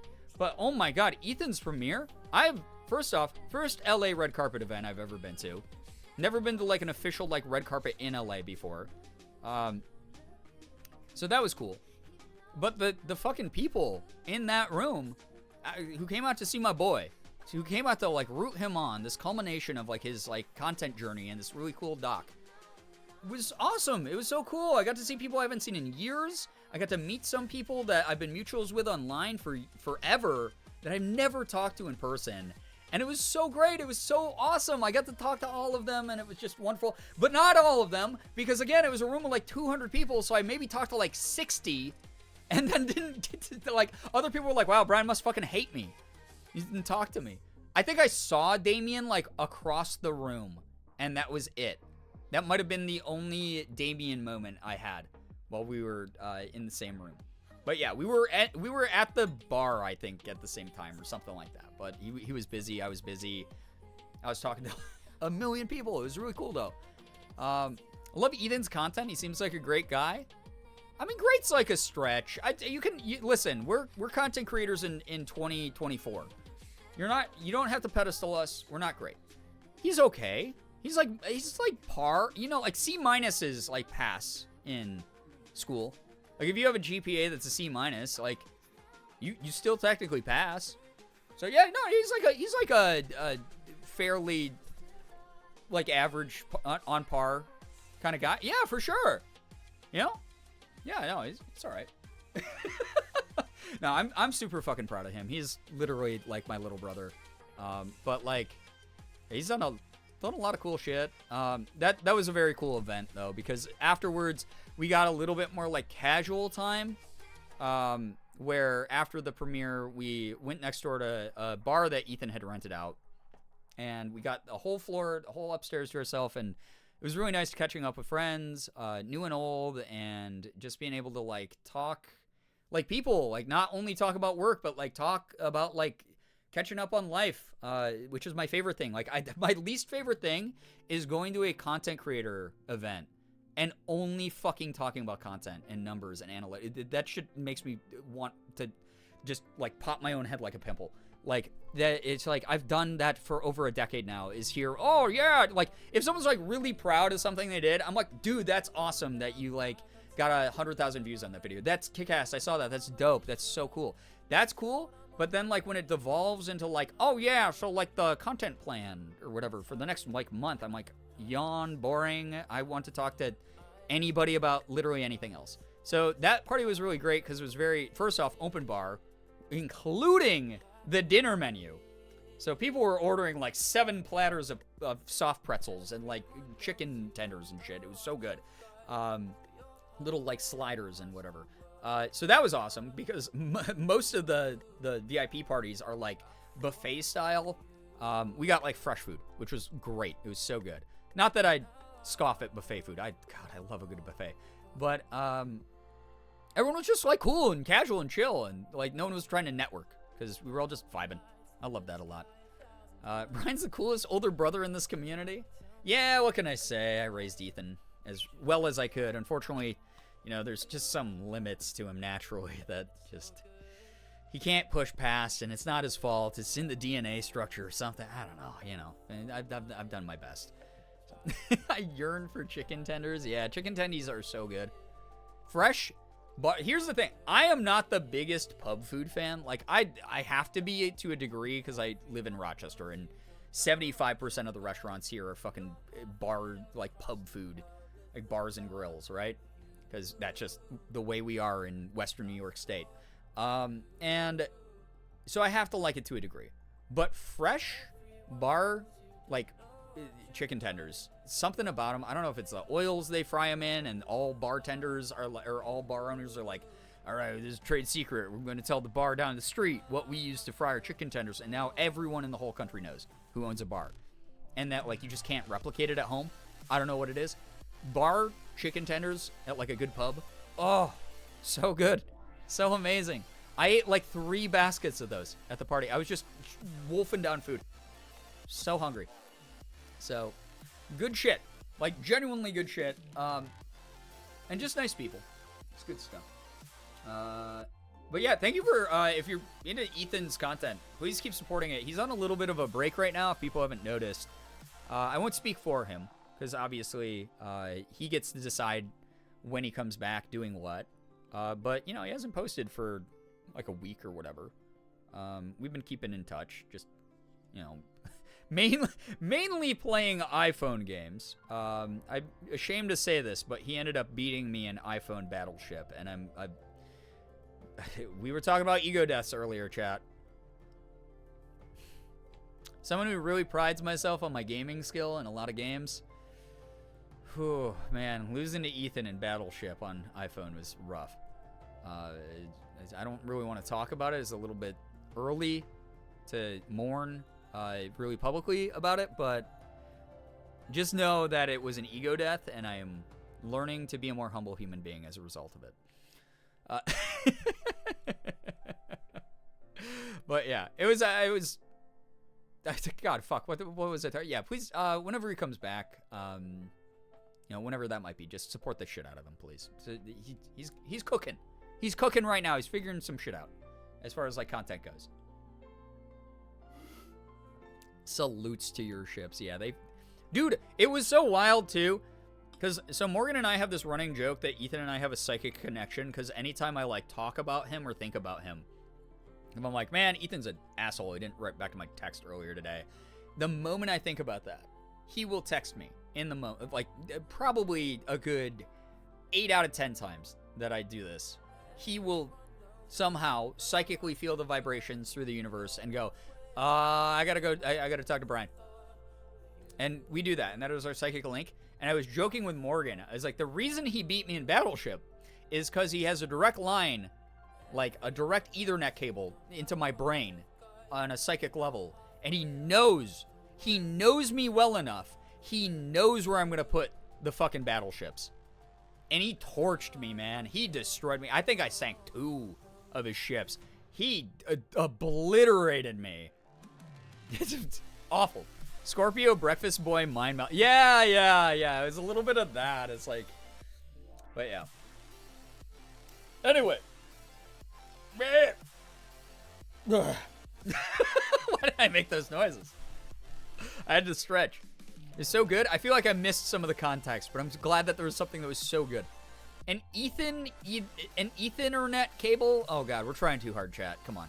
We can't. Guys, we gotta keep the skibbity riz up. We can't keep the cringe going. Can't be a cringe factory full of cringe lords. What will I do if people who don't know how to drive bully me online for being cringe? Come on. Think of the reputation we have as a community. Is a string and tin can directly hooked up to your thoughts? Yeah. Yeah, it's one of those, like, old school, like, homemade walkie-talkies made out of a string and a tin can, because that's all we're capable of.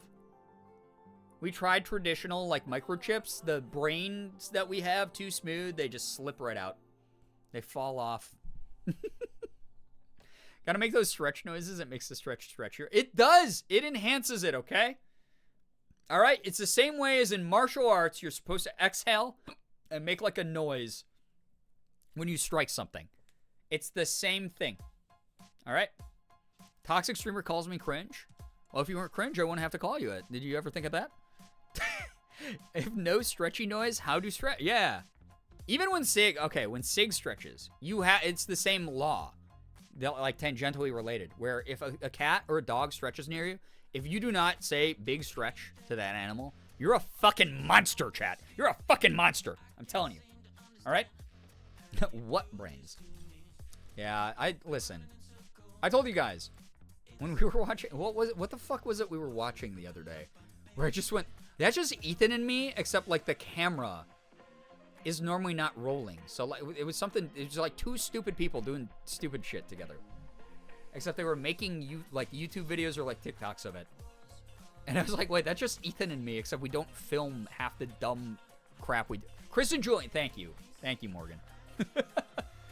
Anytime Chris and Julian do like a boys' night video where they're like dancing around and just being like, hey, you want to get drunk? Yeah, man. That sounds so fun. And then Ethan and I actually start taking shots and we're like, oh man, I can't believe it's been a year and a half since we've seen each other. Gonna be great. Like, we've done that for years. So funny. But now I feel like if we ever made videos of us being goofballs doing that kind of thing, you know, I feel like a copycat of Julian and Chris. And I respect the two of them too much to copy them. If I never see them stretch, am I still a monster? I don't know. Does a tree, when it falls in the forest, when no one's around, make a sound? Think on it. You know, that's your homework for the day. I'm here to help, yeah, because I have a bunch of holes in my brain, and I don't remember a single thing. If it wasn't for Morgan, I would just still assume it was Christmas time. Whenever you rub Sunshine on his back, he raises his butt height. Oh, God. For a brief second, I was like, is this part of Ethan and me talk? I was like, I don't normally rub Ethan on his back. I'd never noticed him raising his ass up when I've done it. It's like, also, why did you nickname Ethan Sunshine? Like, I get that he's like Neil Nielsen with the sun joke, but like, I was like, wait, okay, guys, we have to end the stream. Yeah, Halloween, you were saying that. Do the mini feet, mini hand video. That could be kind of funny. We'll see. We normally think of something way dumber. No, or we put off content because we are both so burnt out from doing it, we don't want to make it together anymore. We're just like, dude, can we just please hang out and like vibe? Can we watch a movie in the theater room and like eat edibles? That's all. That's like the peace that we have earned already. That is what I want all the time. Tree falling in the woods. Big stretch. Oh my God. Spend a small amount of money on something serotonin inducing. Can I get a round of applause? Let's fucking go, CJ. Treat yourself to something. My cat! Yeah, Ethan trying to infiltrate the conversation. See, this is why earlier when people were like, yeah, I think he's kind of great. I was like, yeah, he's all right. He's fucking always getting in the way. Honestly. Guys, you know how much more famous I would be if I didn't spend my life supporting him and I was more selfish? I would be the famous. I can't even joke about this kind of thing because, like, I literally owe my career to my friends. I can't joke about it because I literally owe my career to my friends. I'm so proud of all of them. Like, truly, genuinely. I hope they're proud of me because I feel like I fucking suck all the time. I feel like out of anyone in the group of people I've gotten to know over the years, if we want to talk about that big room of 200 really important, like, content people that were at Ethan's premiere, I felt while I was in there like I was the least important motherfucker in that room. I was like, I'm like, why am I here? Dude, it's like I haven't been as relevant as any of these people in years. It was rough. It was fun though, but the imposter syndrome went, you know? I guess it was my fault for saying you when I didn't mean you specifically, but figuratively. Yeah. The context was very helpful about halfway through the sentence. I will say, reading up until that point, I did take a brief bit of psychic damage, Brookie. It was, I had a concerning, because I've seen so much awful fanfic and fan art of Ethan and me over the years. If there was an immediate, like, flash of, like, danger. Where's the conversation going right now? What lines have my mods gotten too comfortable crossing to make at the expense of me? What happened here? Ugh. Together, we'll make piss relevant again, one stream at a time. Never write in chat again. That's not what I'm going to go down for. That is not going to be my brand. My brand is not going to be the fact that my chat hijacks streams and starts talking about pee regularly. Guys, I beg all of you. I beg. Listen, I've gone through various phases where I've insulted chat. I've reminded you that some of you are the laziest motherfuckers ever. Because it's like, what, don't you want me to succeed? Wear my merch. I've gone through, trying to pamper you and coddle you and let you know, oh my God, I wouldn't be here without you. But think of the reputation we have. Please, think of the reputation we have. We cannot. I've tried very hard to give you free content on the internet that has spanned a variety of different topics. We've talked about 1,000 different things during this stream, and your takeaway is I need to one-joke Andy about pee in Brian's chat because my brain looks like a slip and slide and has a whole bunch of thoughts just careening off at 70 miles an hour whenever we pivot to a different, conversation. It's also that it can have enough room on its surface area for this one joke. I don't do this. I don't fucking do this. This is all you. Yeah, thank you, Rachel. That's Blizz's brand. Are you guys trying to fucking steal Blizz's brand? Are you trying to be unoriginal?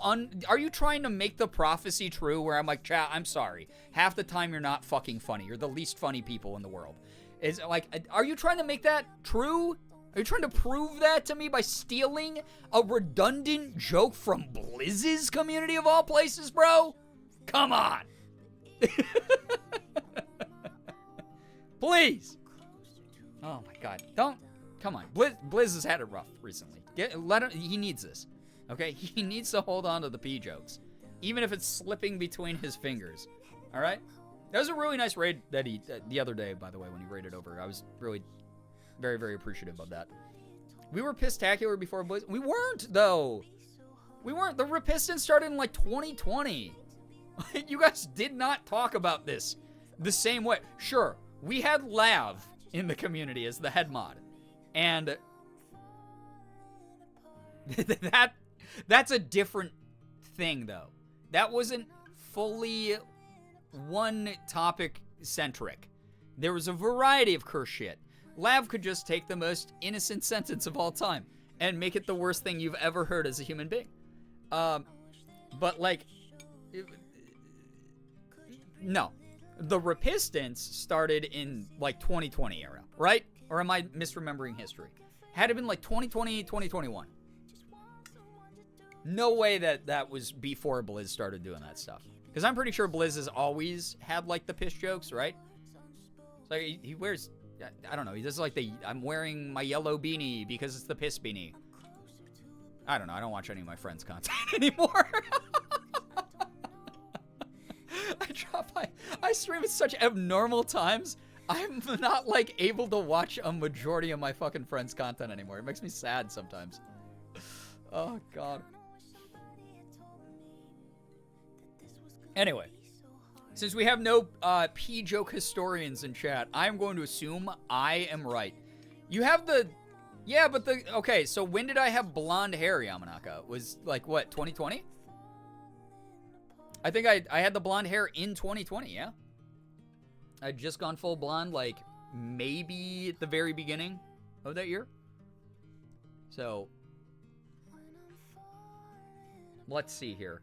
LOLP, though, wasn't a pee joke. It was literally, the joke started because it was back when my streams were a lot more popular, and we just have hundreds of fucking randos stop by stream and write random shit like LOLP. And then it became a copy pasta, though. So that wasn't a real pee joke. That was just the quirky random millennial tried to troll stream chat. Oh boy, funny humor.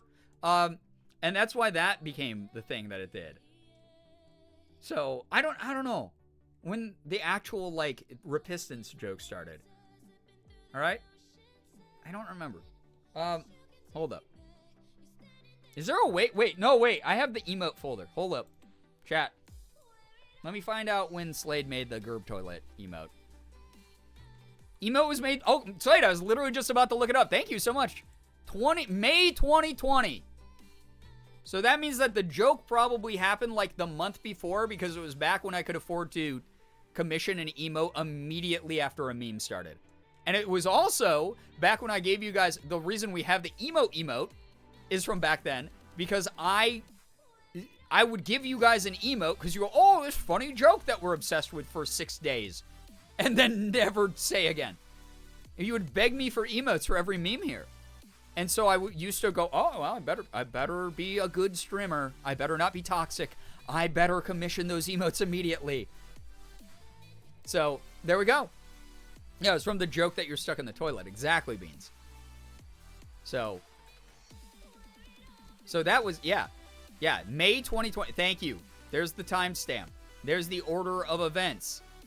There it is. The emote is there because I spoiled you. I coddled you, chat. I gave you what you wanted. You said, give me chalky milk. And I went, I can't listen to them fucking whining anymore. I'm giving them chalky milk. And then Morgan went, no, we have to show them a little bit of hard love here. We have to. Otherwise, they'll never learn. And I went, no, you don't know what it's like in a stream. Morgan, you don't understand the whining. And that was every stream, is you guys would just whine until I give you an emote. And now you have 1,000 emotes and you use 4 of them. So that's what also made it so that I don't rush out and go, oh, joke of the week, guys. Let's make an emote for it. If it has staying power and I see it come back over and over again, I go, wow, that was actually kind of a funny one. And it wasn't just a fucking generic phrase repeated one time over and over again. Then I'll consider making an emote. But, like, no cap, no joke. 50% of Twitch chat, I'm not going to name who. You guys are the least funny people I've ever talked to in my life. And then those of you who make me laugh are the fucking funniest human beings I've ever talked to. That's all I'll say. That is all I'll say. And that's the tea, and that's where we'll leave it. You'll never know who's who. It's like those tweets that used to go around that were viral, that were like, retweet this tweet if you are Polish, enjoy milk, went to a movie, or enjoy inflation porn. No one will ever know. It's kind of like that. So, there it is.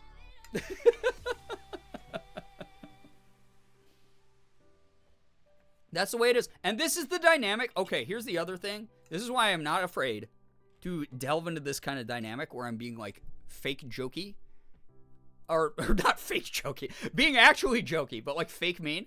Is because this is how things used to be. If anyone is a war veteran from pre-2020 streams, and even into, like, 2020, 2021 a bit, this is the dynamic. I think it was, like, every other fucking sentence in chat was, toxic streamer did this. Okay, unsubbing right away. That's all chat would do for fucking months at a time. It was wild, dude. 200 strangers in chat saying shit like that. So yeah, salutes to the funny people. Shut up, Yamanaka. You made me laugh a lot over the years. Okay? There you go. I remember I got everyone starting to accuse you of barking at your own ass once on a sponsored stream. Jesus Christ, yeah.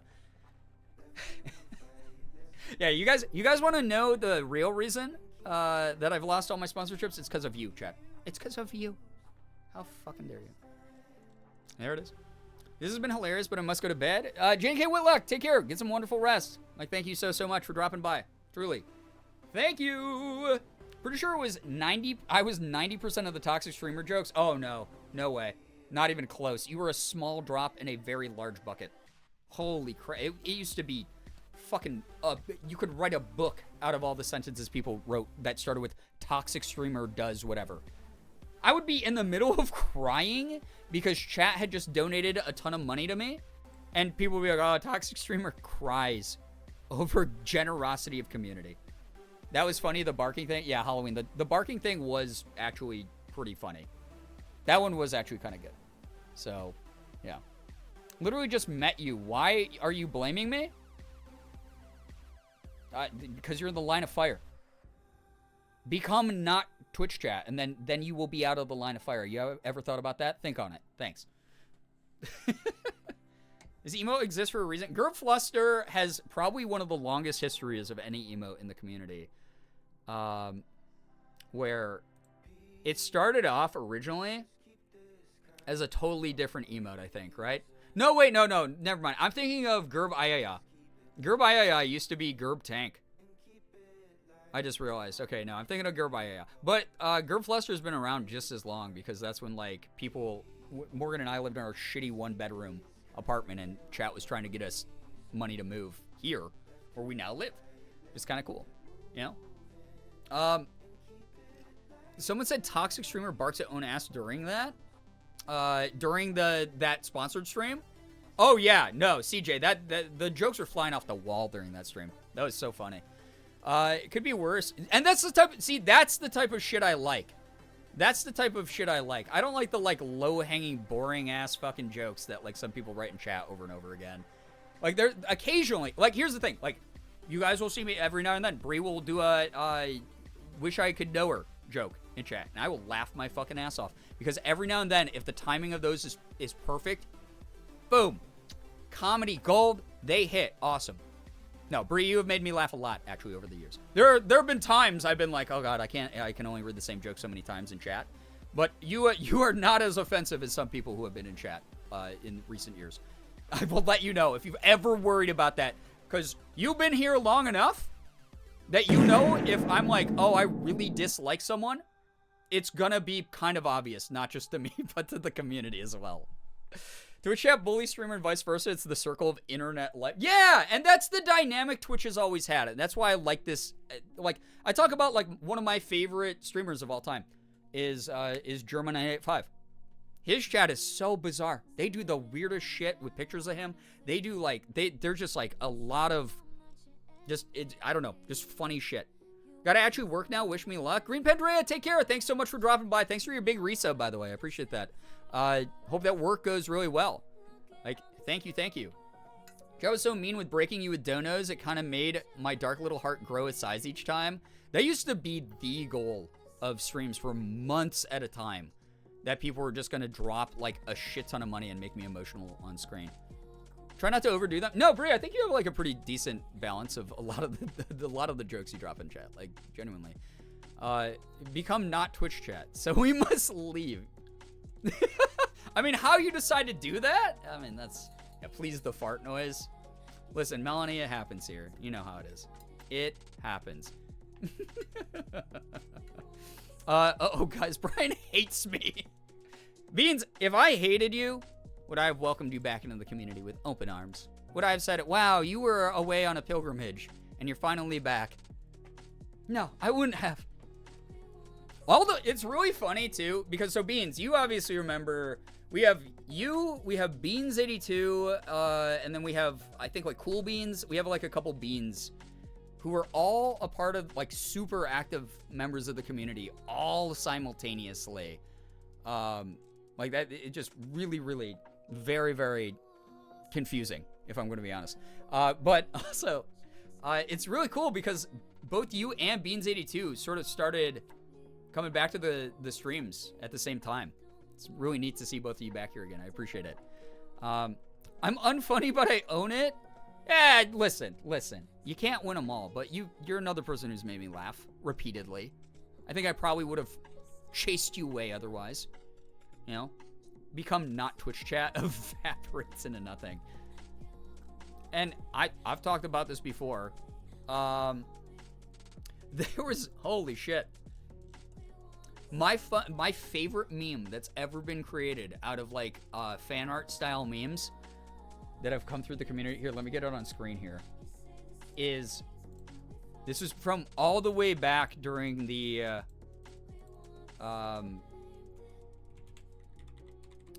Cool Math Games stream. But Jacob made a fuck ton of really funny memes during that. And, oh wait, that one's so good too. That's from someone not in the who hasn't been around in a while. Why am I missing this? Where is this? Hold up. Let me get Mad Lad Jacob. Oh, here we go. Oh, it's because it was filed differently because it was back when you had all the underscores in your name.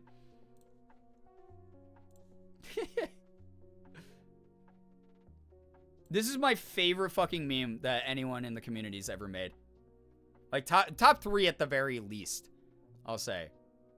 You know? Cool Math the Beloved. Yeah, oh my god, I love Cool Math. Also, I just realized I never finished talking to Alexis and left you hanging and made it sound like you're the least funny person. Outside of the super annoying Chussy joke, which is, at this point, has just run its course and is just, like, the most boring thing I've ever read. Most of the things you say are pretty funny. If you want an honest answer. But, yeah. This was, what game was this? Papa's Pizzeria, I think? Big Polly moment. So there's this big character, if you've never played the classic, which you need to do. The Big Polly moment was when Polly would come in and order, like, what was that, 8 pizzas or something fucking crazy at once. And I'd never played a Papa's game before that stream. And holy shit, dude. I don't think I panicked more than when I saw, like, Polly walk in the door. But I'd also, like, by the end of that stream, I was like, I'm actually a Polly fan. Because Polly gives you, like, all the money, you know? Like, you get, like, the big fucking, oh, yeah! The big burst before the end of the close of the shift for the night. And then Jacob made that, which was really good. Let me see what else we got here. Hold up. Let me pull something good up. So...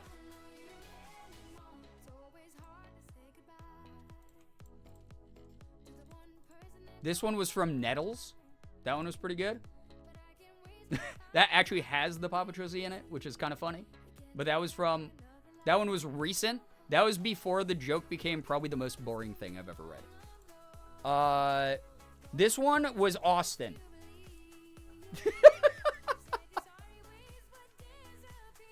That one's fucking... Because, especially, I have not even seen this movie.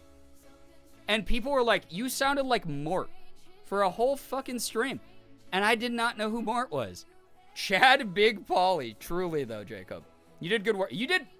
Jacob, you do good work. That's all I gotta say. Polly would walk through the door. Everyone would tremble in fear. Oh, yeah. King Julian. What? It was that King Julian. Was that the voice or was that Julian's voice? I haven't seen it still. Sorry. I have to remedy that soon.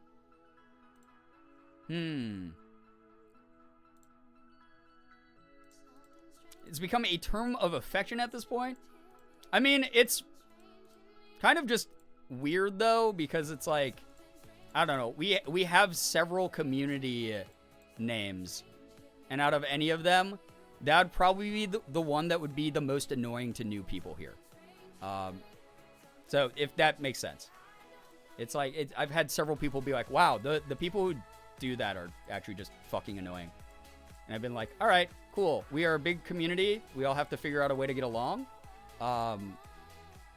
That's that. You're just going to have to let them do it sometimes. Get it out of their system. But for me personally, it lost any sort of endearment or anything a long time ago. Especially because it's not an original joke. The ussification of words is funny when used in moderation or interesting used in moderation. But the fact that there are people who just are like, I'm going to use this for every sentence. I'm like, oh, cool. You have a bunch of marbles rattling around in your head. I can tell exactly how many friends you have. Not saying that about the people here in the chat. I'm just using this as an example of the things that annoy me where I've tried to constantly very directly derail something. And then people have been like, oh, I'm just going to be a disrespectful weirdo. That's the kind of shit I'm talking about. And I've talked about that before in the community where I'm just like, read the room, move on. Oh my fucking god. Who made this? Who made this one? Sorry, I'm distracted by a gigantic folder of memes. I've saved every meme the community's ever made. Giraffe PM made Papa's Pooperia during that same stream. That's fucking so ugly. Brian never fails to eviscerate when necessary. It's not even me eviscerating. It's more me just being like, hey, guys, if someone asks you not to do something over and over again, and they're like, hey, that's annoying, and you keep doing it, I don't know. There's probably a reason people have called you abrasive in your life. That's the takeaway homework for people to study at the end of the day. Where I'm just like, oh, cool. This stupid thing. Again. Where it's like, oh, cool, you and one other person find this funny. And then everyone else is like quietly being polite because they don't want to call you a dumbass. And that's something I appreciated about this community, is no one tries to fight my battles for me when I've if they're like, yo, I just don't vibe, I have to leave the Discord because these people fucking annoy the shit out of me. I'm always like, okay, cool. But we're not going to make like a big deal about it. Like, everyone comes from different walks of life. So just vibe. But yeah, there are a couple jokes throughout the years where I've had to just be like, can we fucking knock it off? Like the one stream where, again, an actual fucking poopy diaper was put into a link in the chat from Ahmad. And I had to fucking cut off stream for a moment to be like, we crossed a line of how far this joke can be taken. People are DMing me about being uncomfortable, about how stupid and just not funny the energy of the community is at the moment. Like, that's the kind of stuff that I always like, I try to gravitate away from, because it's like, I want people to be themselves, but also like not disrupt, if that makes sense. So it's not about eviscerating. It's more of like, hey, it's a reminder that like the phrase community has a definition behind it. And this isn't your fucking stream, it's mine. Like, kind of thing. If that makes sense to people. Assigning the community homework while Papa's Pooperia on the stream. Yeah, listen.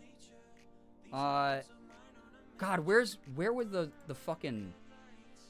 There was one I was thinking of. Guys, there is like hundreds of memes in this folder that the community has made over the years. Holy shit. There are... Hold up. I haven't read chat in a second. I'm sorry. Hundreds of megabytes of image files in this folder that are memes.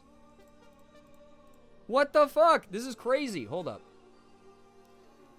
Trying to think. Oh, this one was new. Someone made that from Ethan's video. Absolutely makes sense. That's my big thing where I just like,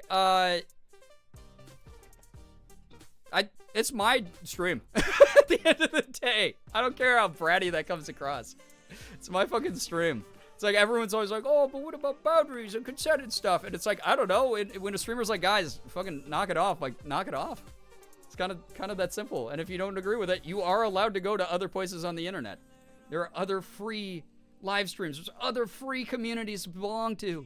If you need to go there to let out your weirdness, it's okay. But at the very least, be fucking respectful to other people. Like, that's always been my thing.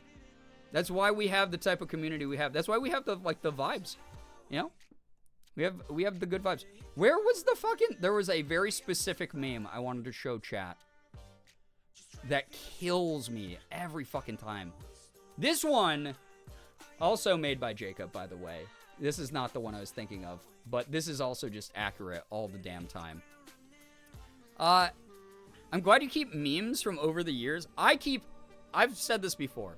I have a folder for every piece of fan art ever made, but also I have every single meme ever made. You know? How much space do y'all think the community takes up on Brian's computer? Oh, so that folder is several hundred megs, which doesn't seem like a lot, but then you got to remember they're all image files. So hold up. Give me 1 second here. Fan art folder has... It's loading. 1,554 files in it. So you combine that with a couple hundred files of memes that I've saved over the years, and you have close to 2K files, which is kind of insane. So, the candle eating era, is that when that's from? The fact that you remember that is actually psychotic. Oh, Jesus Christ.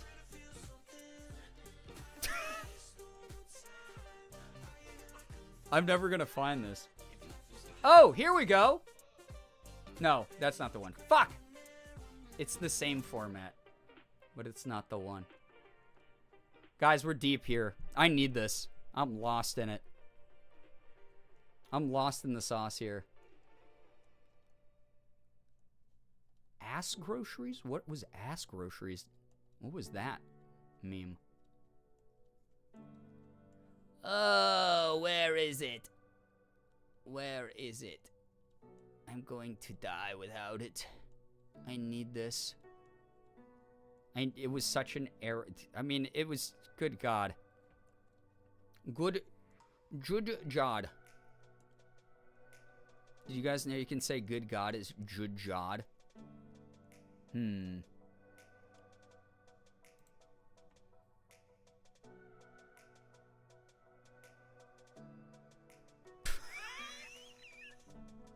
What was this from? Huh? Wait, hold up. What was...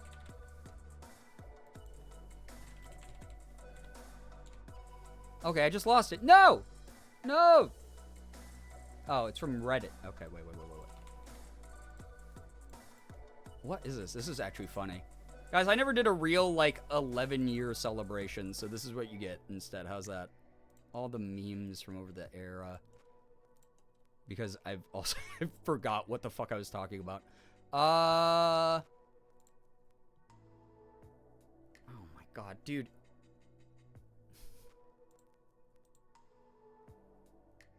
What was that? Oh, this was an Alan Wake one. What? Fucking... Who made that? Shronks? All right, hold up. I'm sorry. Okay, I'm getting very distracted by what I wanted to find. And now I'm just on a journey. Oh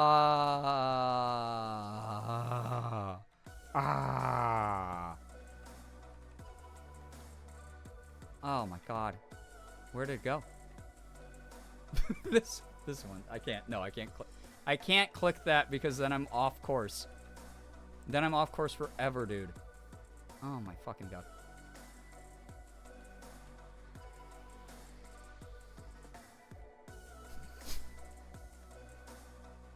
Some of these are so fucking stupid. I love it.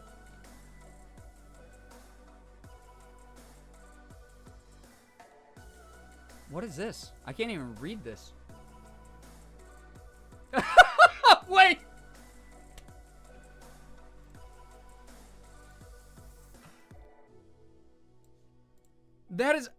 That is literally what I was just talking about.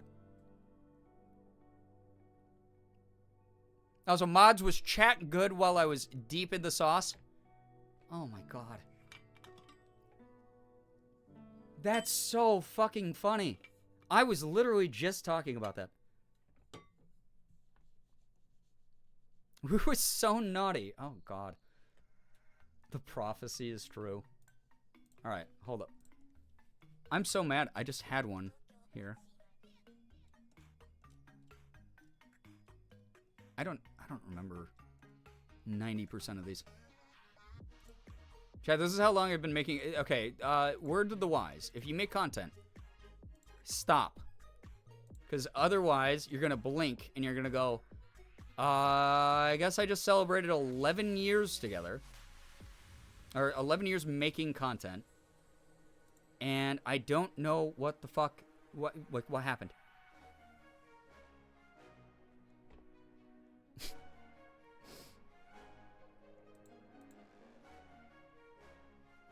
There's some insane stuff. What is this one?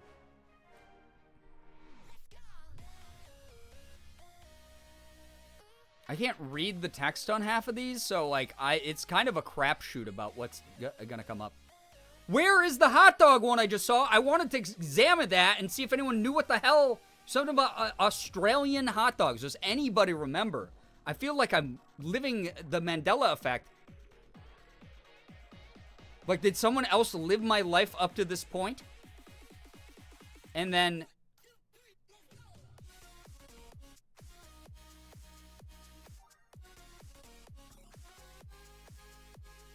Where did it go? Where did it go? What is this one?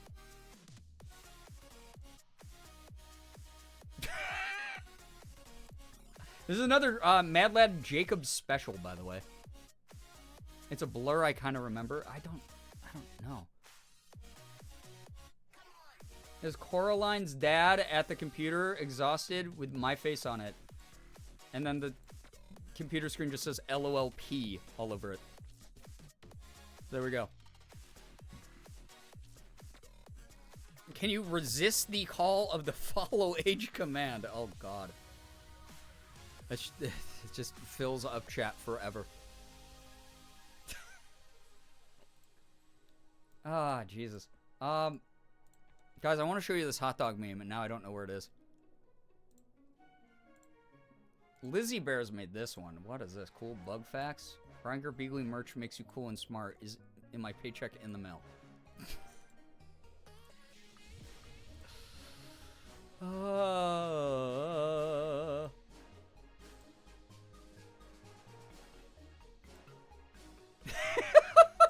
is this one? Inside you there are two wolves. Wait, what does that say? I'm not a weed streamer. My community is just insane. And then Brian is the... Morgan writing... Brian is the weed streamer. You are a weed streamer. That was a screenshot from someone else's chat?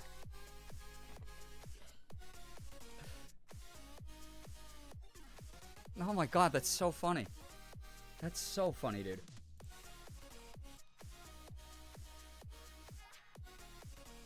That's... I need to find the hot dog one. You guys want to,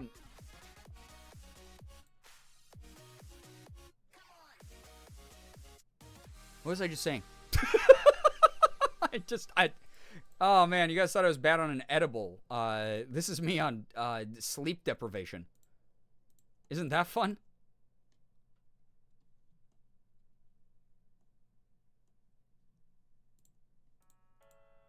Where is this? There's a guys. This is the worst part. So you know, like when people have tried to like explain a joke, and then they've been trying to explain it so long, they've over-explained it. It's become less funny as a result of that. That's what is gonna happen here. I found it, and reading over it, I'm like, I don't get the context, so it's actually kind of not that funny, and so I feel like that's the phenomenon we're about to experience together. Chat trying to figure out the difference between American hot dogs and Australian hot dogs. When was this? Did I say this? Did I trigger this? Did I go, oh, you guys know how Australian hot dogs are? And then people are like, Brian, what's an Australian hot dog? Or did someone from Australia mention that hot dogs in Australia are different? How did this come about? There's a different... Uber Baldy, I have no idea. Is there? Is there a difference? Please. This seems familiar. It's like it's like I'm living in someone else's memory. Like what are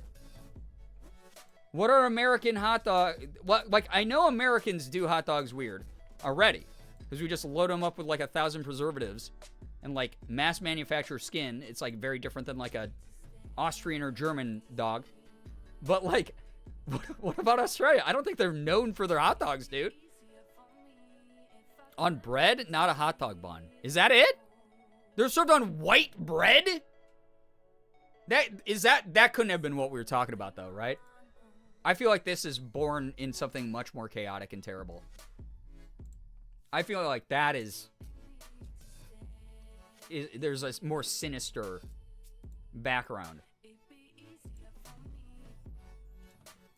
Oh God, what is this one?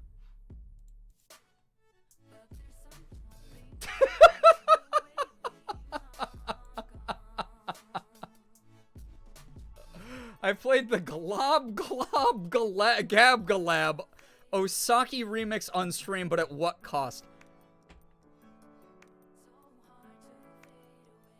Wait, Melanie, you made this one or the hot dog one? Oh wait, no, you googled so that was, you weren't the hot dog one. Wait, you made this one? Were you formerly Giraffe PM? Cuz that's who I have it credited. Yes?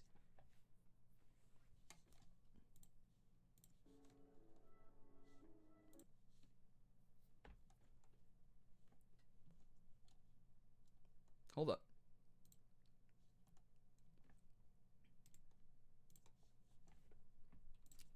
And the Pooperia one. Wow, legends. Legend.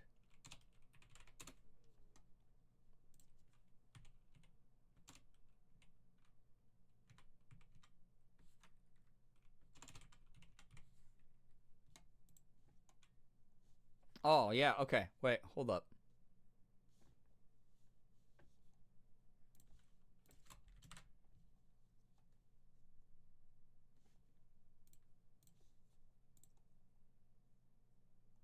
Okay. Don't Google Australian hot dog.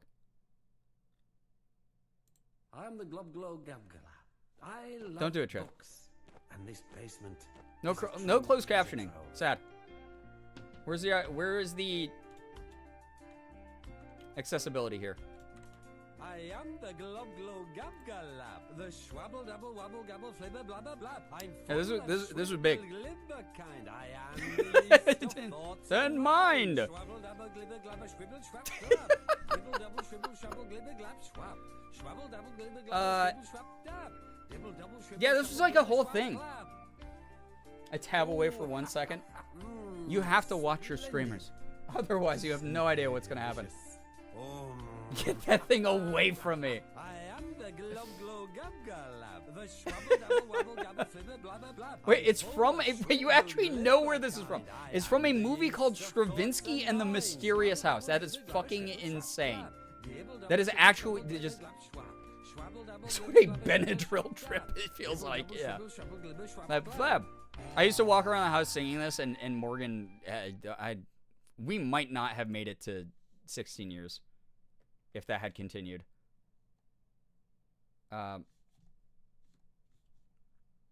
1 hour loop? Weekly musical shitpost. If you're thinking about getting Oh, great internet guys, at a great Frontier. price, good thinking. Amazing. Thanks Now's for your sponsoring the stream, Frontier. Delightful. Really delightful. Okay. I'm the Glob Glow Gab Gala. Oh, this was a Grande I love remix books. originally. And this basement is a true treasure trove. I see. I am the Glob Glow Gab Galab. The schwabble double wabble gabble flibber blabber blab. I'm full of schwibble glibber kind. I am the yeast of thoughts and minds. Schwabble double glibber glabber schwibble schwab glab. Dibble double schwibble schwabble glibber glab schwab. Schwabble double glibber glabber schwibble schwab dab. Dibble double schwibble schwabble glibber schwab glab. Wait, if this was from Grande era, this would have been like, what, 2017? 2018? Simply delicious. That's insane. Oh, Oh god, I forgot he does that. Gab galab, the schwabble double wabble gabble flibber blabber blab. I'm full of schwibble glibber kind. I am the yeast of thoughts and minds. Schwabble double glibber glabber schwibble schwab glab. Dibble double schwibble schwabble. It is a little bit like SoundCloud rap coded. Dibble double schwibble Like schwabble this glibber would've- schwab glab. Ooh, splendid. Okay, all right, I gotta get this guy off. I'm gonna throw up. I'm gonna barf if that guy's on my screen any longer. A friend of mine made me watch Glob Glob Gab Galab at summer camp, and I was upset. I mean, I also would have been. I think I also would have been a little bit upset. I would have also been a little bit sad, for sure.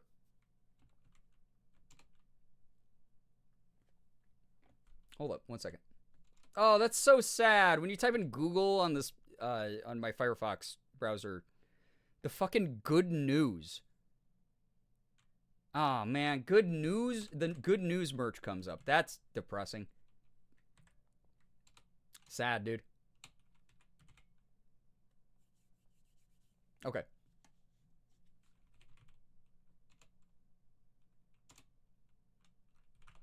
No, I don't. Actually, I don't want to. I don't want to curse everyone with like more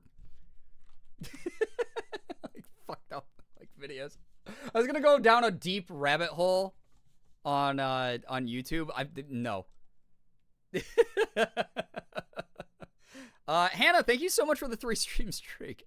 Splendid. Yeah, splendid. Good God. I don't think I've ever watched that vid willingly. Well, we're keeping the streak alive. So thanks to Melanie under your previous alias for creating that time warp that we all went through. It's wonderful. I'm still looking, by the way, for the meme that I... Wait, what was this one? Oh, some of these don't have any context, so I'm just like... Oh my god. Like... Brian and Mods, orphans. Mods, you were complicit in this. This is a crime. Oh my god. What's wrong? We're fucked up. Chat. Why does anyone... Okay, honest answer. Anyone here? Why are you still fucking... We're fucked up. Me and this mod team, we're fucked up. It's not okay. So like really, this is messy online content. I'm hot and I'm cold in my attitude. I'm either criticizing what chat's doing or I'm being completely unhinged. Ungovernable.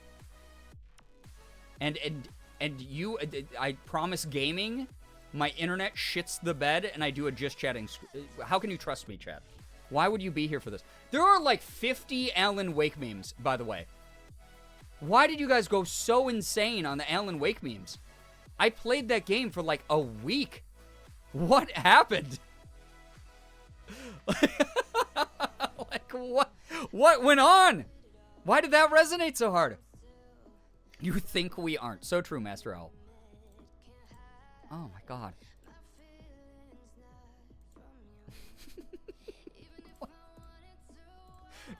There's a picture of Lamonk, which is not a relevant meme anymore, but it has the impact font of Harambe on it.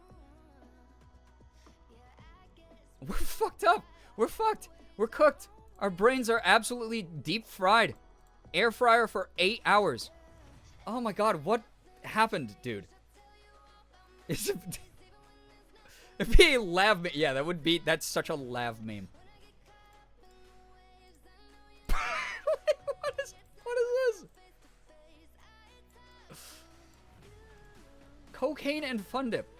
Thank you to Ethan Cooper, whoever you are, if you're still here, for making that one. I used my school-issued Photoshop account to make a lot of the memes I made. Oh my god, I love that. Love that for you. No one here cares about cocaine. They care about Fun Dip. That's the real rush. That's the real high. Oh my god. Where?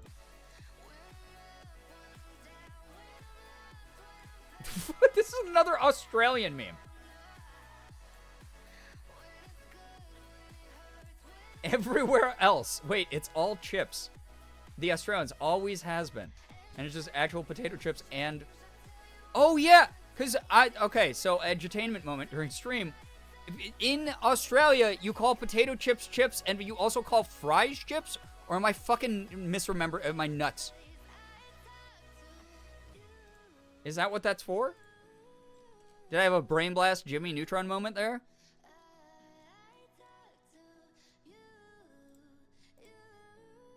Oh my god, there's so much.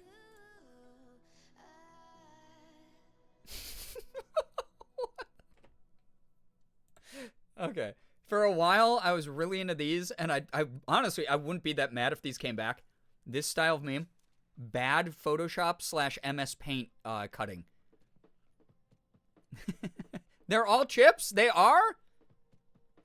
Whoa, that's so wild. That's so cool. This is...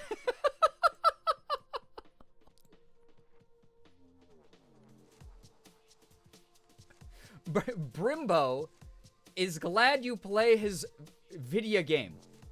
What in the flying fuck could this be from? What was this from? Who made that? Well, first off, who made this?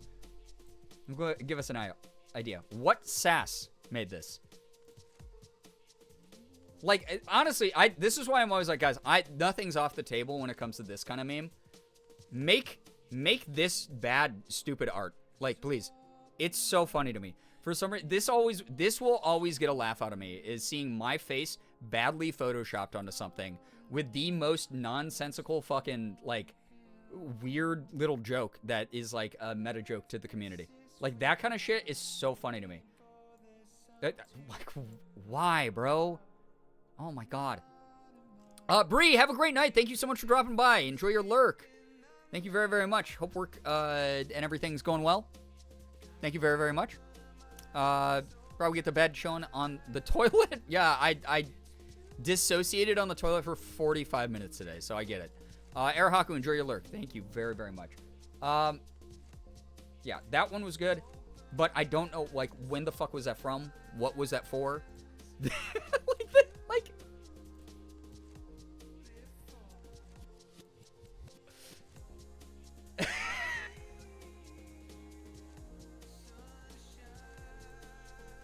that's bad, but it's so good because it being bad is actually hilarious. Let's start a riot. Thank you for that one. Reddit says October 2020 for Brimbo, but I don't know why. Yeah, where's the context, yo? That's what I need. You got Boss Baby. Chat did say that I was as short as Boss Baby for like a good month, I remember. Oh my God, there's too much. There's some weird ones in here that I'll never, genuinely never know what these are for. What's this? I can't read this, so if this ends up being the worst meme ever made, I'm so sorry. Quarks and Stuff. 45 made. It wasn't a zoo. Girbeagly and it wasn't a zoo. What? What could this mean, dude?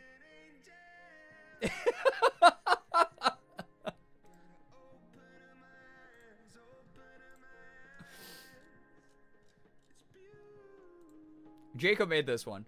Jacob, sorry for showing off all your old school memes, but they're actually very funny. Trade offer. I receive only bad beans. Use quality this had to have been for a St. Jude when I got, like, for an entire stream, got only bad fucking beans. That was awful, dude. I don't think I've ever tasted fake vomit so much in my life. It's terrible. That zoo sure wasn't a zoo, am I right? Yeah, like, what was the context of that meme? This should be a testament to just how much we've done over the years together, chat. Wait, Melanie, you made this one too.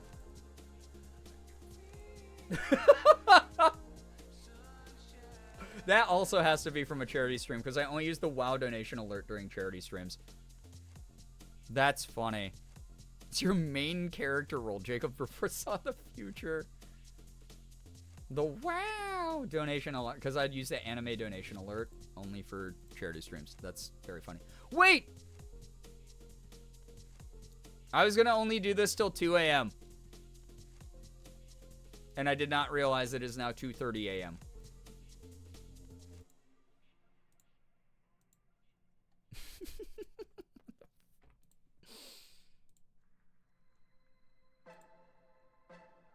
Stop reading. Oh boy, 3 a.m. What this is called? Thank you for saving up enough points to activate. Oh boy, 3 a.m. Oh my God, twice? Come on now. Oh my God. Chat. Hey, Brian, look at me. Okay, Brian, stop reading chat. That had to have been during, God, like Osu or something insane.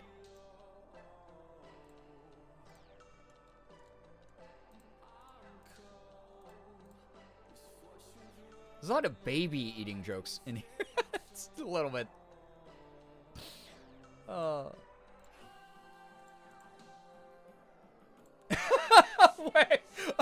Wait. Brian, you're sus. Brian watching cams. I remember when this happened. This was during an Among Us stream. Again, I've probably played Among Us like 20 times in total in my life, so I don't know what's going on ever. This was during an Among Us stream where I jumped on cams. I saw myself in cams standing still at cams, did not realize the cam was facing me, and was like, wait, someone is standing still in the camera I'm watching. That's really sus. That's really, really sus. Who made this? What a monster. A Space Grace made that. Oh my god, that's actually so funny. That's really, really good. Oh my god, that's so funny.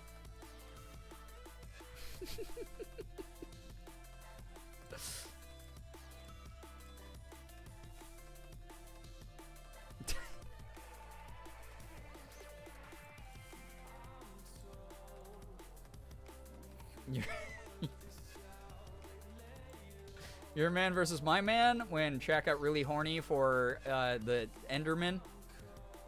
Thank you to Competitive Elk for that one. Holy shit, dude. Wait, what is this?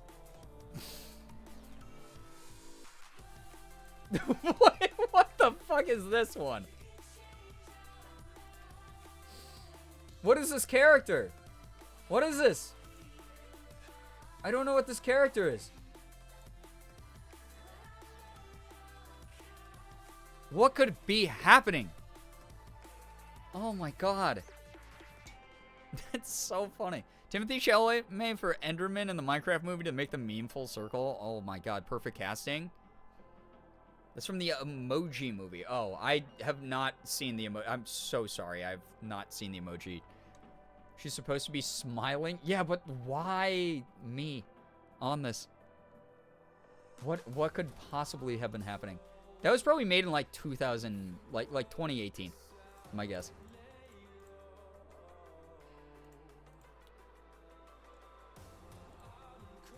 Bro, this is just a gigantic folder of like history.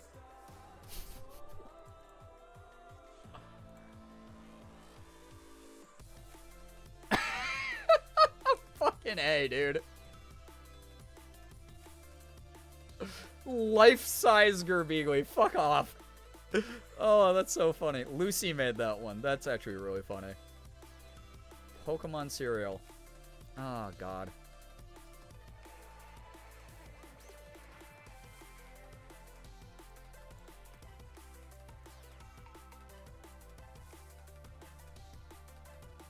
Max made this one. Oh, it was I took a picture when we were in St. Martin on vacation, and they had this old colonial cannon that was used to defend the island, and I did that, and then so I bet you're wondering how I got here. Okay. That one I kind of remember. That's so funny.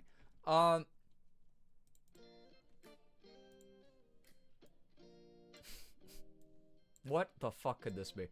This is labeled prune juice in the folder, by the way. Prune juice equals crushed up dates. Prune juice equals crushed up grapes. Were we arguing what prune juice was made out of? Is it not just made out of prunes, or am I fucking stupid? Gamer Nova, hello, hi. Photos taken before disaster. Did we not know that prune juice is made out of prunes? Is that what was going on? Chat, are we stupid? Totally just prunes. So what? So what's this meme?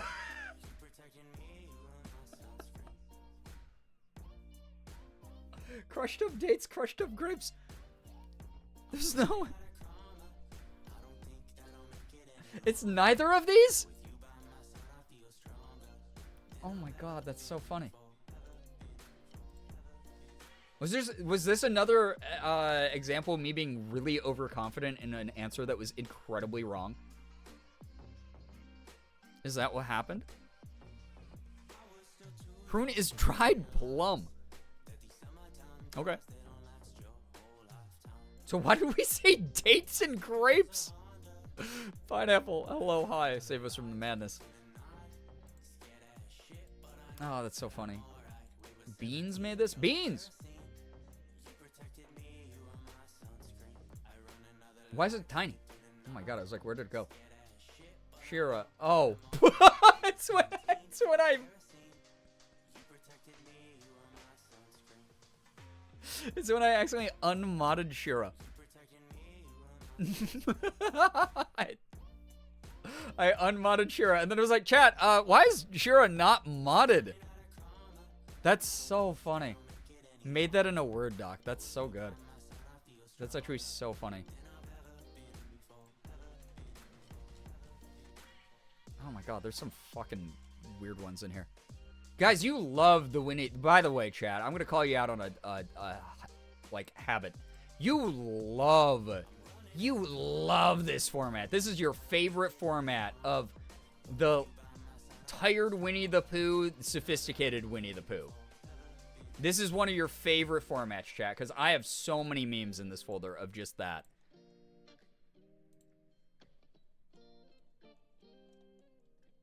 That's pretty good. My sub's going to be on hold for a bit. I'm broke. We are going through a cost of living crisis right now. I do not blame anyone who has to pause anything. Those who are still subbing, please know it's fucking helping a ton. A lot more than you can probably imagine. So thank you for supporting what I do. But also, especially with like all the fucking sponsorships that got canceled this year. Because companies are going under and nixing things that are just, it kind of sucks, but it is what it is. If you cannot, please know that the fact that you've subbed at all, Pineapple, means the world. Like, it really, truly means the world. Like, thank you very, very much.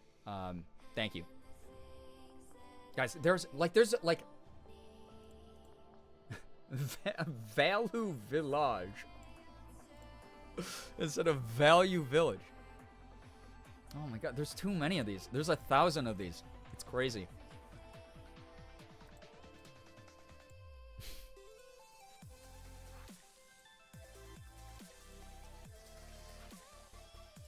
There's a lot. I don't know what this one is. What? Crying? It just says Lulu Blue Moon made this. Oh, it's like fan art crying. Oh, it's when I hit 800 subs. We had 146 subs in a day. I was sobbing. That's actually really good art, though. Why was that in the meme folder and not the art folder? Oh, me? Why did I do that? My Prime sub is permanently earmarked for you. Thank you. That's really nice of you. Thank you.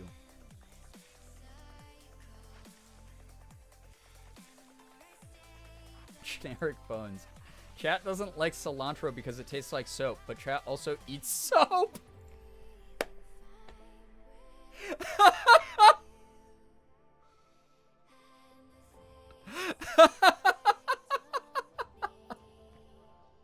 That's an amazing fucking point, by the way.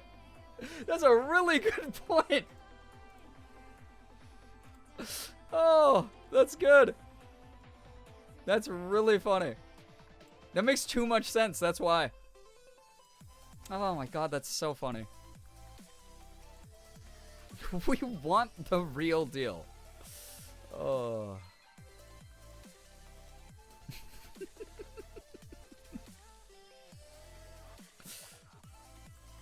What is this? Brian, whenever anyone walks in his general direction. What does this say? I don't know who you are. I don't know why you're here. All I know is I must run. That was probably a horror game. I'm guessing a horror game for that one. Oh, that's kind of funny. That one's good, though. This is kind of a fun game to figure out where the hell half of these came from.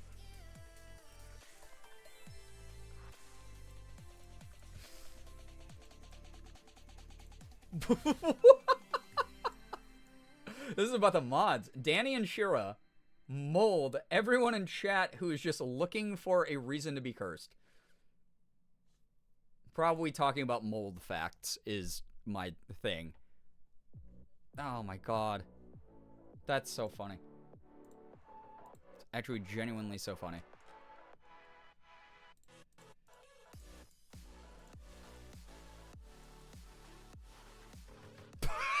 Why was this in here? Oh, this was probably during the paid actors arc. There's a whole arc where I would say that everyone in chat was a paid actor.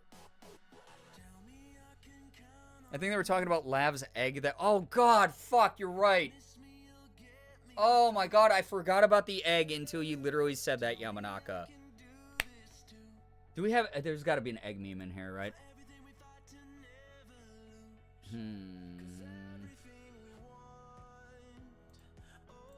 I don't want... I mean... There's... It has to be an egg meme. No.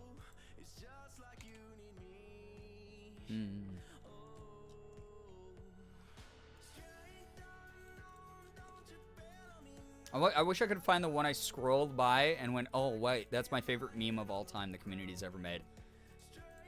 I wish I could find it. It's lost to the void forever. This sucks, man. I just want to find it. There's another Winnie the Pooh format meme. What? Oh, what is happening? Someone made a comic of me? Wait, hold up. Like a 4-panel. Say it. What's it say?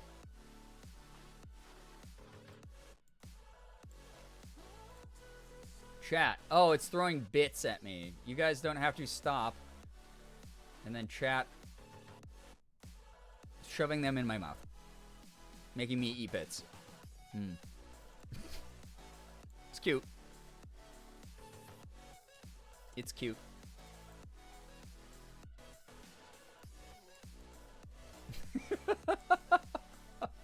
The waiter grating Parmesan on my pasta. Say when.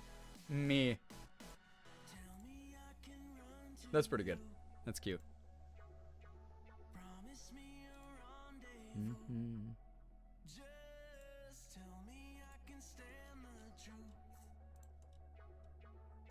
Dude, there's a lot of girl ones in here, which is kind of good. That's fun. When the Yas pills hit.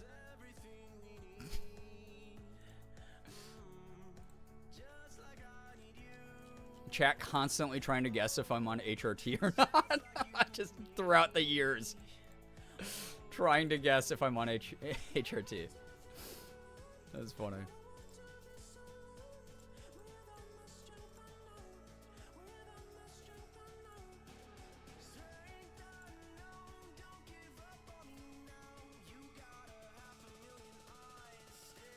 There's so many in here, dude.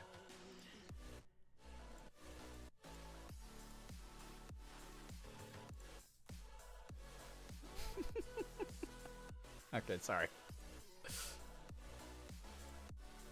All right, one more. This is a throwback. This is a throwback. But I liked this one. This was funny. This is from the Tight Foam stream. Brian as Anna celebrating a sub goal. Morgan on stream. Cursed games. Chat. Tight Foam. If you were there for the Girls Go game stream, where I dressed up as Princess Anna from Frozen. Yeah.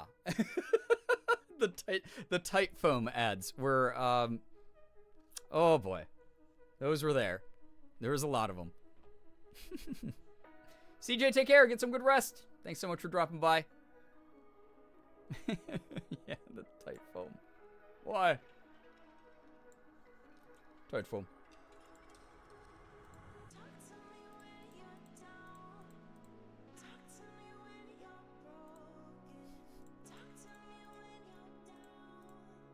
Some of these.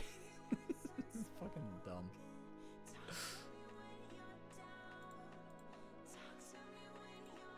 Why is this one called archery?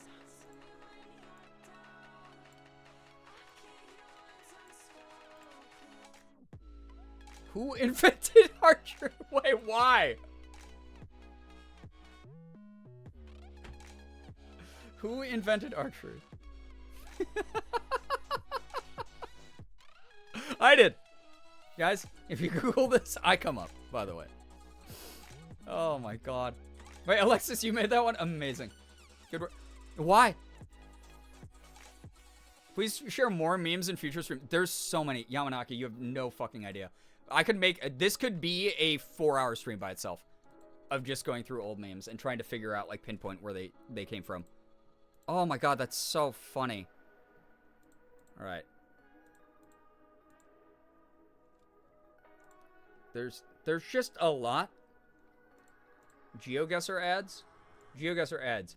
You are a plus-size middle-aged woman without car insurance who has a poor sense of style. Yeah. They were like vaguely insulting. I remember this one. It's funny. Yeah, Melanie, I think that's one of yours. Yeah. You're good. Oh my god.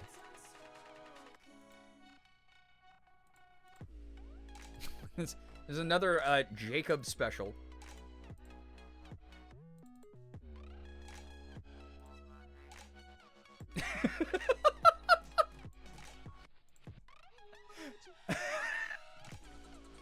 I have two guesses as to why this was made. When you keep dying in Minecraft parkour, and it's me as fucking caveman SpongeBob, either it was the era where I was so frustratingly stubborn that I would not have stopped playing Minecraft parkour, so I would probably be making jokes about having caveman brain. Or when I'd fall, I would go like just make like a fucking weird mashup of noises that were just caveman sounds. That has to be one of those two things has to be it. That's so good. That's so funny. Got some great memers. Yeah, there's some insane people is what it is. Kept going ooga booga anytime you fell. Like and I remember what it was it was an involuntary thing too. It wasn't like I was trying to do a bit where I was like, guys, wouldn't it be funny if I acted like a caveman? I just naturally got so startled, I'd go ooga booga. Insane. Dude, why is there actually 5,000 Alan Wake memes? What is this? Wait, what's this on Girbeagly stream? Wait. Oh, cool. He's opening Pokemon cards. It's nice to be able to chat for a bit, though. Okay, it's been 2 hours. He hasn't opened anything.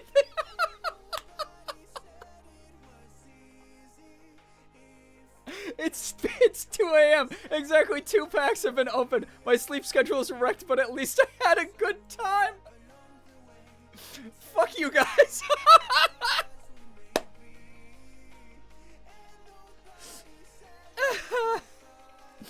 Oh, that's good. That one's actually so good.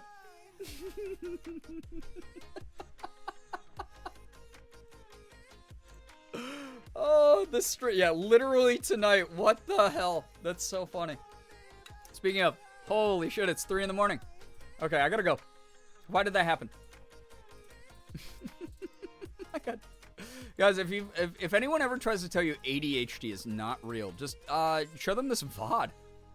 Legitimately, just show them this VOD.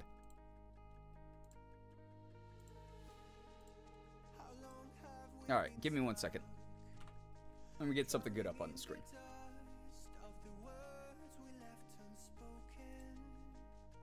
You know what? I've been putting my foot down more recently, boundary-wise and shit, on the internet.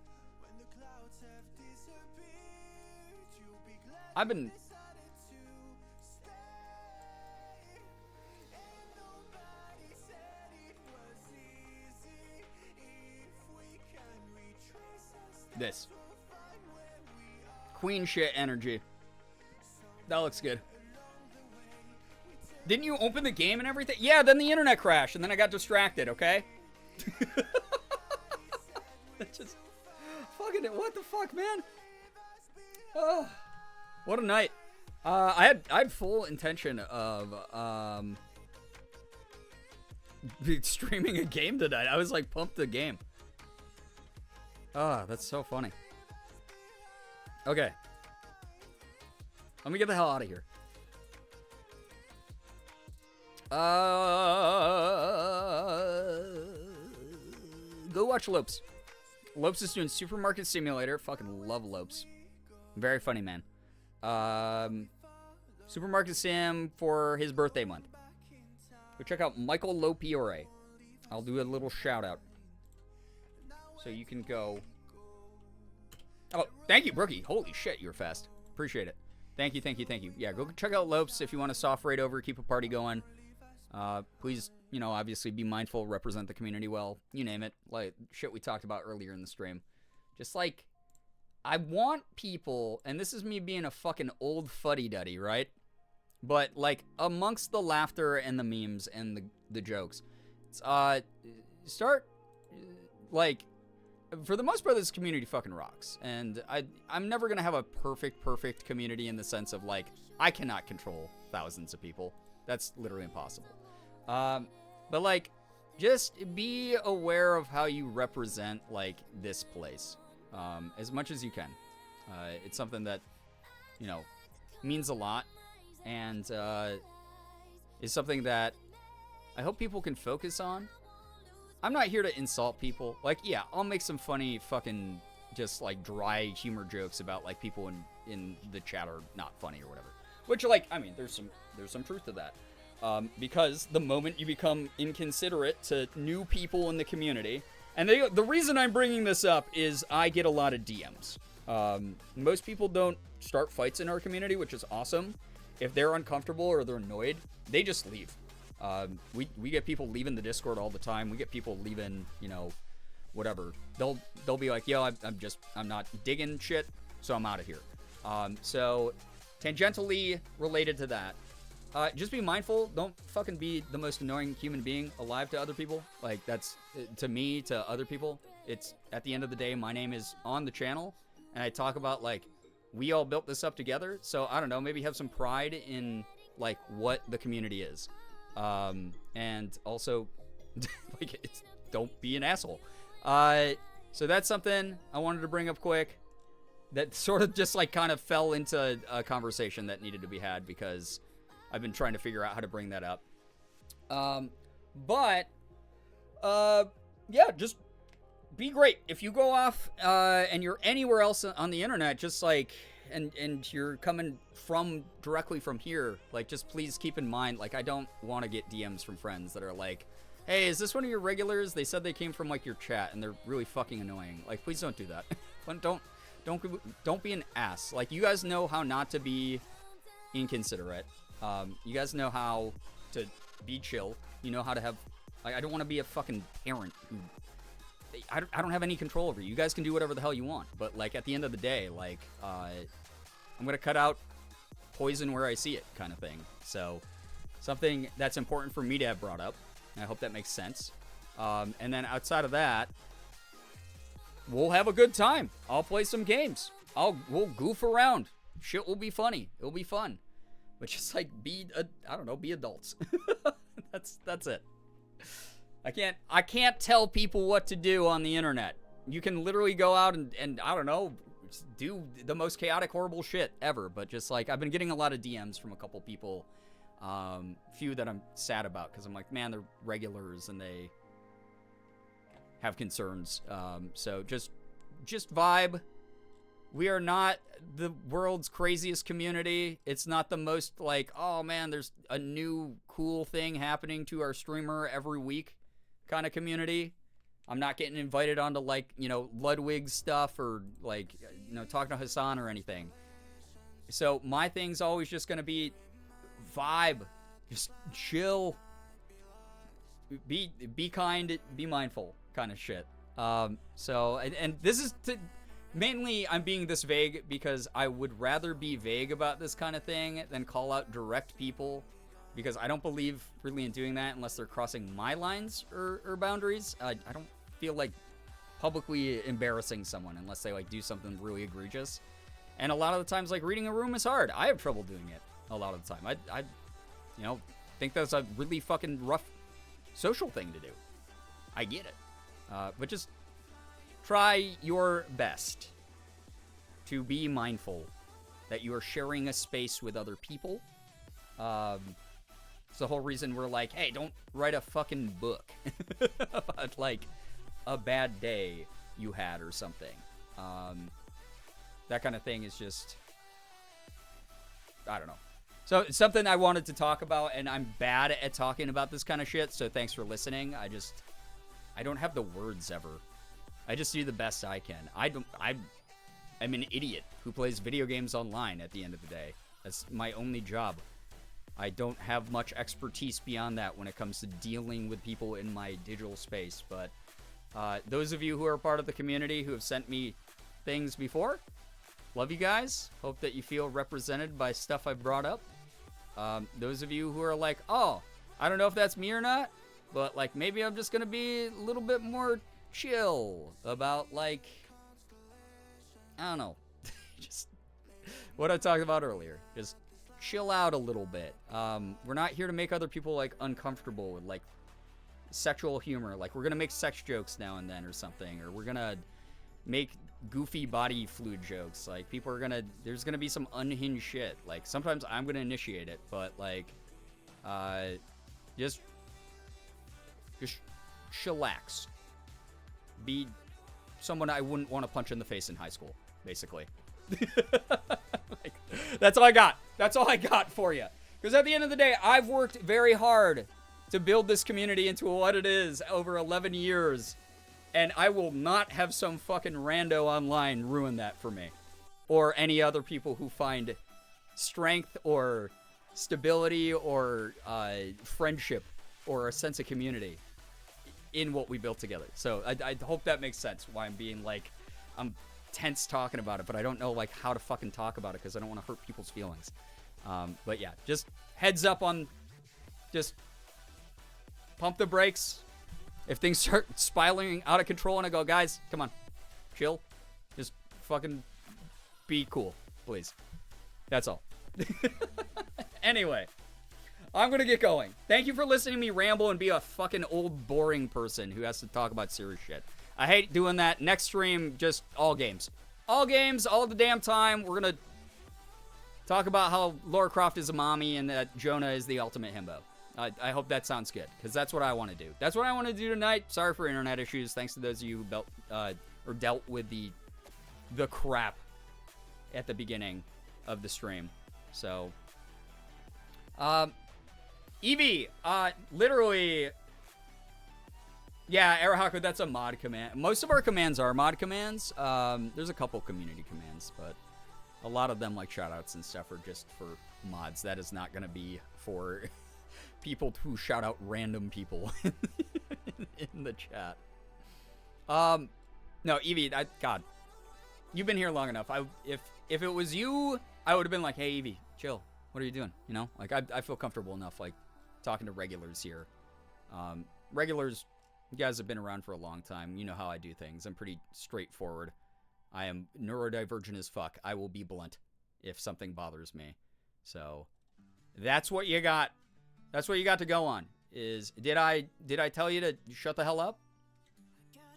Maybe you should shut the hell up. You know, or just go, hey, okay, damn, that joke didn't land or whatever. You know, I'm not here to make people feel bad, especially because you're fucking grown adults, and I want to treat anyone like kids. But just, it's been a bit concerning, some of the messages I'm getting, and it's also one of those things where it's like, I cannot realistically accommodate for everyone. So this isn't me taking sides. This is more of like I've noticed that sometimes the vibes are very weirdly different in chat than like whatever is happening like on stream. And it's that thing where I'm like, yeah, no, it would actually piss me off if I was like, hey guys, I have really bad news today, and people were just like making shit jokes in chat or something. So it's like one of those types of deals where I was like, oh no, yeah, I know what they're talking about. I'm gonna address this in as fucking obscure of a way as possible, apparently, but yeah. So I hope that that's something that makes sense. I was a bit of a weirdo in my early Twitch days, but I think I've chilled out, hopefully. I mean, to be fair, anyone who was around during like the old school 2020 era where everyone got wrapped up in weird, like sex jokes for way too long or whatever the hell, where it was just like going on for the entirety of the stream, and you could tell some people in chat were like, oh my god, this person's, you shut the fuck up. You made the same joke 8 times in the span of 20 minutes. Shut the fuck up. Like, that's the kind of thing where, you know, like I said, I see that. That's annoying to all of us. I'm going to call it out every now and then. I addressed that earlier in the stream, and some people got it and some people didn't. And it's just the way that it's going to be. So, again, I don't... It's one of those things. I hope the people who brought me concerns, and I will never name names, because that's not the person I am. I'm not here to fucking gossip.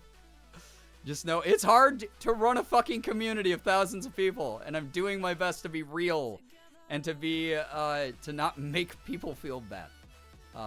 But also to know that, like, you don't have the right then to make other people feel weird. So, I know. I wish people would just communicate more directly with each other and just be like, hey man, shut the fuck up. Chill. But also, I know how uncomfortable that can be in a community of strangers. So I hope I did an okay job. DM me after streams. Let me know. Anyway, I'm going to get going. So, thank you, everybody. Hard to wrangle a bunch of unhinged chatters. There's that, and it's like, you know, again, I am not here to police. I am literally a person who plays video games online, and if you like the vibes of a stream where I play video games online, that's the content I make. If you like the vibes of hanging out here in a community of other people who just want to watch someone play video games online, that's the content that the community that you're gonna get. But I cannot accommodate for everyone's individualism. I cannot accommodate for people's preferences. I cannot accommodate for everyone's specific special conditions that might make them act a certain way or do certain things, or the backgrounds that they've come from, so their perspectives a certain way. I can't do that. The most I can do is try to make people as comfortable as I can when I can do it, and then every now and then have a moment where I have to put on the fucking dad pants and do something unfun like this. So thank you to those who listened. Like, I don't have much else to go on besides that, because I don't want to be mean or make people feel bad, but it's just like fucking pump the brakes every now and then. That's it. Do it in the kindest way possible. It's hard to word it in the way it isn't going to target right. Yeah. Thank you, Slade. I just feel like I'm insane sometimes, because I'm like, I didn't ask for a platform of people watching me. It happened. I did put my content out publicly online for people to, you know, enjoy. But at the same time, it's like I can't control the factors around it at all. I can't control the type of people that I'm going to attract to my community. I can't control the individual ways that they're going to interface with that community or each other. And it's just, it sucks, man. It sucks. I just want to play fucking video games. I want people to just vibe, man. That's like it. That's all. Anyway. Thank you for listening to whatever this was. This was like a fucking, I don't know. I don't even know what this was. But thank you. Thank you for being awesome. Thank you for letting me blab. Next stream will be all fun all the time. 100% of the time. All fun. Gonna 3 a.m. Yes, actual 3 a.m. Sorry.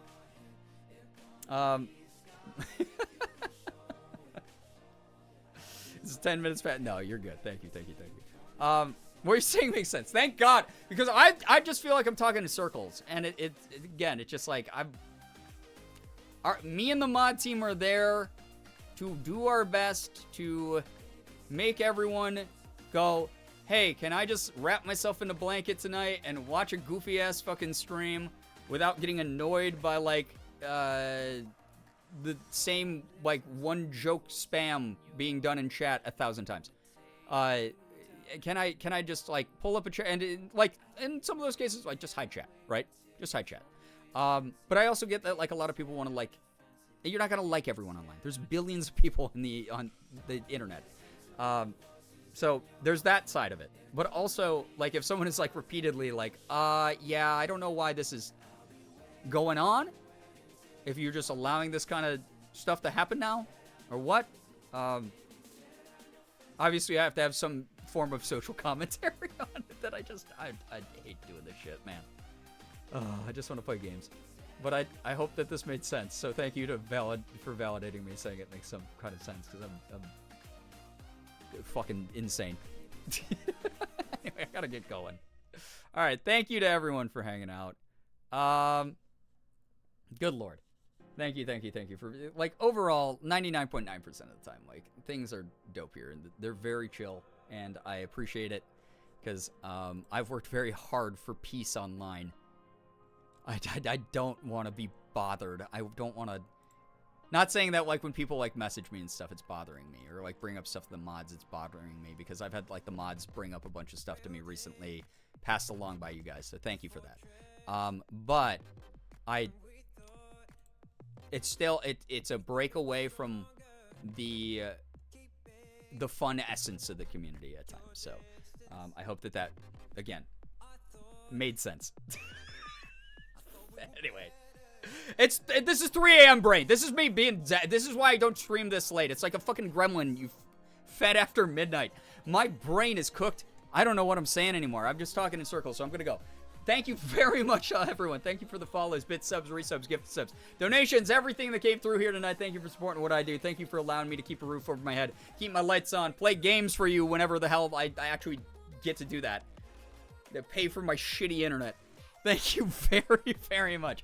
Ultimately, you know, last night wouldn't have happened. Morgan and I wouldn't have been able to celebrate our anniversary together if it wasn't for this community. So thank you very, very much for that. That's really cool of you to have, again, allowed me to do this as a job. It's a real job, and it's one that I enjoy doing. So I hope that I can continue to provide content that's interesting and worth tuning in for, and create a community environment that's fun and not full of this shit.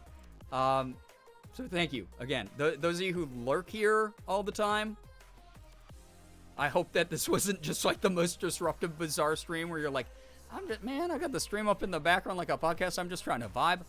I thought we were gonna watch, like, I thought I was gonna listen to Lara Croft beat up a bunch of bad guys. Sorry. We got that for next stream. Got that for next stream. It's a big promise, big fat promise. He only likes her because she's old. Promise she's you. Probably like 25. Thank you very much. What the heck, Slade? Thank you for a gifted sub to Yamanaka. Yamanaka, enjoy the emotes, enjoy the sub badge. What the heck? Thank you. Yeah. So, one last round of hype and some pride in the chat, please. Just clear the vibes. That's a good thing to do. At the end of the day, it's not that deep. Also, I just want people to know that. It's just like, it's frustrating to talk about because it's like, I don't want to be a kindergarten teacher to a bunch of adults. And also, it's just, I don't have the words that are going to nail exactly how to stop what's happening. So, sorry. It's the best I can do. 5 hours of just chatting, 1 hour of looking at me. Yeah, Jesus Christ, what the hell happened tonight? Wild. Overall, I think that we have a net gain of good vibes here. And that's what I look forward to. They're not all going to be W's. They're not all going to be bangers. But I hope people had fun regardless. Thank you, thank you, thank you. I'm going to get going, like I said. Thank you. Lurkers, chatters, thank you for vibing. Thanks for being a part of what we do. Thanks for...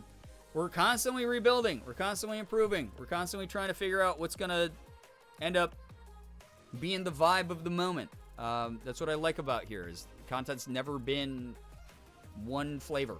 It's never been one thing. It's always been a little bit of an eclectic mix of people, of games I play, of topics we talk about, perspectives we bring in, whatever. That's my shit. That's why I've lived all over the place, why I've traveled, why I talk to people online for as long as I have is I want worldly mix-ups. I want to see different perspectives. I just want to, I don't know, I just want to play games and vibe. So thanks again. Thank you, thank you, thank you. All right.